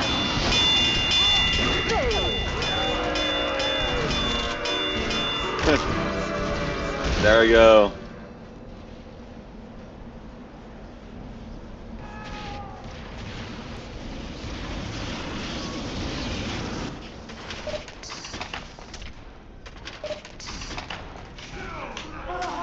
I play on Kobo soon? I want to play on Kobo soon. Mission begins. Let's find a different game, guys.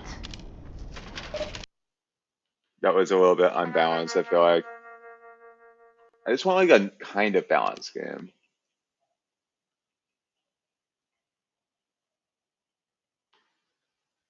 Or we could play Civ. Civ is always a good bet.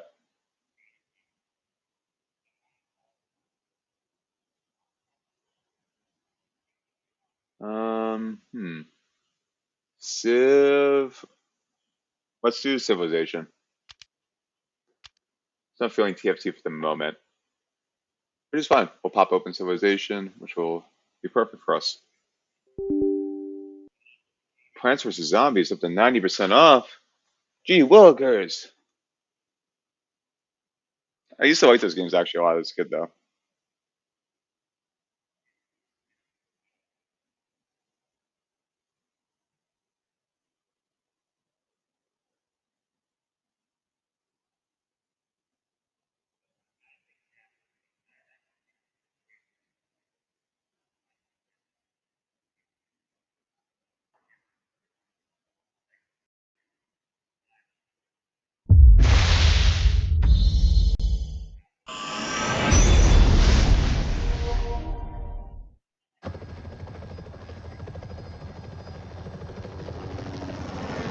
Human advancement.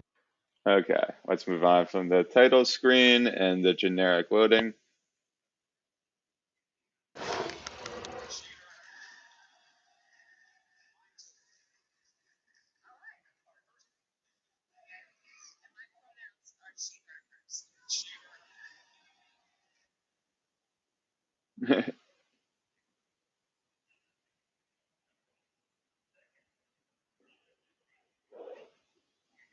Let's continue.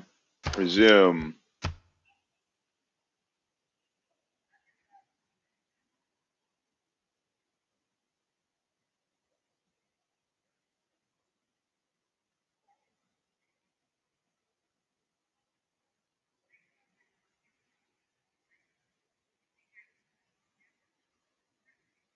New powers call forth, from the barrel of muskets to flowers of fire in the sky. Even the quiet words on newly printed pages hold great changes within. The world, once so vast and mysterious, has grown smaller and more familiar. Yet, there are always questions to be answered, faith to be tested, and national identities to be formed.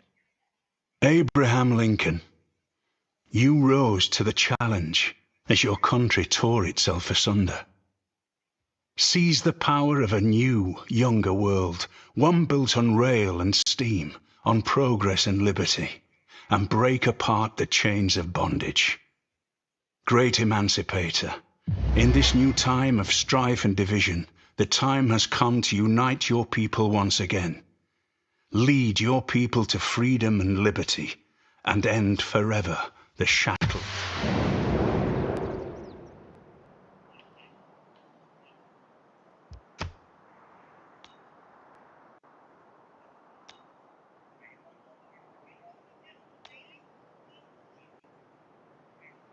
Let's just fortify. You can go here probably. Wait, can I just move you forward one and shoot?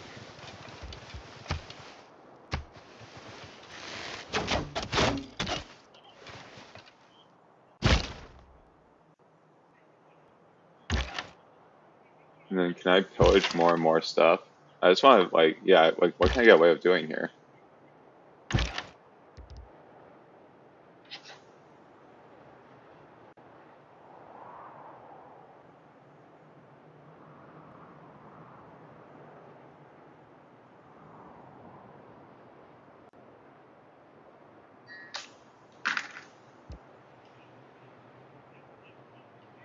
So let's, if we pillage this, I don't want to pillage a road though. I don't really see the point to it.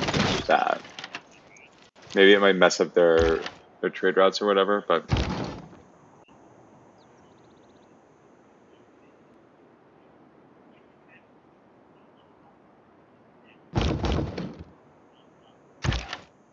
So you can fire on the city.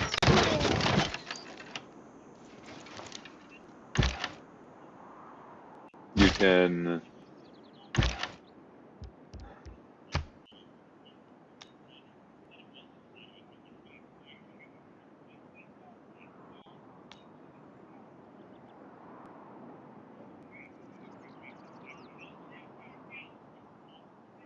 let's see. You should I just move you like this way?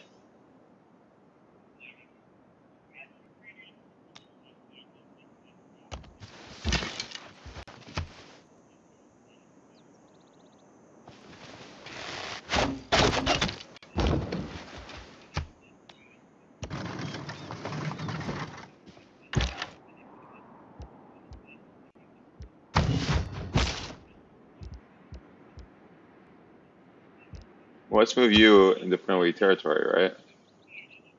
Right, that's the answer to a lot of these things. It's like healing.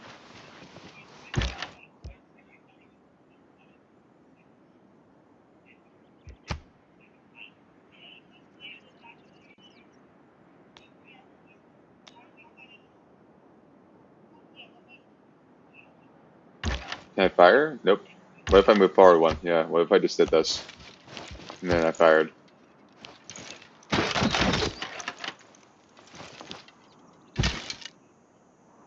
And what if I just like moved you forward actually a little bit? What if I did that?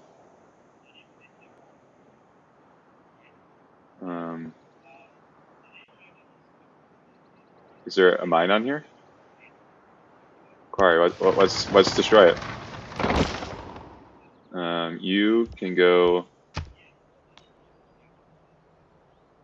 here maybe.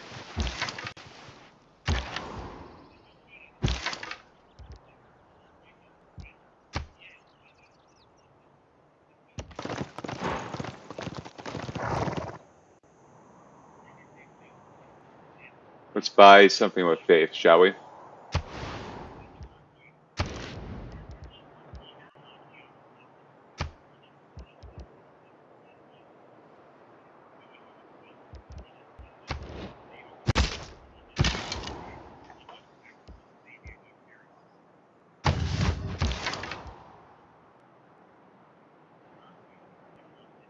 And not enough movement points left. Understood.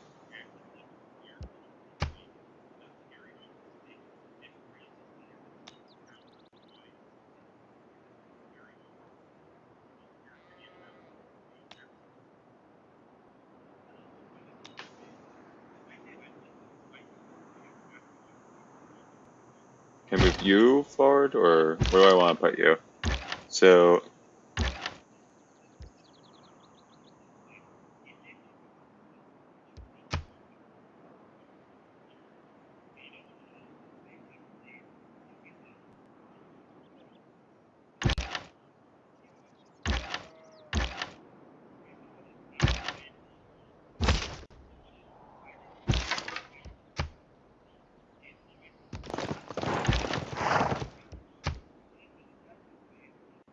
can this one fire? Nope. Um,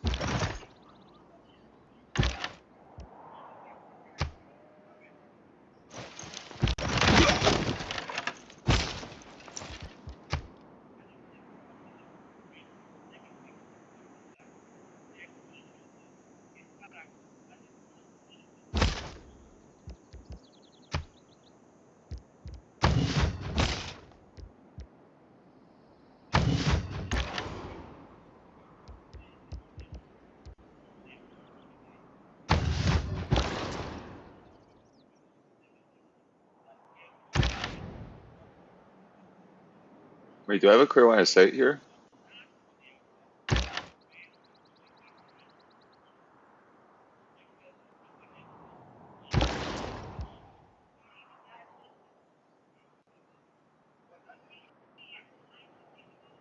Granada.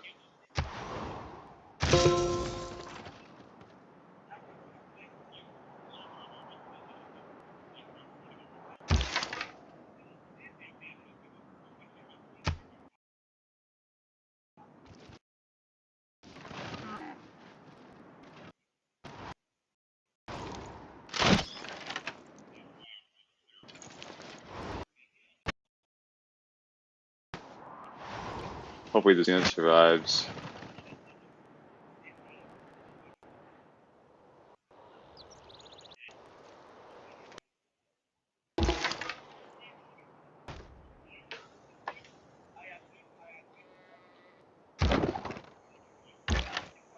So what if I did this and this? I don't have a shot there. Wow. Yields 108 faith.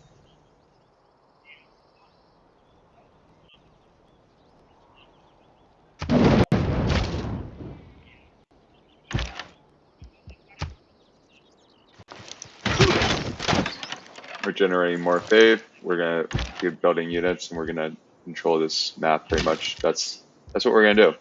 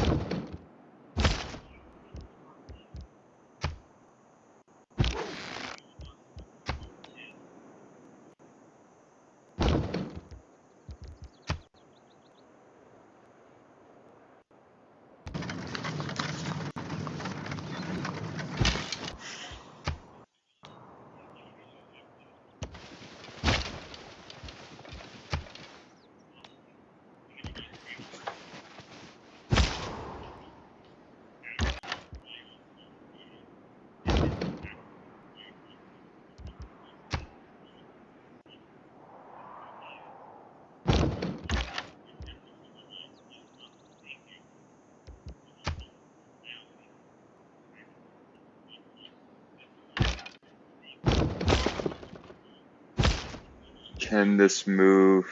What if I? So here, what if I did this?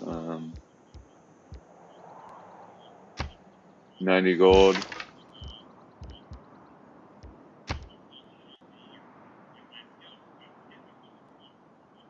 And then what if we did this?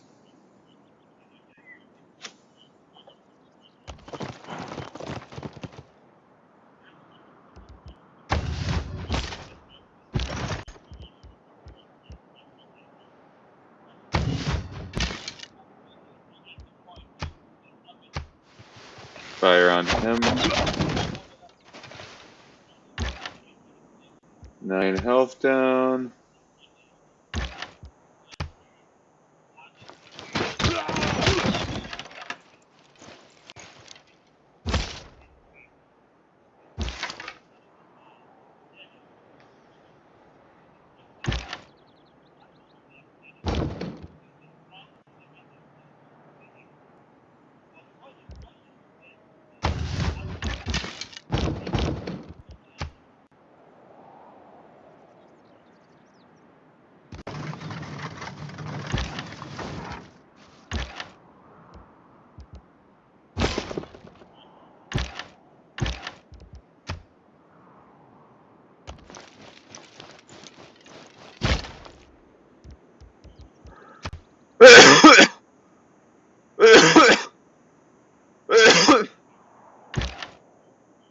You move here one.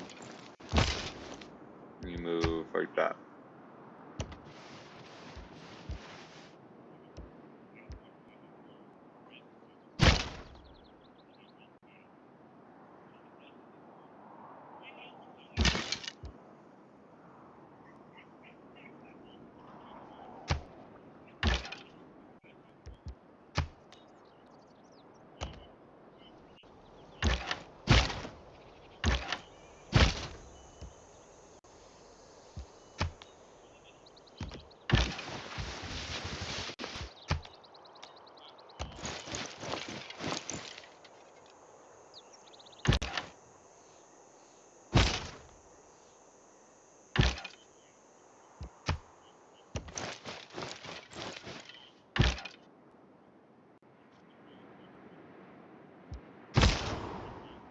You just fortify there. You can or you should just go up it. Is this hills?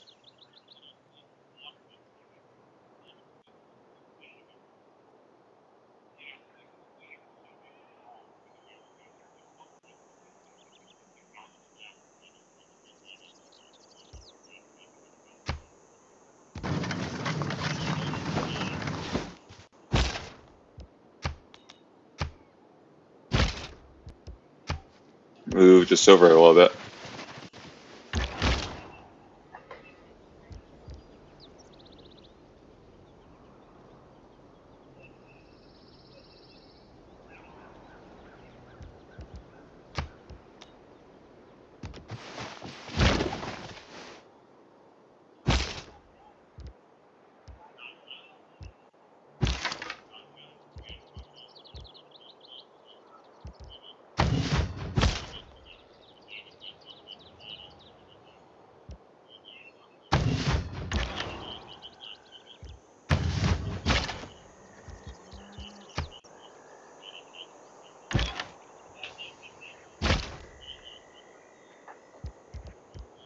Alright, let's move this guy into friendly territory then. And then let's move you here.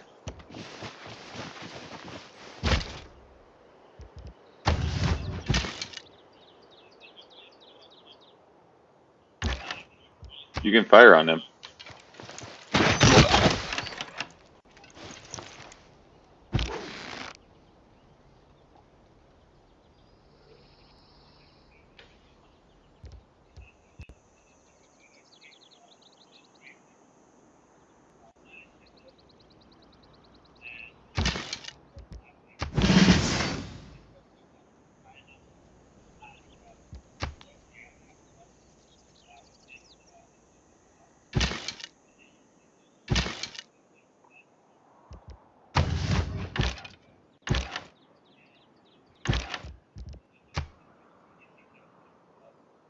Wait, what if I move this one forward into this territory? No, I can't make that move in one. It's fine.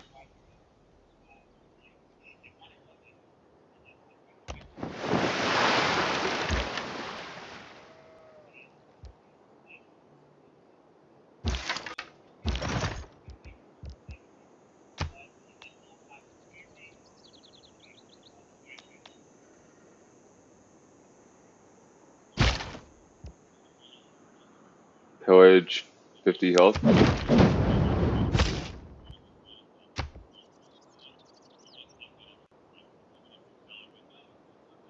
then what if I did this?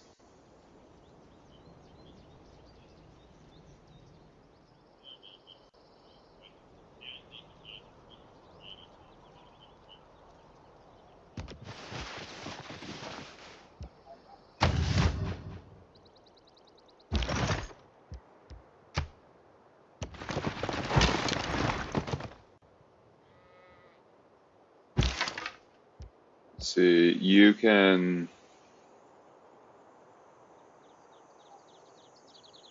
Lucille.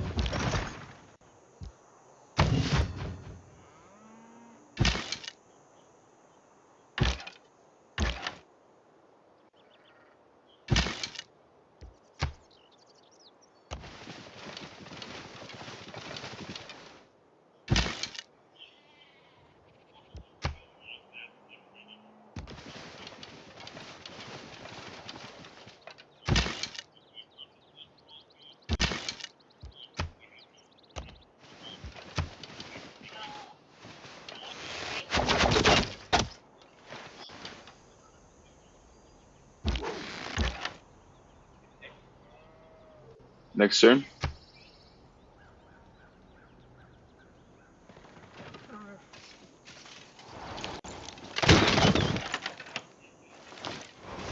Yeah, if you're joining us, we are playing Civ 6 on Turtle TV on X Society.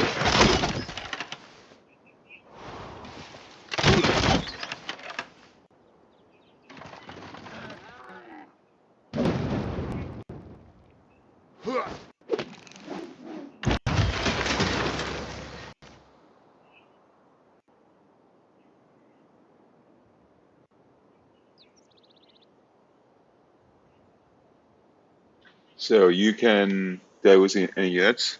I don't think I did. Nice. Okay. So I'm gonna move you onto here. Essentially, I'm making a defensive structure here.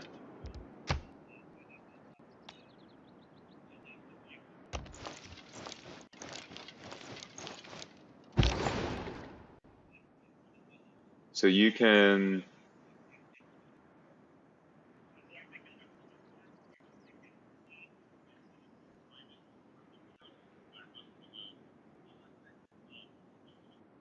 Ooh, that's a nice, sexy amount of gold. Let's do that. 9 gold per turn. Repeat route. Yep. Let's repeat that route, and then here, you just stay alert. Here, you just stay alert. Stay alert.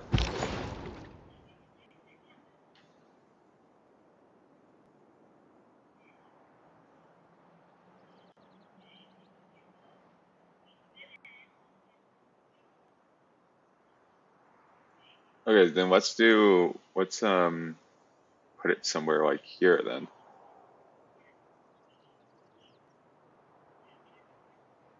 Let's relocate the trader and make a trade route that way. Relocate them to here. And okay, so this is good. So he put his stuff out in the open, which I wanted.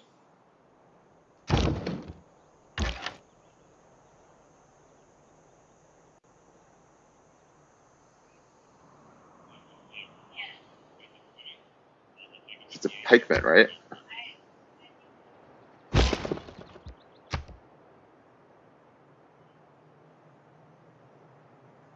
Okay. And then if I plunder this,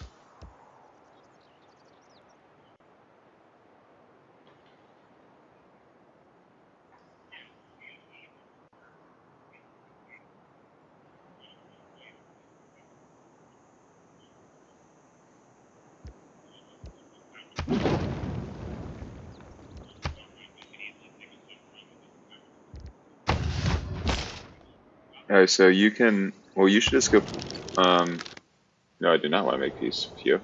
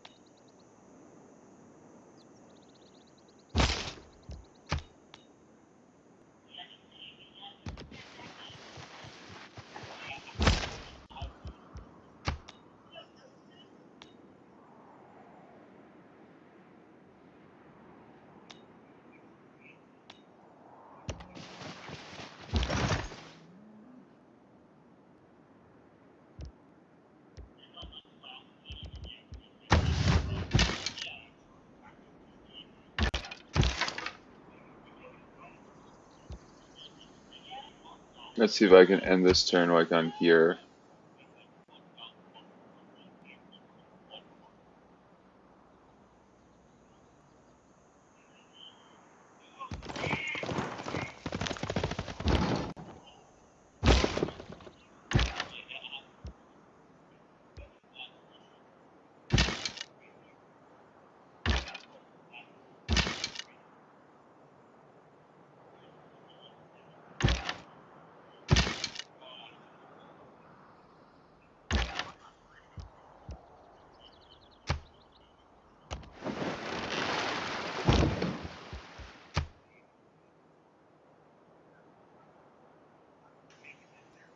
Can I just take him down with one crossbow? I'm curious.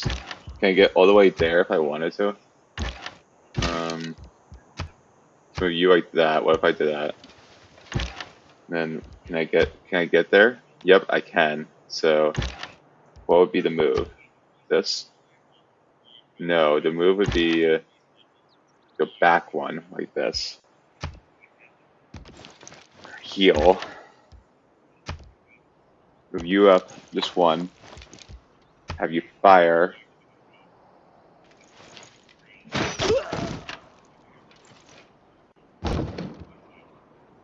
Then you should move forward like this.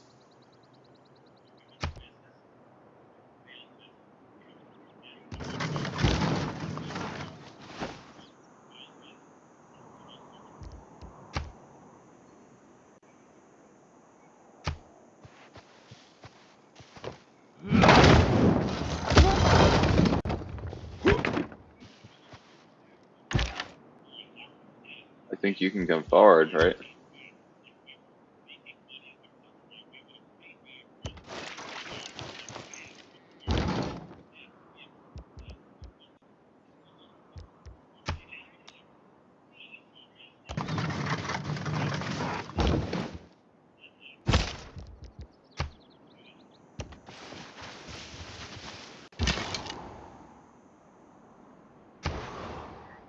New Orleans should build.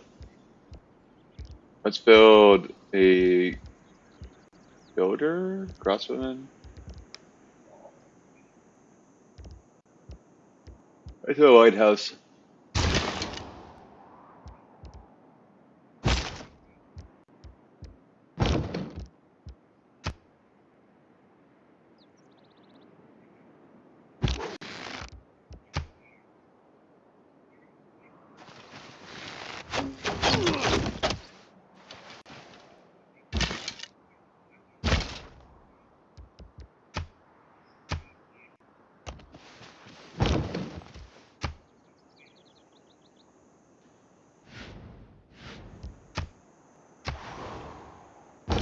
Let's move you into here.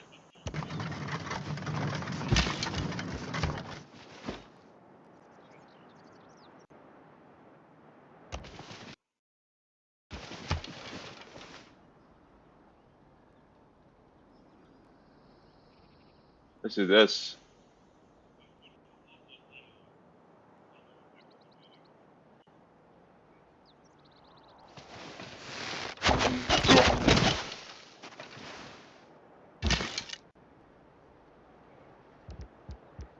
Archer, which so this archer can move forward, I think.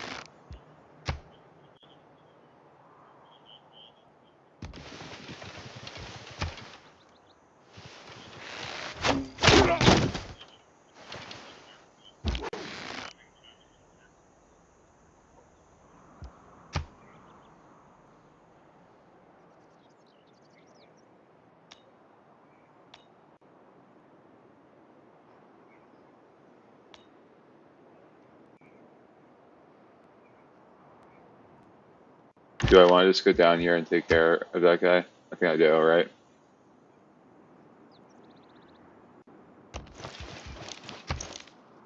Let's take care of him.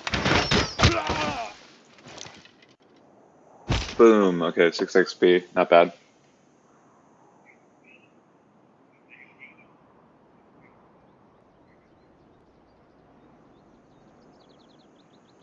And they're making their cup of tea, guys.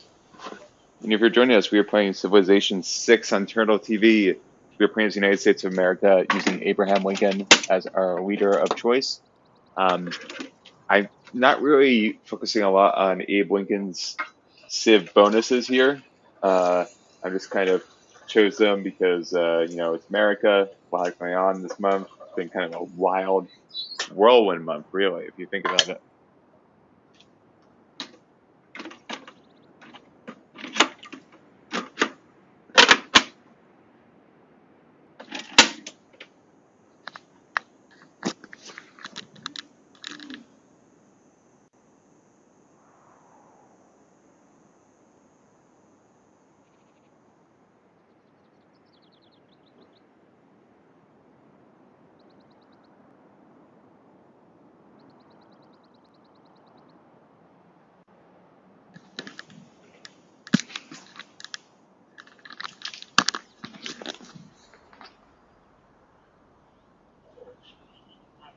Okay, men at arms, what do I want to do with you? Just heal, right?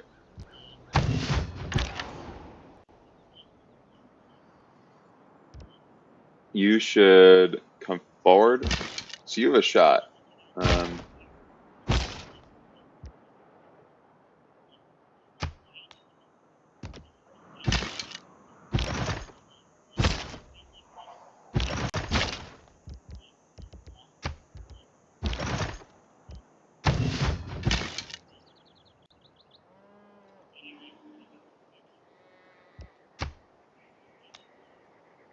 So if I do this, for example, what happens?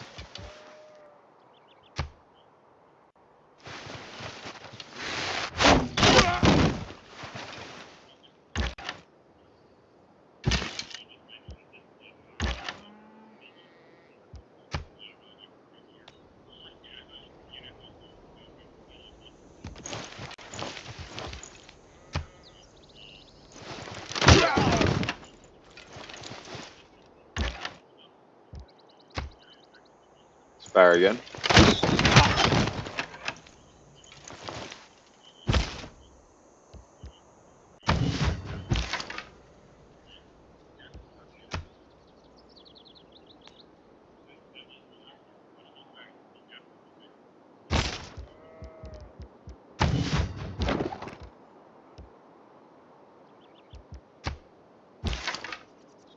You just show up.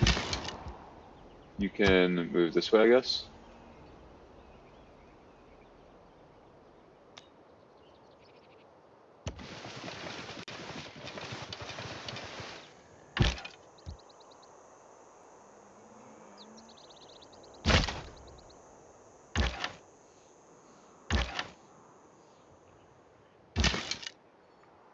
Next turn.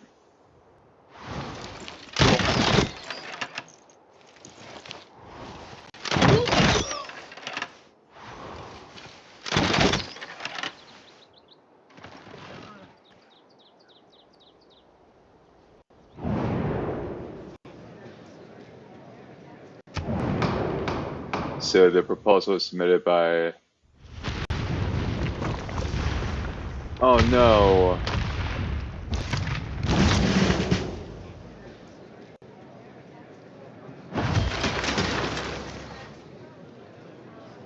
Not all who wander. Wait, what happened?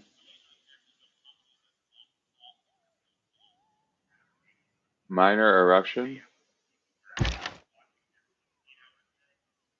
Yeah, maybe I shouldn't have my units on this thing. That's a good point.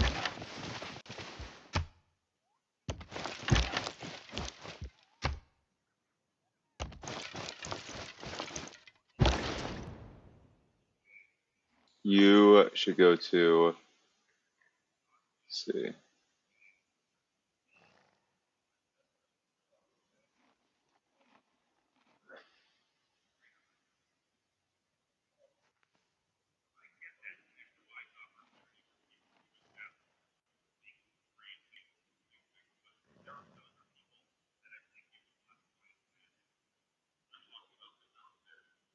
So let's make this to Yuandi, maybe?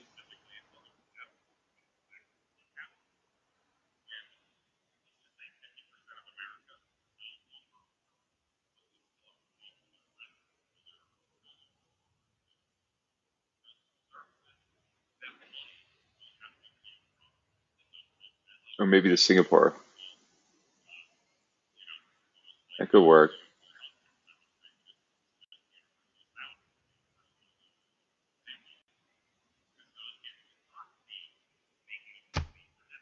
I want a road that way anyway. Let's do it.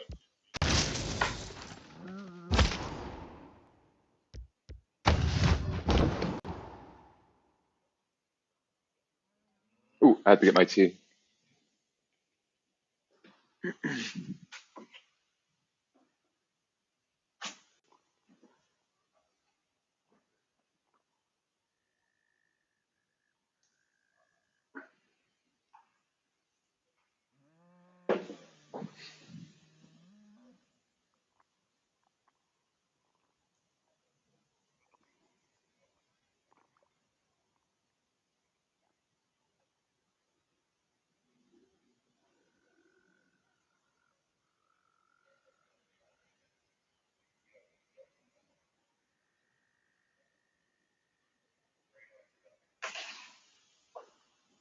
Okay, what do we want to do here? New York. Choose research.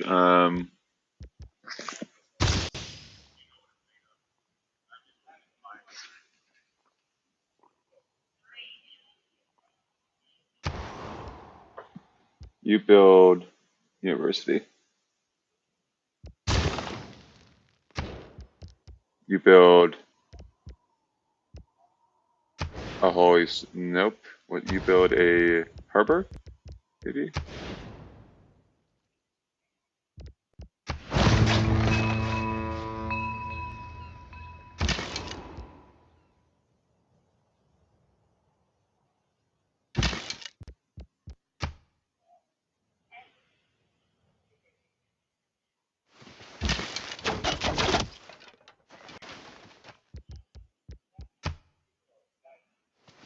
More arrows at you.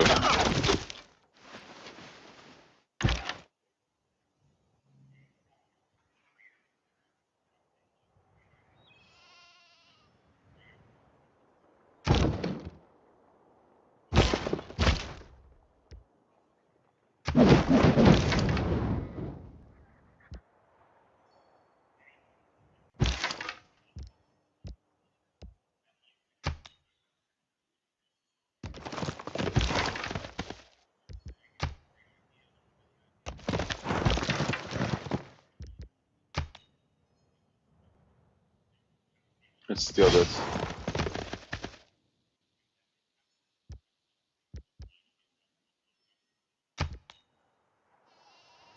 Mateel. Promotion available. Let's see the promotion.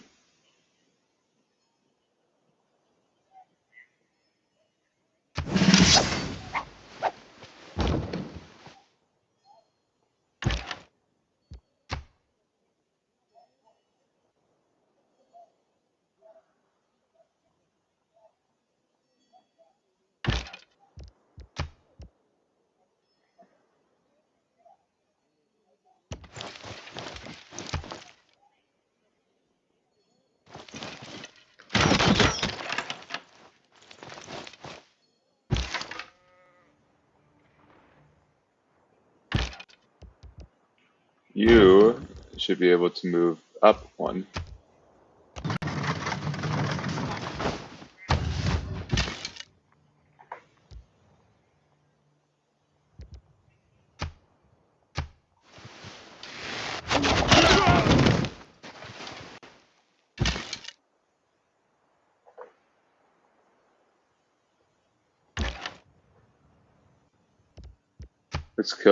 Let's end that unit there.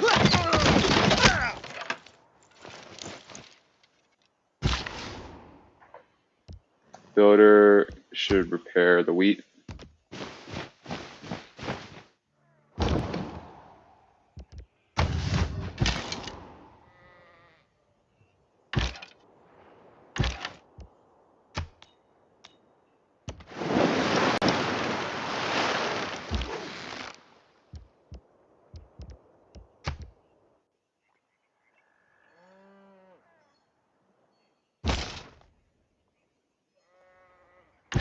So you can, let's move you forward one then.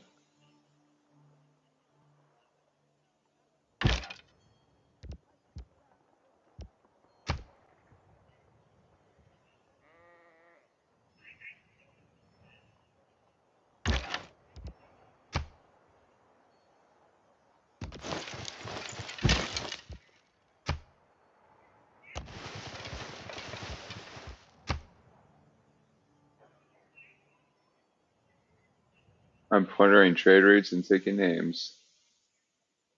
Don't you love it?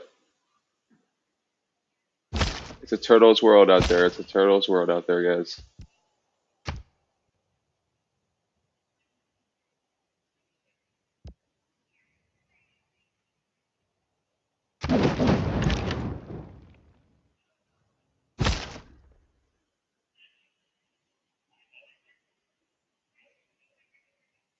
What's in here?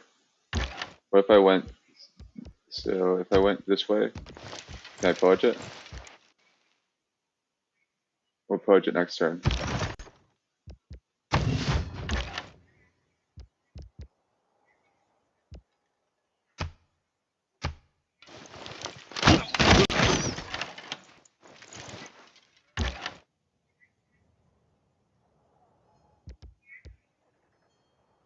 Can I move forward one more? Or no, so, okay, then fire, I guess.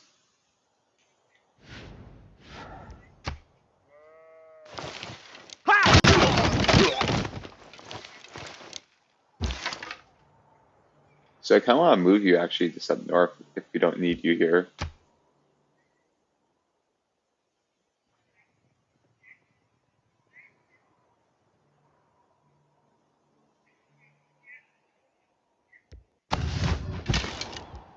You can, I guess, go this way then.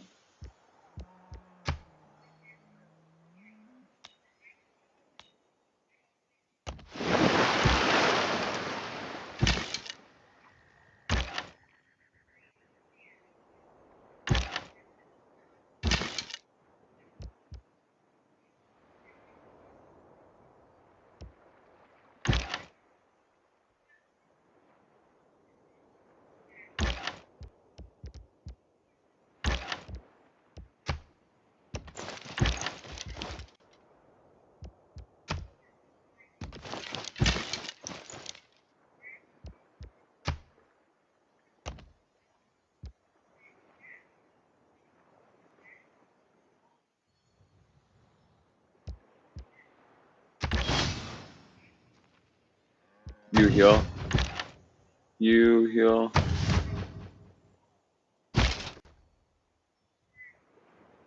Man, at war, where do I want to move you? Let's move forward one.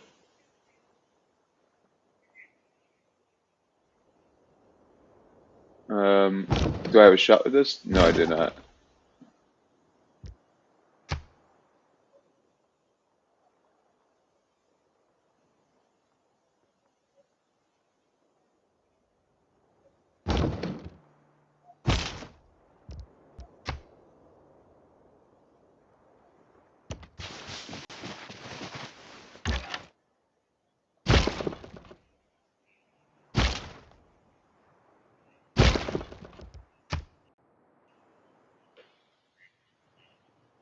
That would be a pretty strong hit, actually.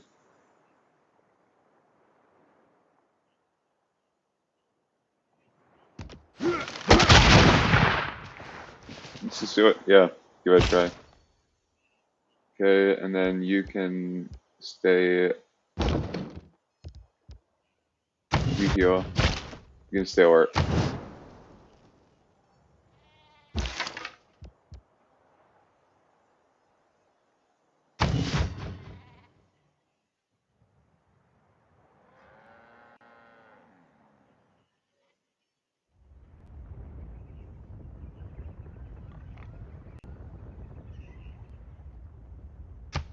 The volcano's pretty, though. I will say that.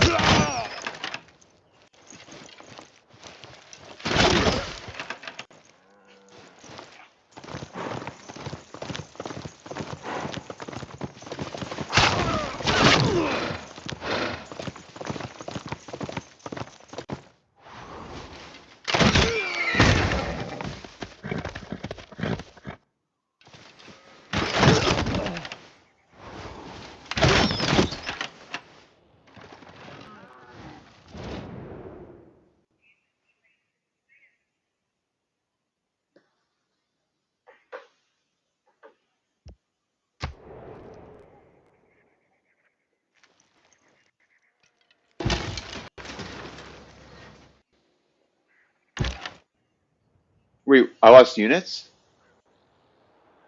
Or, okay. No, never mind. I did not lose units. That was a unit that came out. Got it.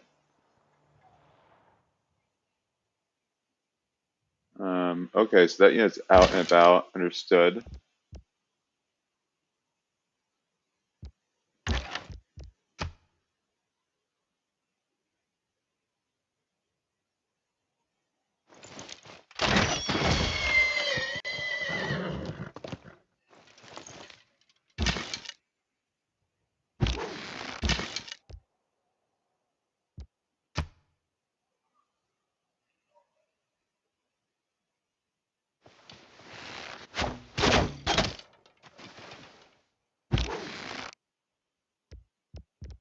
Can I just end them here?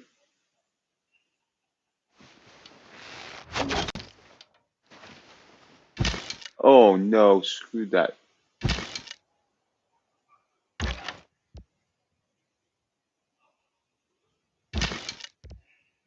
Can I move this down one and then fire? Yep,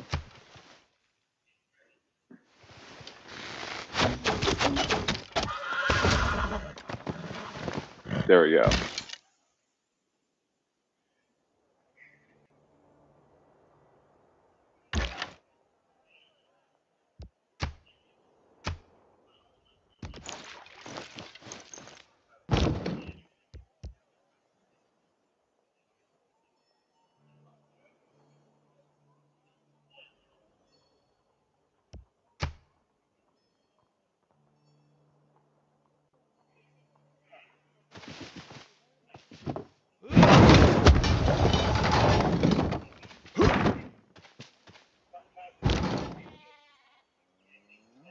So that's one way to do it. What if I did this? Can I move you like here? And move you motion available. I don't need that health though, that's the thing. And then can I fire? Nope, I can't. Um,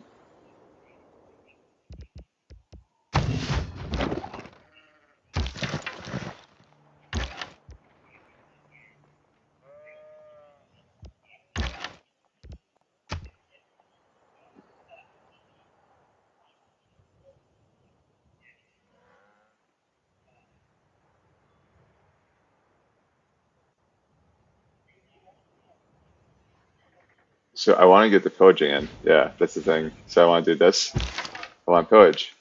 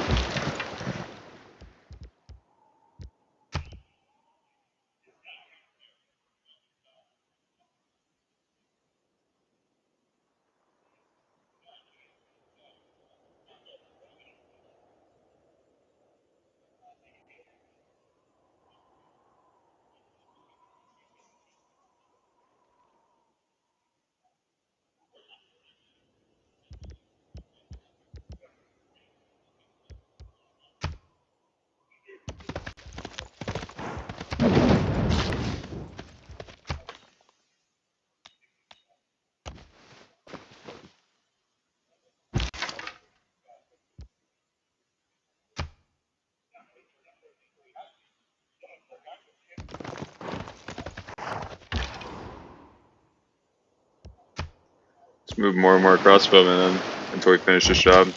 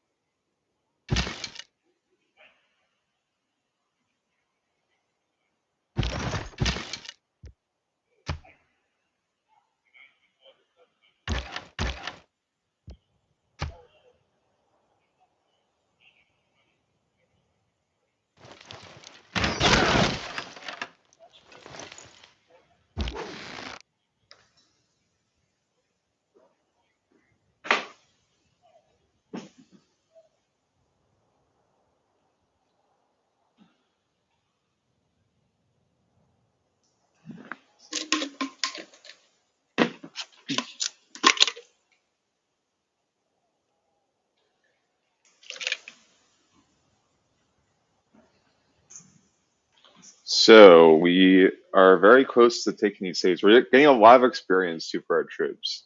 I feel like we're trying to take these states in a smart way.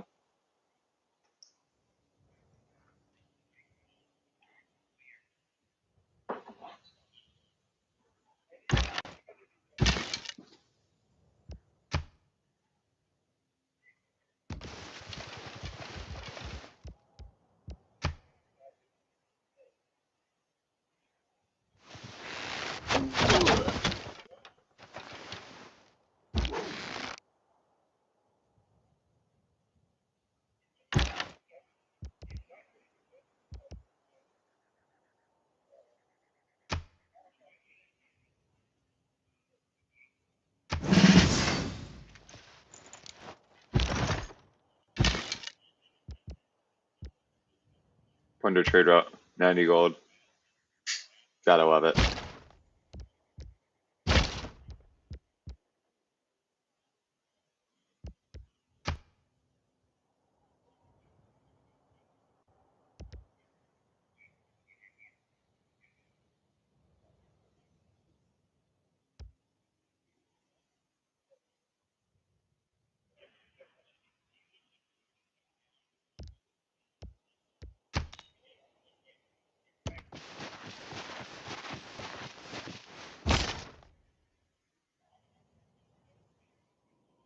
Here, I think we can actually just move you to. Well, can we plunder a trade route or not? Pair here.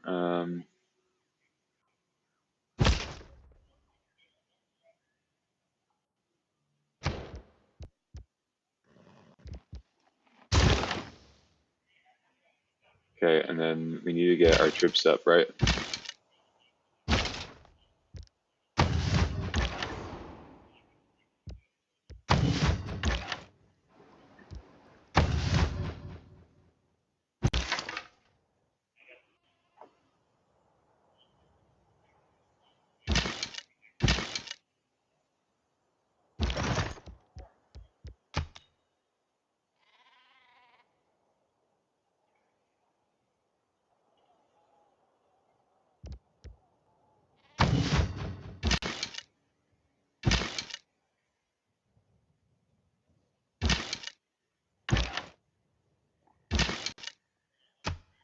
Next turn.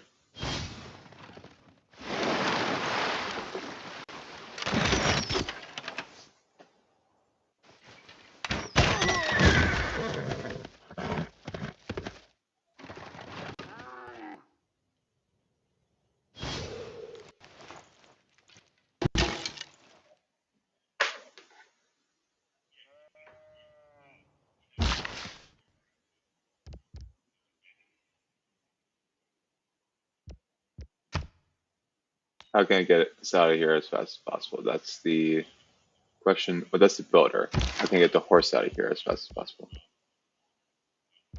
Promotion available for the horseman? Yes, please.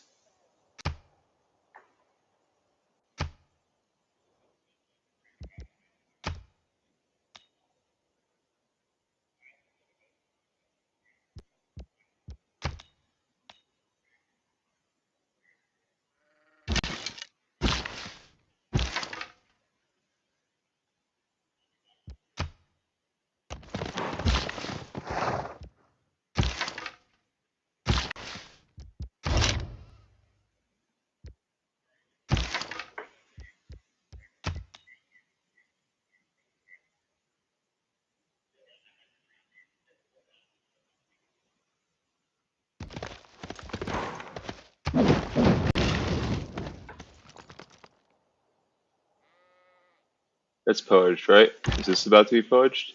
Should I pillage this?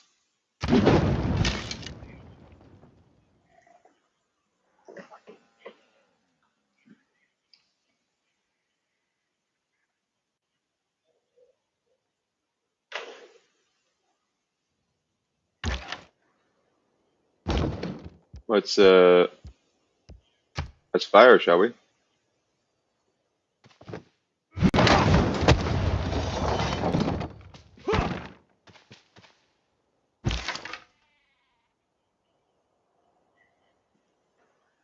Two of four moves left, so I think we could pillage this, and that would give us 50 health.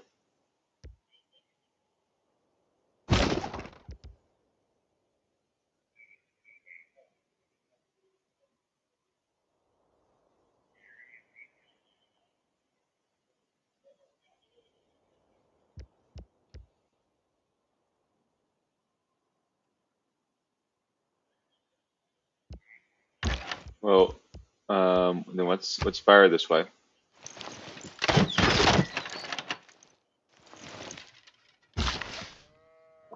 6 defense down. That's fine, but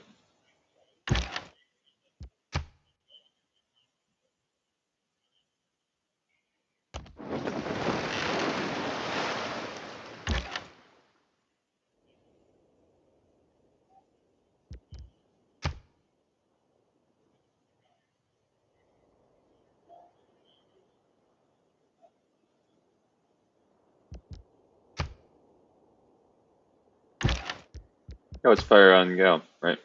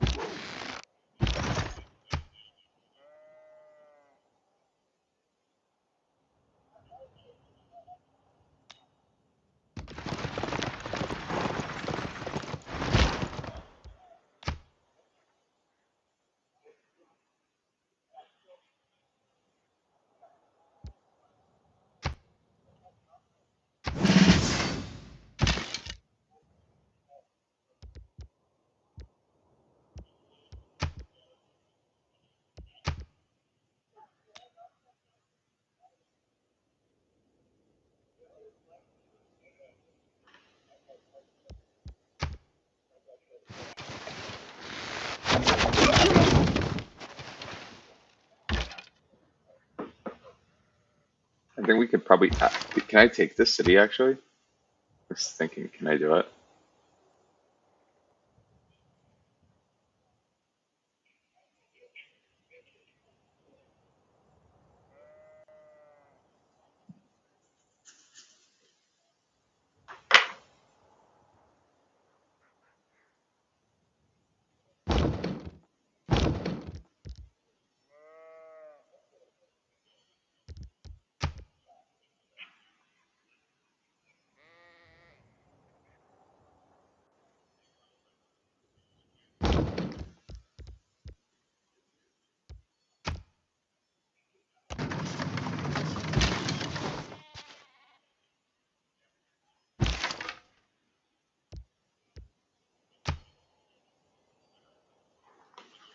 Oh God, my mouse died.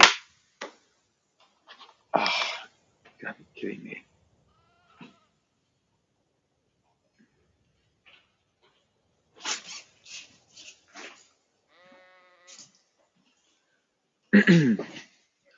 I wish it didn't die right when I was about to capture that city, because like I feel like we're in a pretty cool place in the game right now. But we'll keep playing for a bit, I think. Let's see if I can charge it.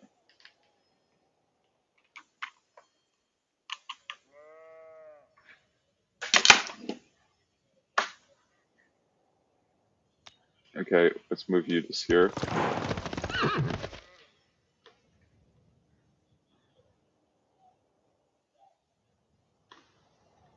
Then we can move this unit into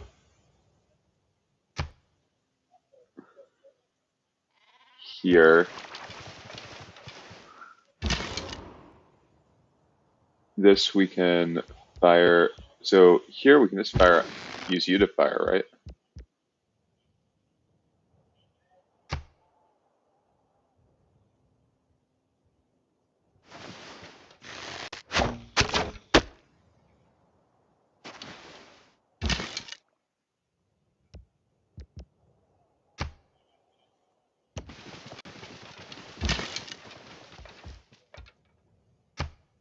Let's fire.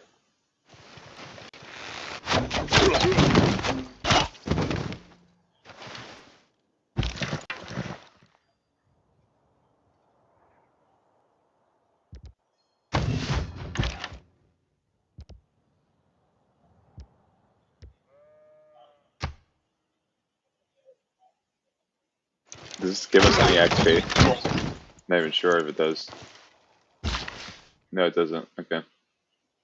So there's not much of a point to have done that.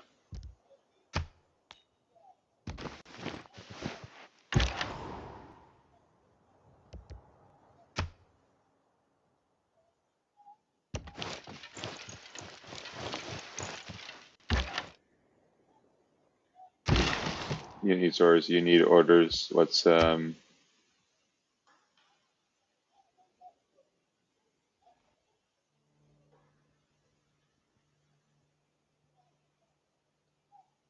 get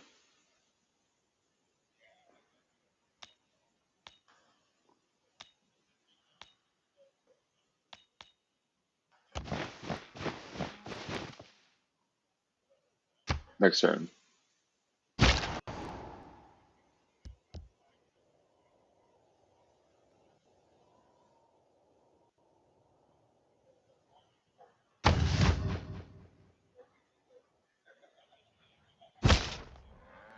Next turn.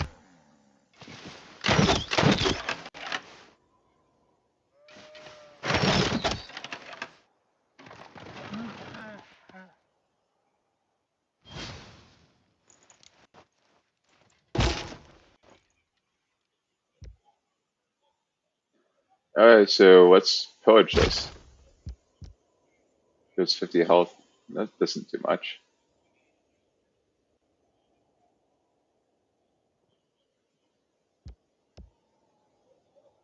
Is there a mine here?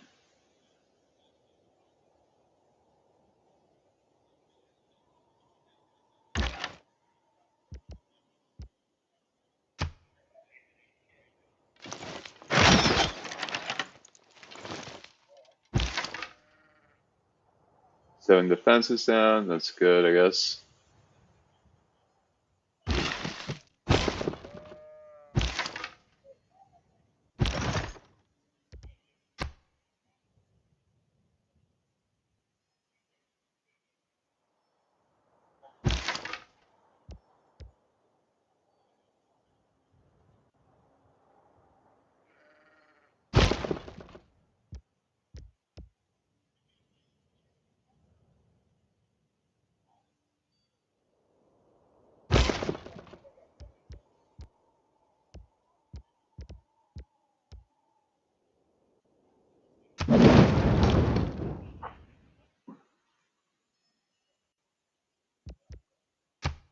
Catapult.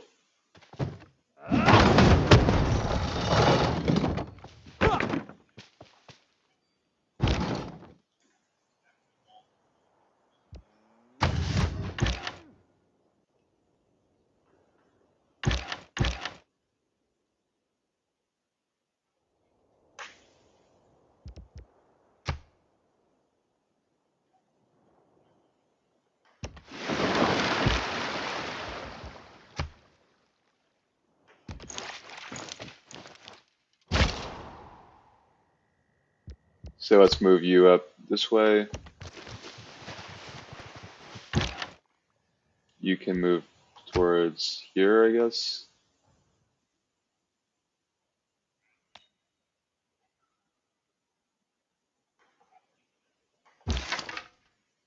Or maybe move you right here.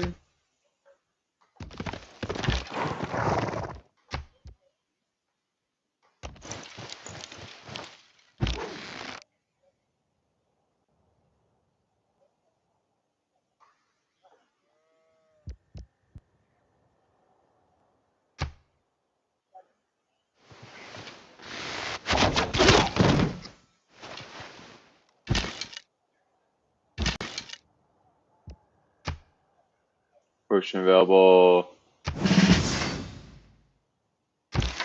You.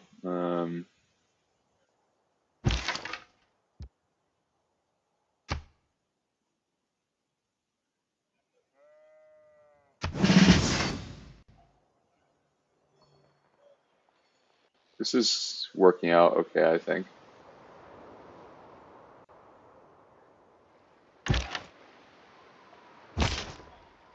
Let's move you down this way. We're doing a full naval invasion.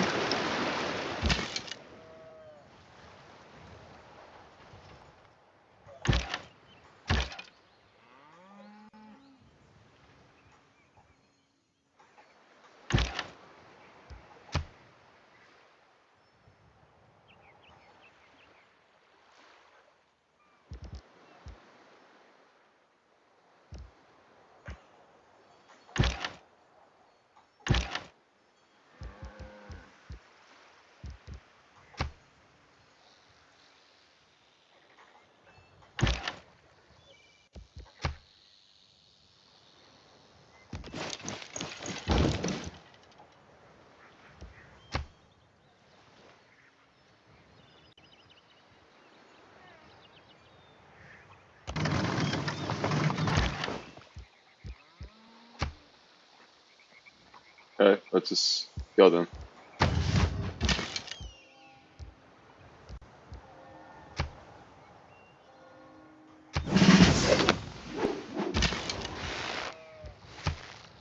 You fire.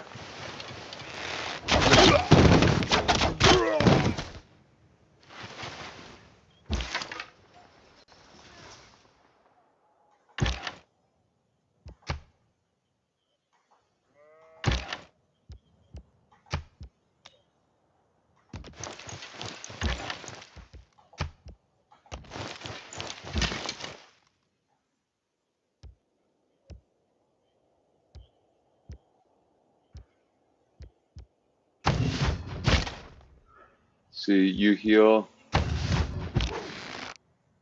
You come up one.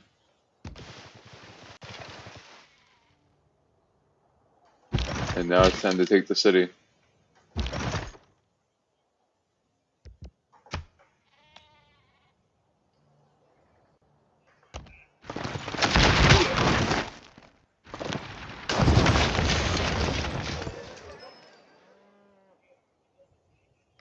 It is ours.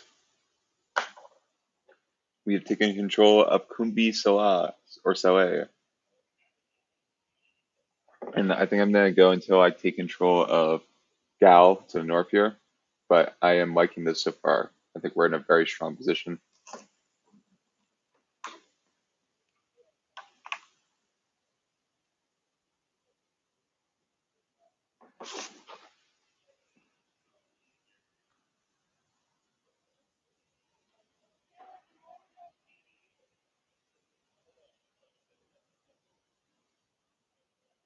So where should I go next?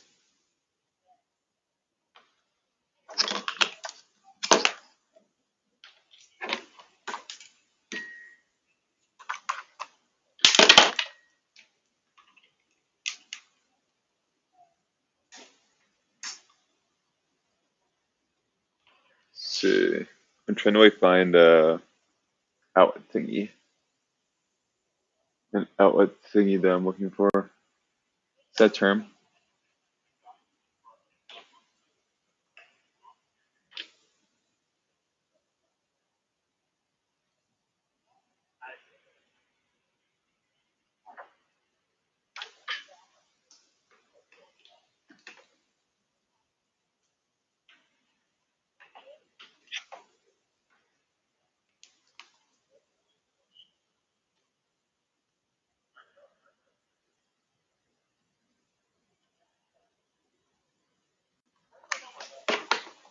Let's see. What should I do?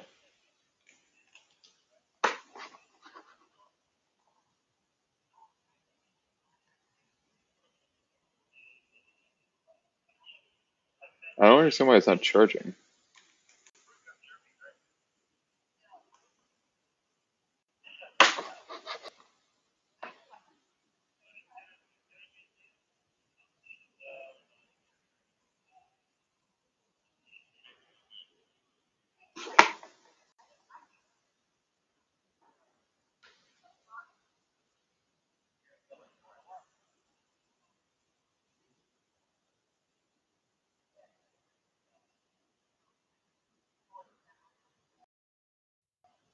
It's weird.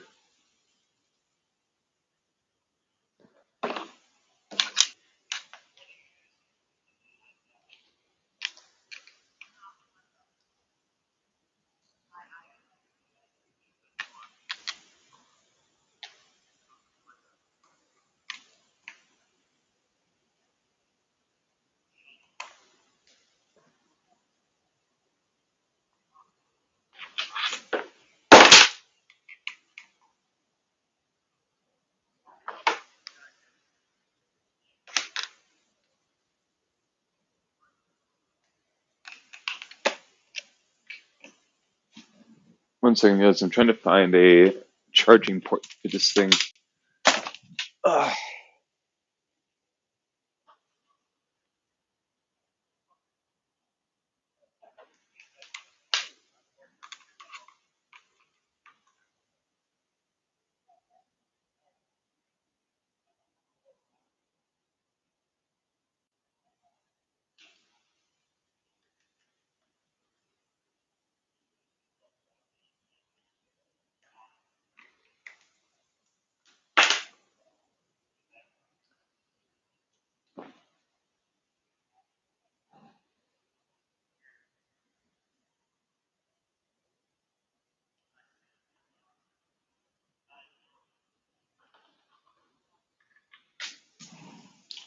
Maybe it'll charge from this end. Let me try this.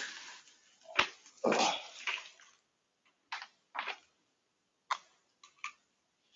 Yeah, I think this will actually charge it.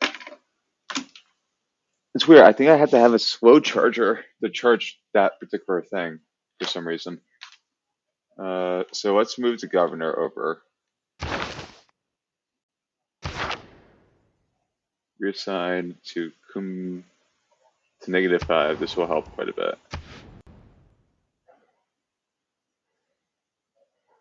Then say we're gonna keep the city. Crossbowmen,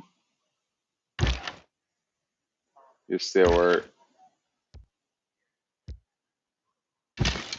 Or why don't you switch out with the archers?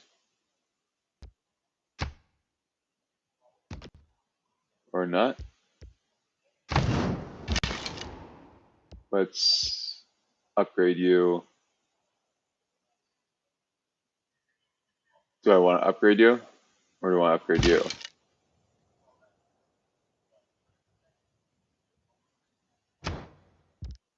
Let's build, repair this.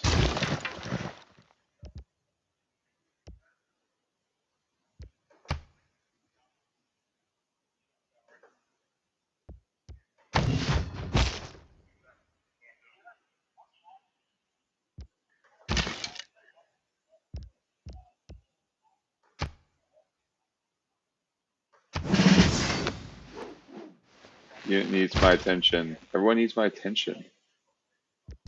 It's so draining, to be so popular.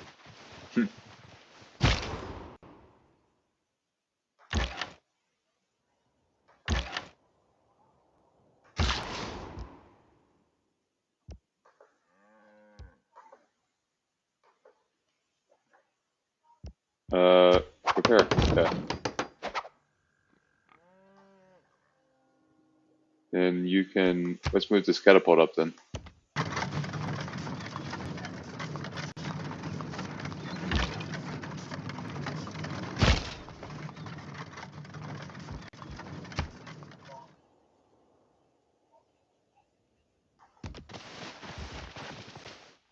Under the trade route, 180 gold. Nice.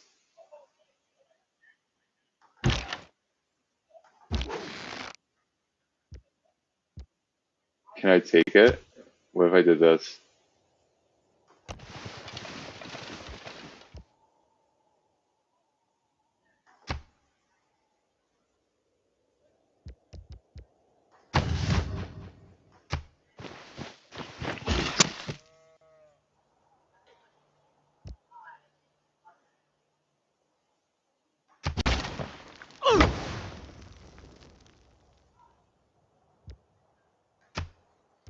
You should just move forward, I guess. Just fortify. Next turn.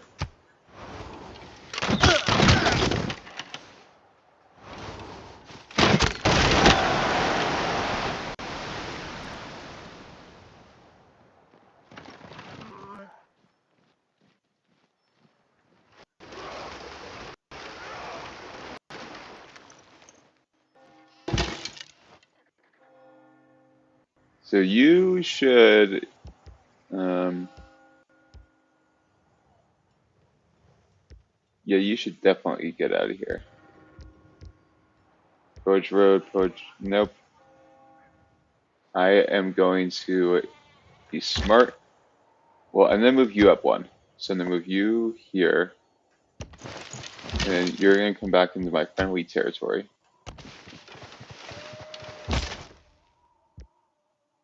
I can poach that road, or what I can do is I can just continue to move forward like this.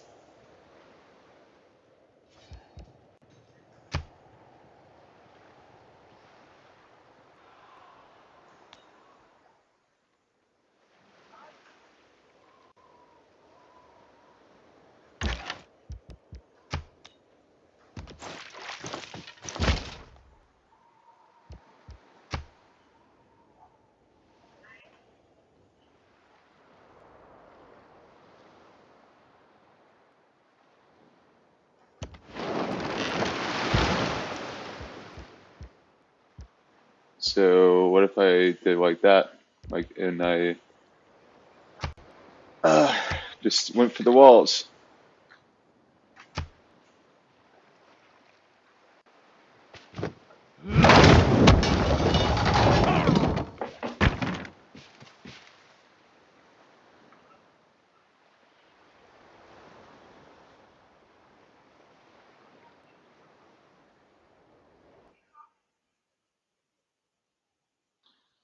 I'm very close to just taking the city.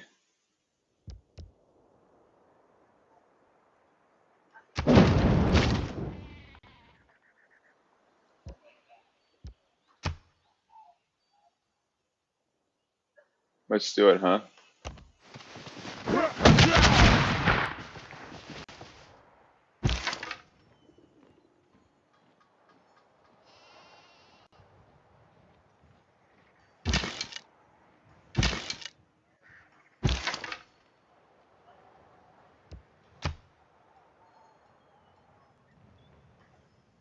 No, let's upgrade you. And then you can move forward.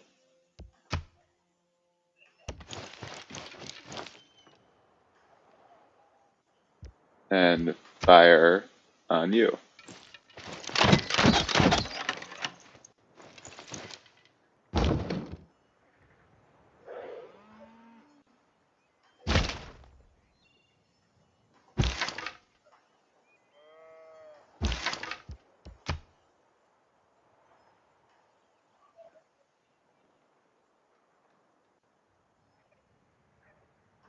Let's see, what can I do here? So you can move forward. You should just stay here.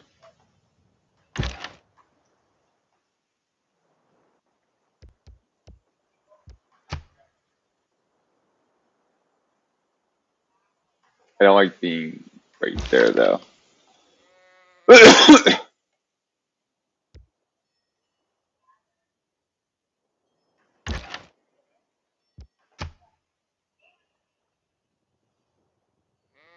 Wait, I don't have a clear shot on anyone from that angle.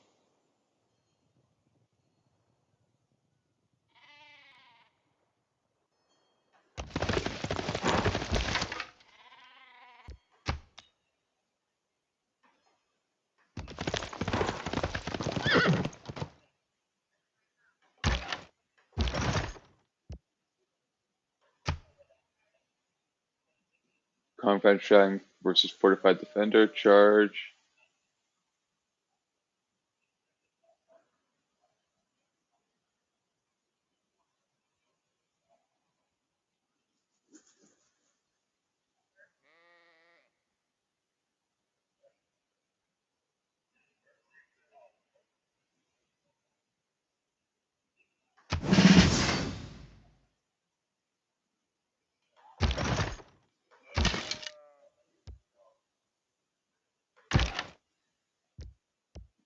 And move you here, maybe?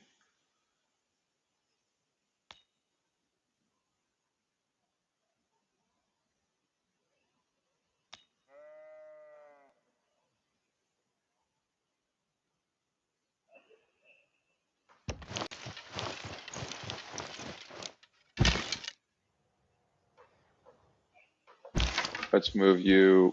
Oh, I can plunder this. 90 gold. Ain't that amazing?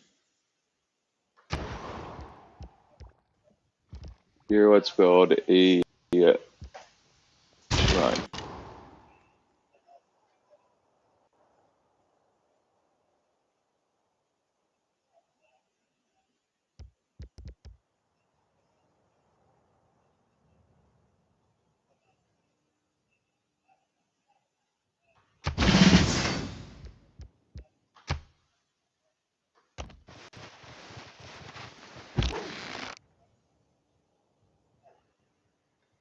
Well, let's get you upgraded.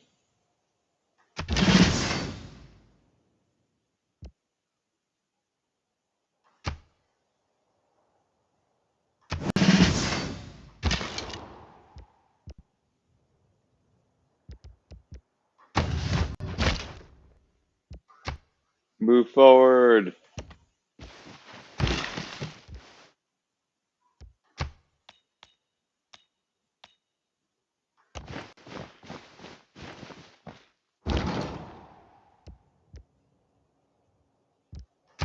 So I don't need to have this here anymore.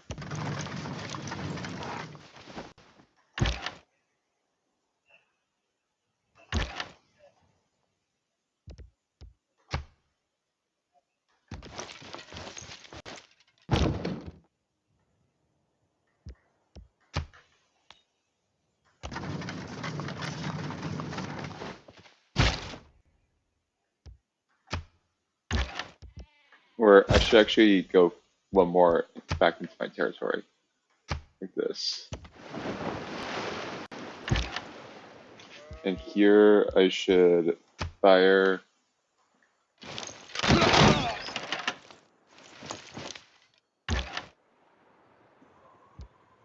Here I should fire.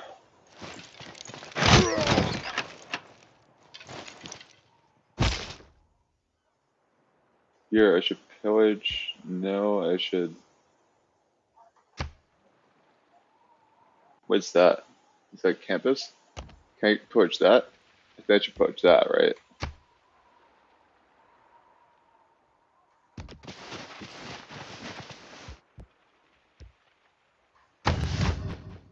Next turn.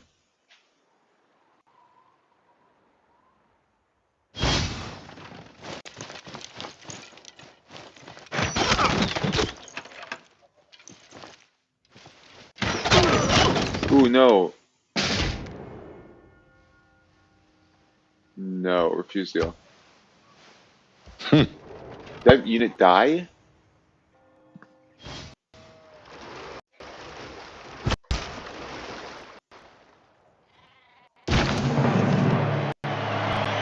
However beautiful the strategy,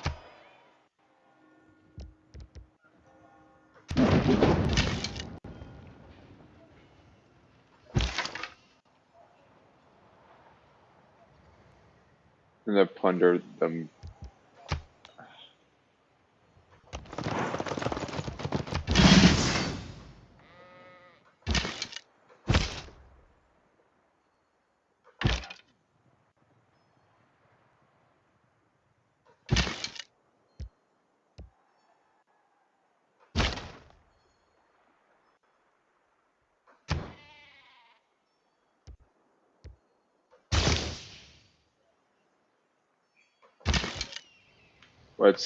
Let's plunder this, shall we?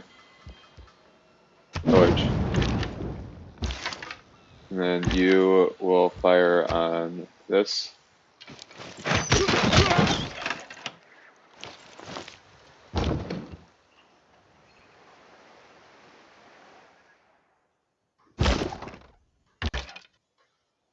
You will fire. Oh my god.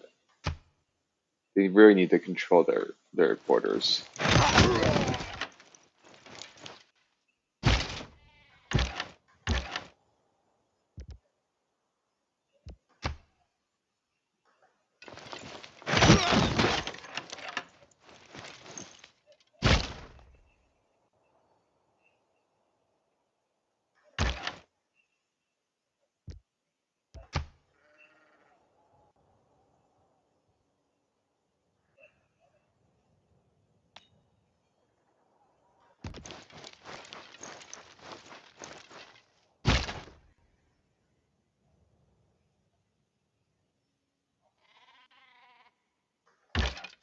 Hmm.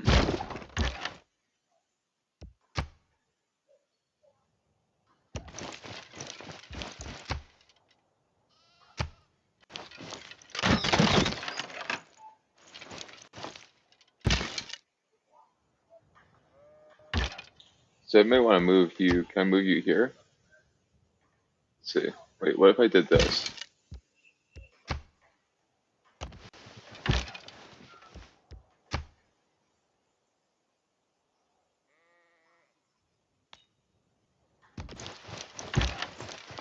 Yeah, I'm going to lose some units. It's inevitable that I will lose some units. The goal, though, is to try and be well positioned to survive an onslaught if it comes.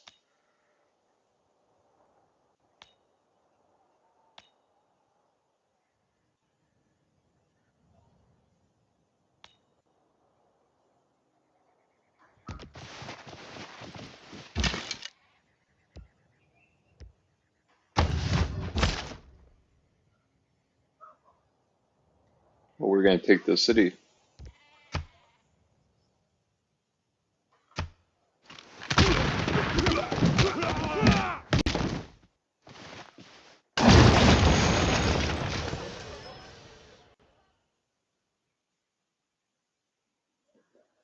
Well, guys, that's how you do it. That's how you win at Civilization 6. Granted, we're not playing on super high difficulty. We're only playing on King, but still.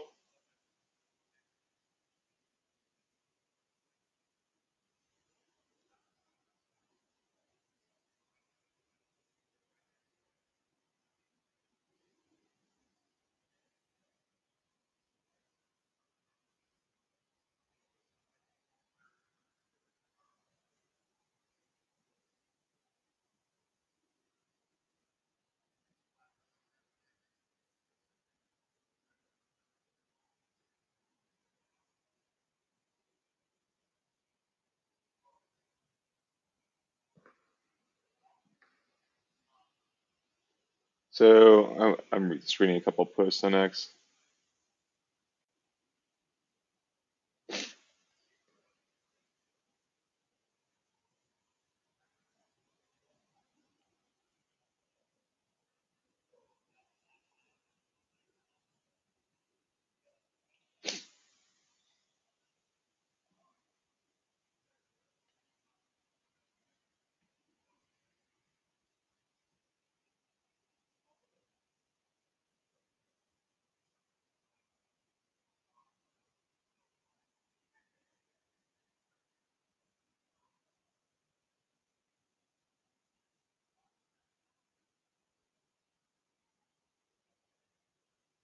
See, do I want to keep playing this? Not sure.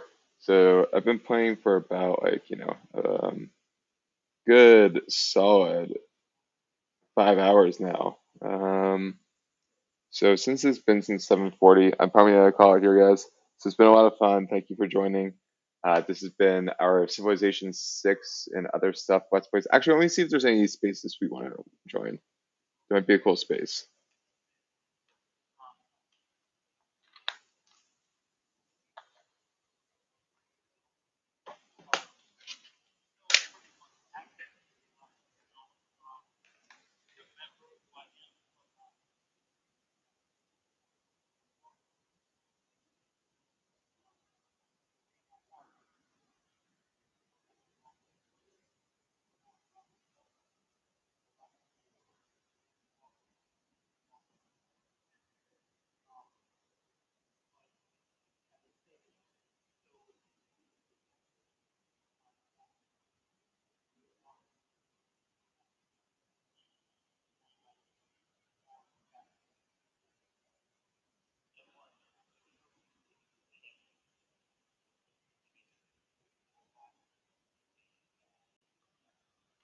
Sometimes I have someone really weird follow me. I'm like wondering why they did it in the first place.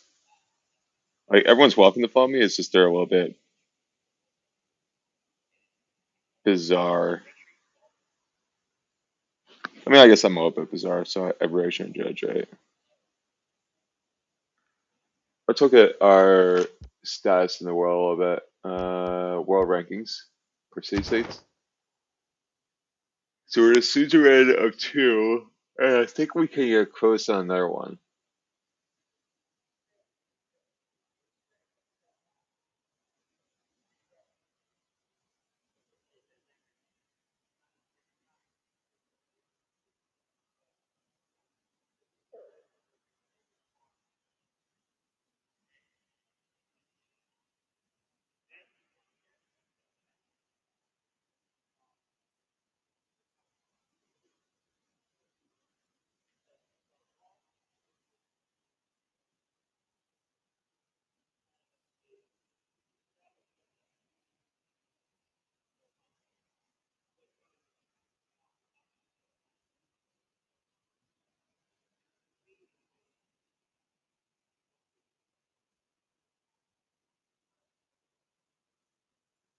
It's happening in Venezuela. Do we want to do that?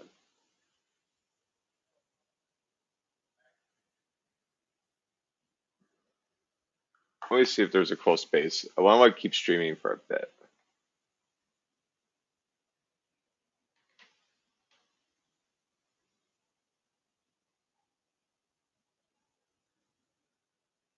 What's happening in Venezuela? Do we want to do that one? Okay. Let's join that one. I think that's Perspective on that. I was actually happy that they could come home. I was also happy that Fat Leonard, who was the probably like he's like the number one this, fraud. guys. Thanks for joining. He's committed the largest You know what? fraud in the history of fraud We might for the play United some. States Navy. We might play some more That Civilization later. involves, I'm even also gonna top get the secret stuff Walking Dead about, game tiered up. fleet So movements and Walking when carrier strike Dead groups are going to game, be arriving Telltale. in which ports and This manipulating is next on the our queue. the We are gonna be port playing this and data live streaming, I as guess. far as like how much So get pumped for fuel that. and provisions are available at different ports in the South Pacific. He manipulated that data in order to get naval brass to move U.S. assets to the ports that he controlled and provided all the services in to make money. So he was getting coverage from the Maduro regime, and he was part of that prisoner exchange. Now, I'm not saying like that Alex Saab is a good, no, it's horrible that he got released. It's not good for Venezuela, but from an American perspective, and the perspective of having somebody who's held by them. Yeah, I was really happy when I saw those 10 people be able to get home to their families. Just to be honest with you, and I know that may differ from other people. I'm not saying that the Biden administration's done a great job. I'm definitely more on the fake note of the unconventional warfare. I think the United States should go kinetic on Maduro. The regime has caused the worst. humanitarian, refugee crisis, in the Americas. Like, I mean, it's like one of the worst in the world as far as the amount of millions of Venezuelans have had to flee their homeland since, 98, because this isn't just about 2019. This goes back to 98, 99. And, it's horrific. I mean, Colombia is, you know, home to millions of Venezuelans. You've got Trinidad, Tobago, every country around Venezuela and countries in Central America, and of course the U.S. too, have had to handle very large influxes of asylum seekers and migrants that are fleeing the violence of the Maduro regime. So I absolutely would love to see them hoboed off the face of planet Earth. Like, I'm not one to say, hey, let's have him stand in front of a tribunal. I think it'd be wonderful if Venezuelans would, stand up to the regime and were capable to do so and take him out, because like all of them are pieces of shit, in my opinion. But I just wanted to say, and I put that article up there because that one of the last speakers talked about how Saab, how horrible it was that he went back. But I just wanted to highlight that was part of a prisoner exchange that got 10 Americans back to their families. Thank you. Yeah, and oh God, sorry, I just saw somebody else put the Jackson Hinkle post. It just bothers me so much that he's in there. Okay, I think we're almost at our. Give me 1 second because I've had somebody here. Mike, sorry, I'm just now looking at the. I'm just now looking at my notifications here, and I've noticed that you've been wanting to speak. So the floor is yours.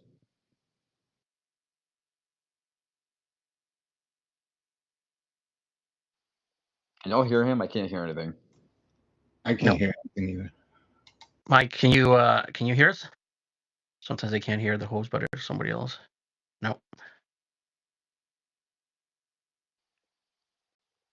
Mike, hold on. Try and I'm gonna put you back in the audience, and then just try coming back because for some reason we can't hear you. Okay, sorry about that. Alessa, go ahead. You have the floor.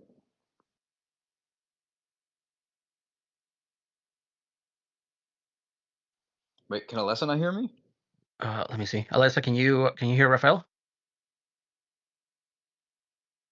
Alyssa, are you there? I'm not on I don't have people on double mute, do I? No, I didn't No, mute I can anybody. hear Wait, you, Ninja, Brandon, Raphael. I can don't know you? if you can hear me, but I can hear you. Oh, No, it's just late, so maybe they're I taking hear a him little now. I just heard him now speak. okay. Wait, Alessa, can you? Are you there? Alyssa, can you hear Raphael? ¿Se puede escuchar a Raphael? They probably had to step away from the phone. I don't know if maybe do another person come back.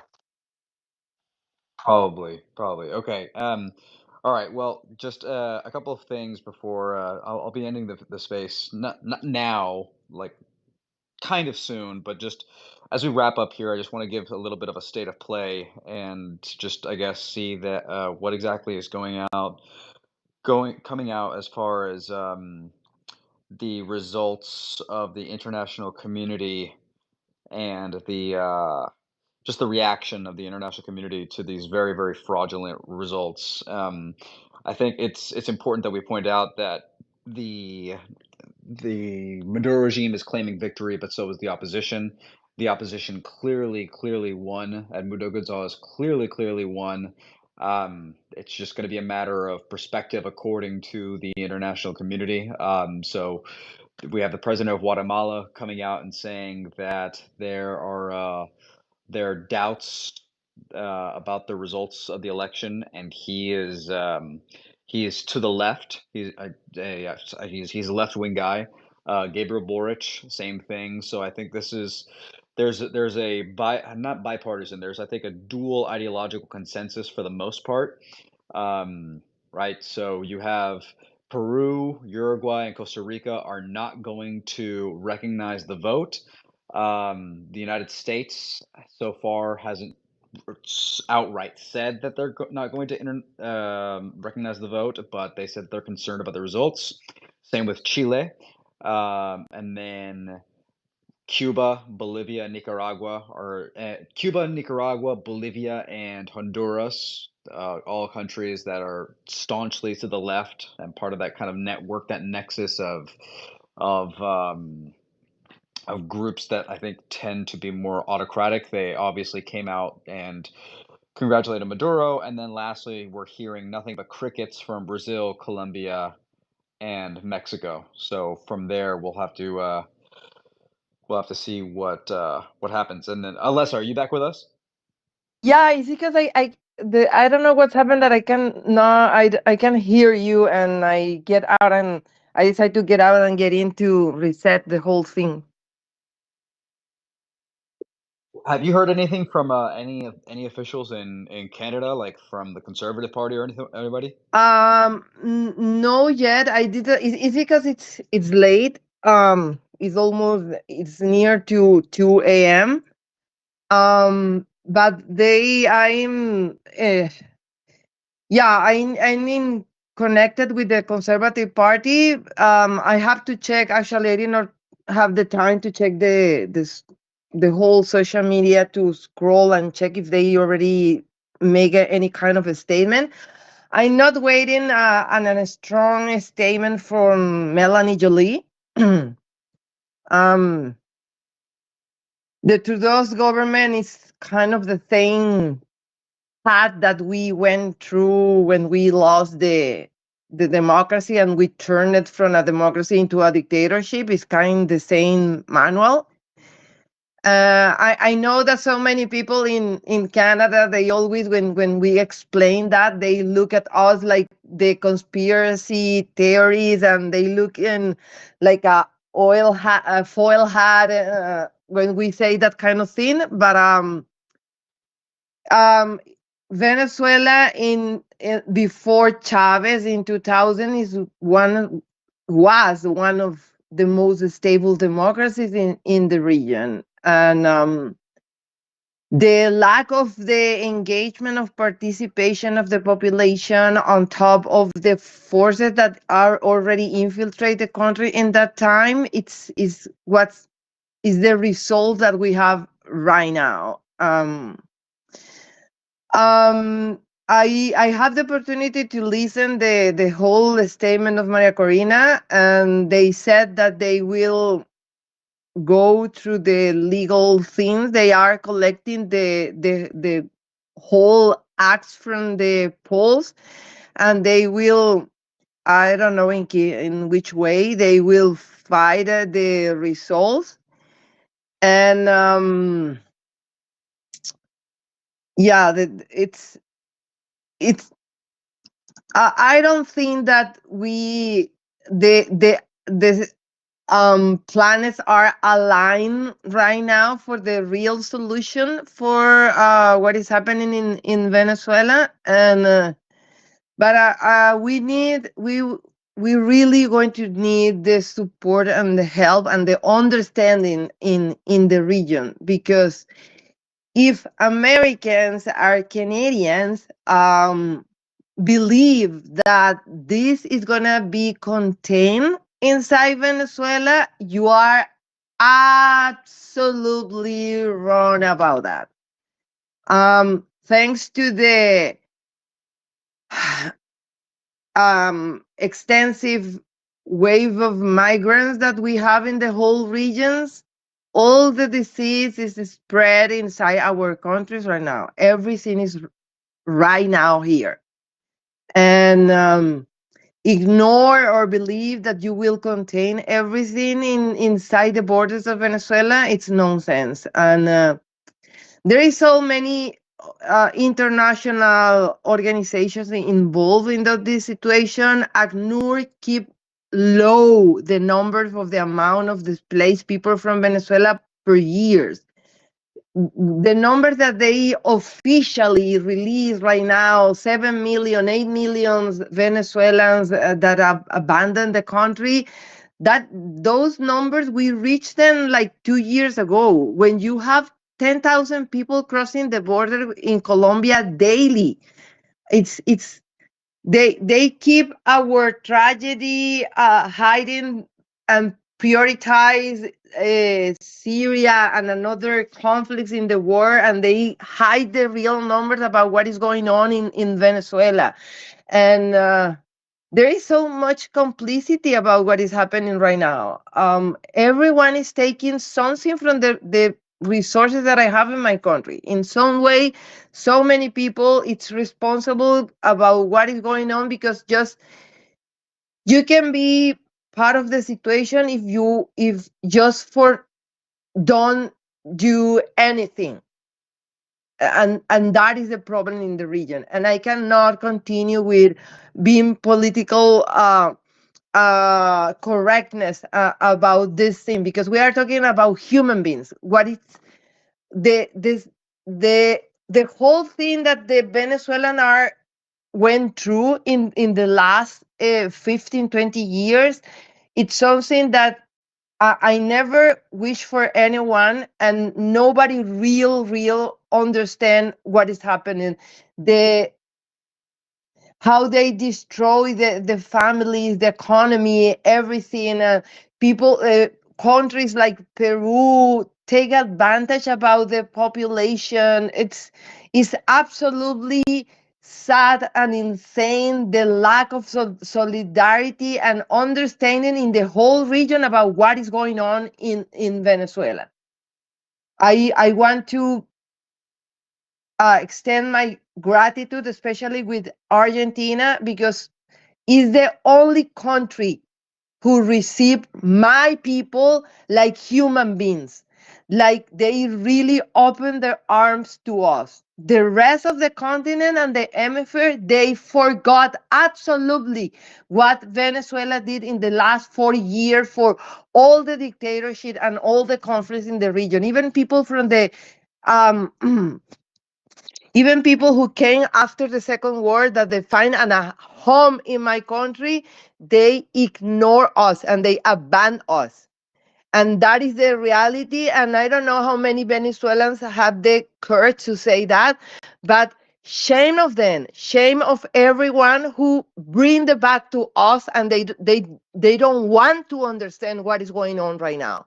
And yes, we will solve our situation, but if the United States and Canada and so many, Mexico and all the countries that decide to turn the back or put down the light in the crisis of Venezuela, they see that it's not going to reach them, forget it. You already have everything inside, because this is an expansionist project of the Sao Paulo Forum and the Puebla group.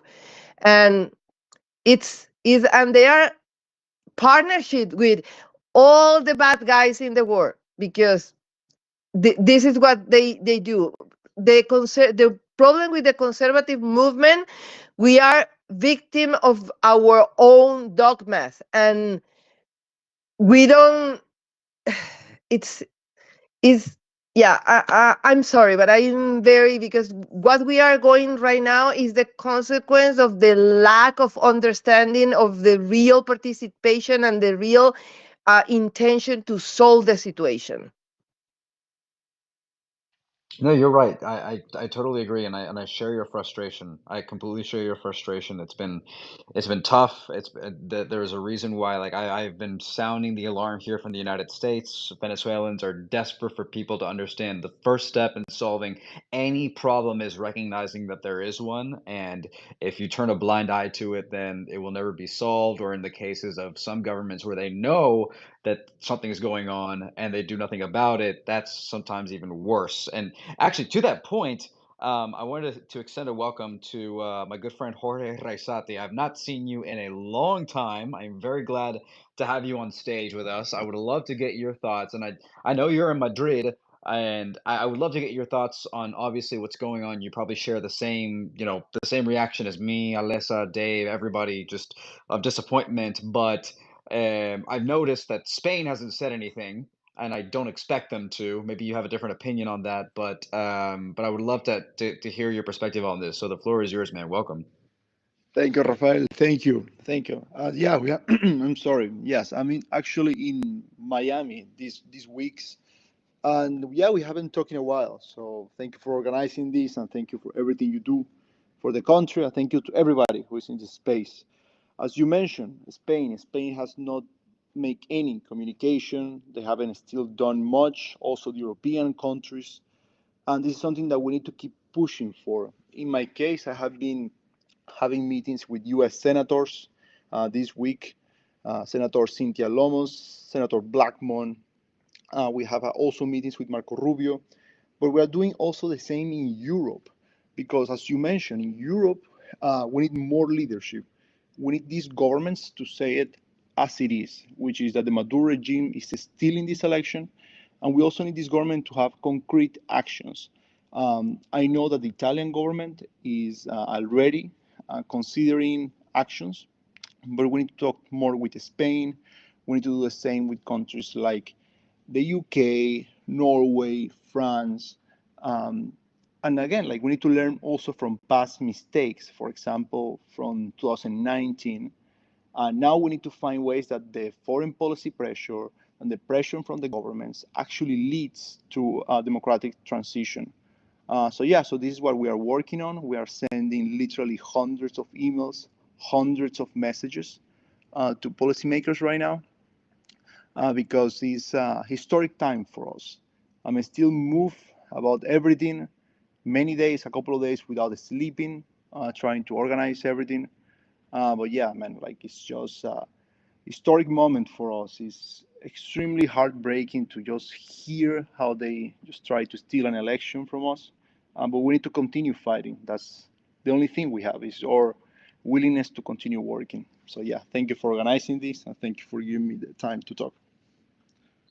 Yeah, of course, Jorge. Let me ask you a Yeah. follow-up question, because everything that I'm seeing right now, I think we've seen electoral fraud. We've talked about this in past conversations. The fact that this is nothing new for the regime. It's not. But at the same time, I'm posting here because this is just very beautifully written.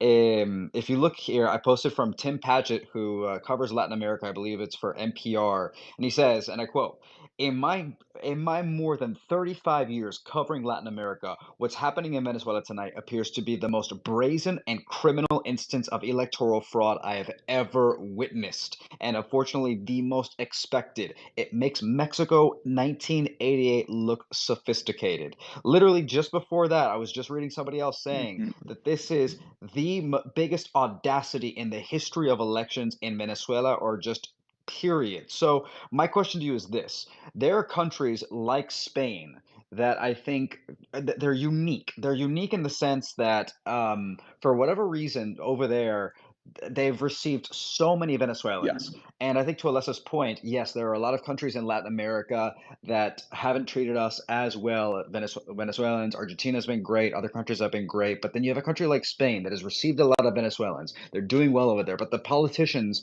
over there, I don't know if it's just a party thing, but whether it's Pedro Sanchez, the prime minister, they just seem to brazenly ignore it. Do you think that, based on the fact that this is just so overwhelmingly, like, it's impossible to ignore just how big the electoral fraud is, what are your expectations of them going out of their way and saying, oh, well, I don't know, I think we should believe the government? Look, my expectation is the following. All these governments will have to make communication. They will have to make statements. They will have to say that there is electoral fraud. Because as you mentioned and as you read, this is just so outrageous, it's so huge.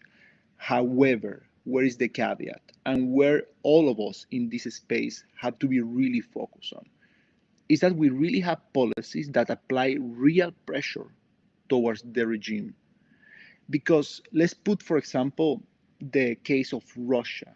Even in the case of Russia, all the sanctions, or the majority of sanctions that the European Union is putting, they are being evaded and they're being circumvented through third countries. For example, Central Asian countries or even EU countries. And so even in the case of Russia, all this diplomatic pressure, all these statements have not translated into real effective pressure. Just to put you an example, according to the IMF, the Russian economy will grow by 3% this year. So in the case of Venezuela, what we need to push for is that they not only make communication, they not only make statements, is that they apply real pressure, real sanctions, and sanctions that are truly effective, not sanctions that do not affect them and end up affecting the country, but sanctions that affect them directly. So that will be my expectation. My expectation is that they will make statements, but we are the ones that we need to push so they make real foreign policy towards us. And that comes also with understanding what kind of information you can share with people and making sure you're getting it from the right people. So if you're listening right now, it's something as simple as just retweeting and sharing from the right people. So if you're listening, for example, like, look, I don't claim to be perfect. I do a lot of more of my focus on American politics, but being Venezuelan American, it's hard for me to ignore.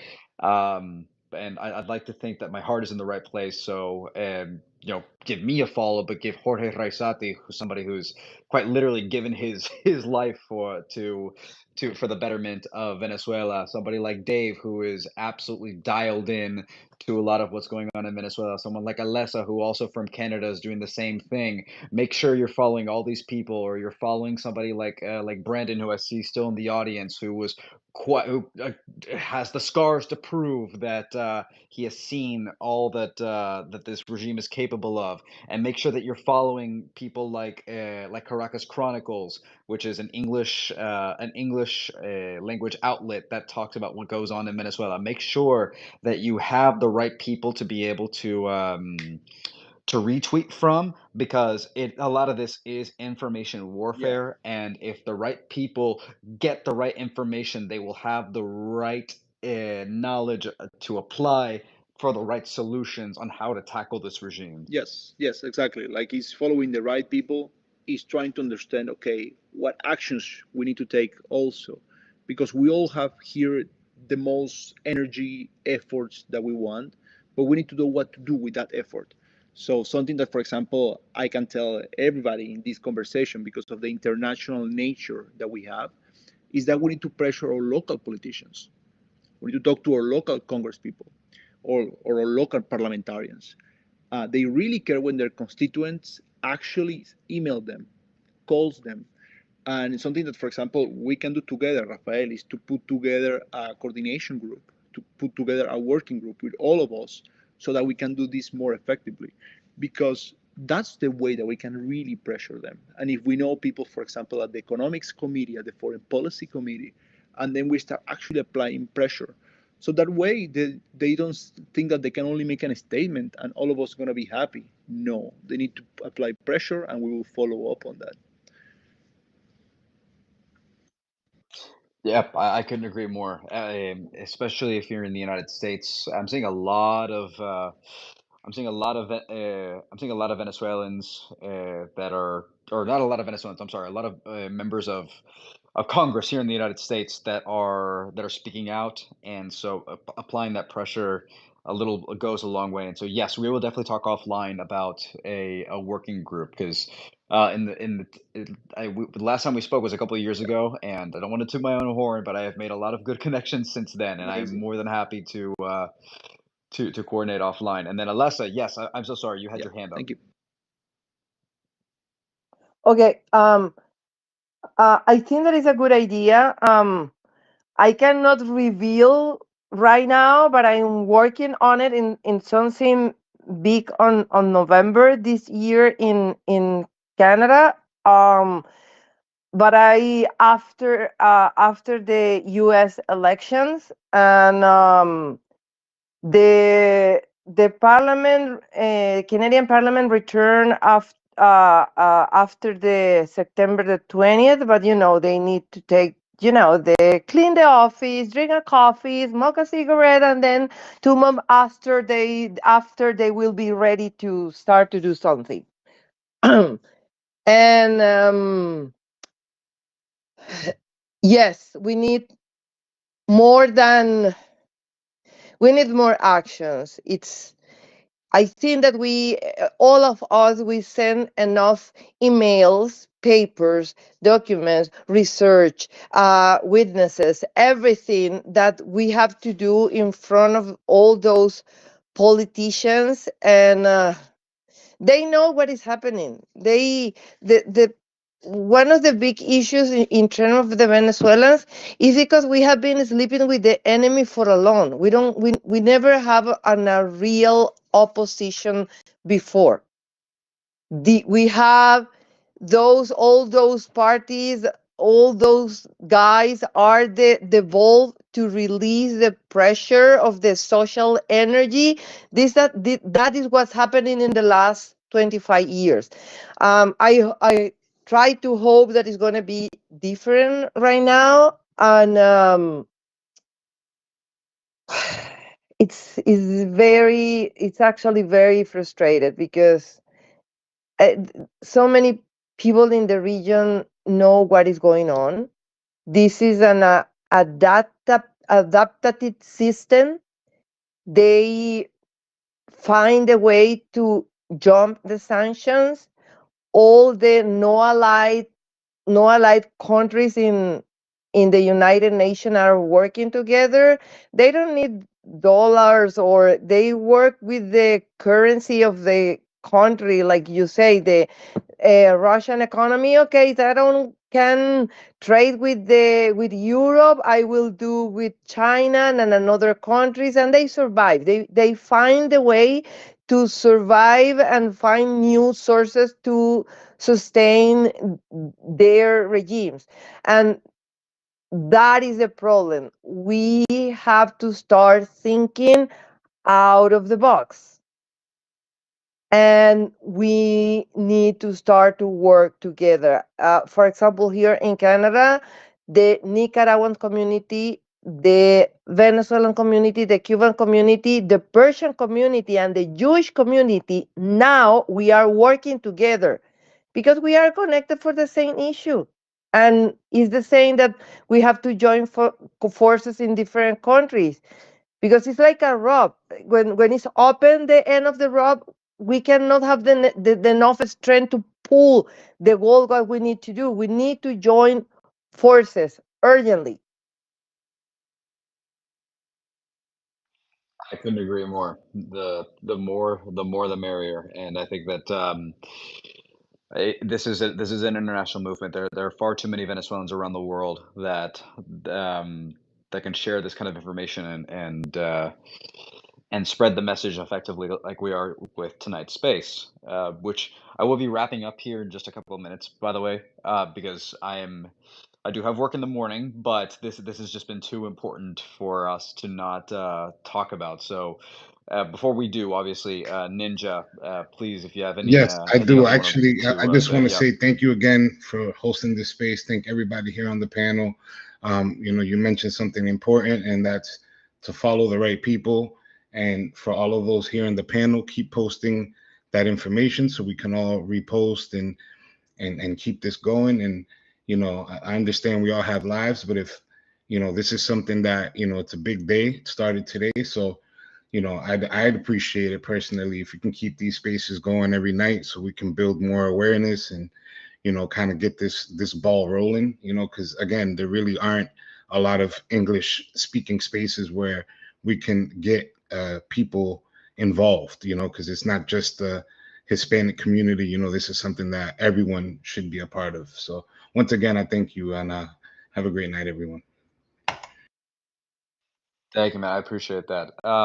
So before we wrap up, just a couple of things. Number one, let me just give sort of a state of play to everybody, because I think it's important that people, before we go to bed, we realize, where things stand. Unfortunately, we didn't get the result that we wanted, but we got the result that we expected. So once again, as we mentioned earlier tonight, Venezuela is at risk of 6 more years of Maduro. Venezuela's electoral authority is claiming that Maduro beat Edmundo Gonzalez, the opposition candidate, by a margin of 51.2% to 44.0%. That defies all polling. It defies everything that we knew of the informally reported precinct results, the ones that we saw that were posted by people online. There were photos from the center itself selfies where in the back of the screen it showed overwhelmingly the graphics that they themselves were putting together in which the opposition candidate Edmundo Gonzalez was winning. So all of that intended with the fact that you had the highest opposition turnout in as long as I can imagine, and you had exit poll results from Edison Research showing that that Edmundo Gonzalez had won by 65%. It just goes to show that this really is one of the most naked, brazen, and obvious instances of electoral fraud, I think, probably in political history. You're seeing it again and again and again. People who comment on this stuff are saying that this is just the most brazen and criminal instance of electoral fraud ever witnessed. That is not an exaggeration. So, the only way for evil to prevail is for good men and good women to do nothing. That doesn't mean that you have to strap on your boots and go into Venezuela and make a change yourself, but it does mean that change has to be forced, if not internally, at least digitally, right? We need more people to at least share these kinds of spaces, share this kind of information, because all it takes, again, for a problem to be solved, first step is to recognize that it exists. And if not enough people know that this exists, then the regime is able to operate and kill democracy in darkness. And so I just ask people to please, again, follow as many of the Venezuelan people that we have posted on the nest tonight. Make sure that if you can, for my religious folk, pray for the 3 people who were killed tonight as a result of the wave of violence that was perpetrated by the regime. All they wanted to do was to cast their vote, express their their right to democracy, and they paid a price for it. They lost their lives, which is a tale that is far too common in Venezuela. I think the time for this is over, and I really hope that enough people around the world say that this is just absolute BS. So, if any of you guys, Dave, Jorge, Alessa, do you guys have any other final words before we wrap up here? Yeah, no, I'm just gonna say again, thank you for everybody. It was good because we didn't know exactly how the space was going to turn out, but definitely I think it was 1,400 people. So the more people that can listen to exactly what's going on, I think people hear information very superficially most of the time. So I think we got into pretty good detail in here. But the conclusion that I got there, just from the party and from what I'm reading, and I think a lot of people were expecting, or they were just they wanted to see what the general idea was following the events in there, and what the party had, and what they were going to do. But from what I gather in there, it sounds like they do have a plan based on the results in there and how much actual official ballots they have. It sounds like they're pretty confident. I think a lot of people were saying like, oh, maybe they don't have an idea what they're going to be doing next, but I don't believe that.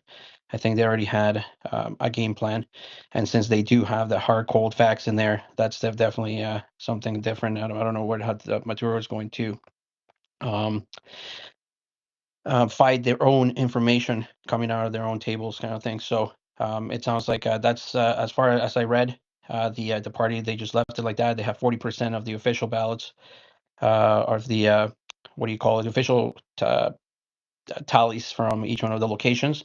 They're saying that they're still receiving all the other ones.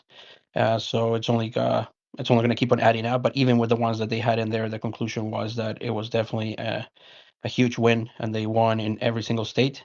And whatever else comes forward, it's just going to keep on adding to that truth. So what falls in there, we'll have to see. But yeah, thank you everybody for coming over here. I think just hearing the information before you decide to do something and how you can help, you got to understand it, kind of thing. Just listen to what's happening. So thanks for joining us. So when if we do hold space again, just to give an update, more than welcome. Follow everybody here, and yep, thank you.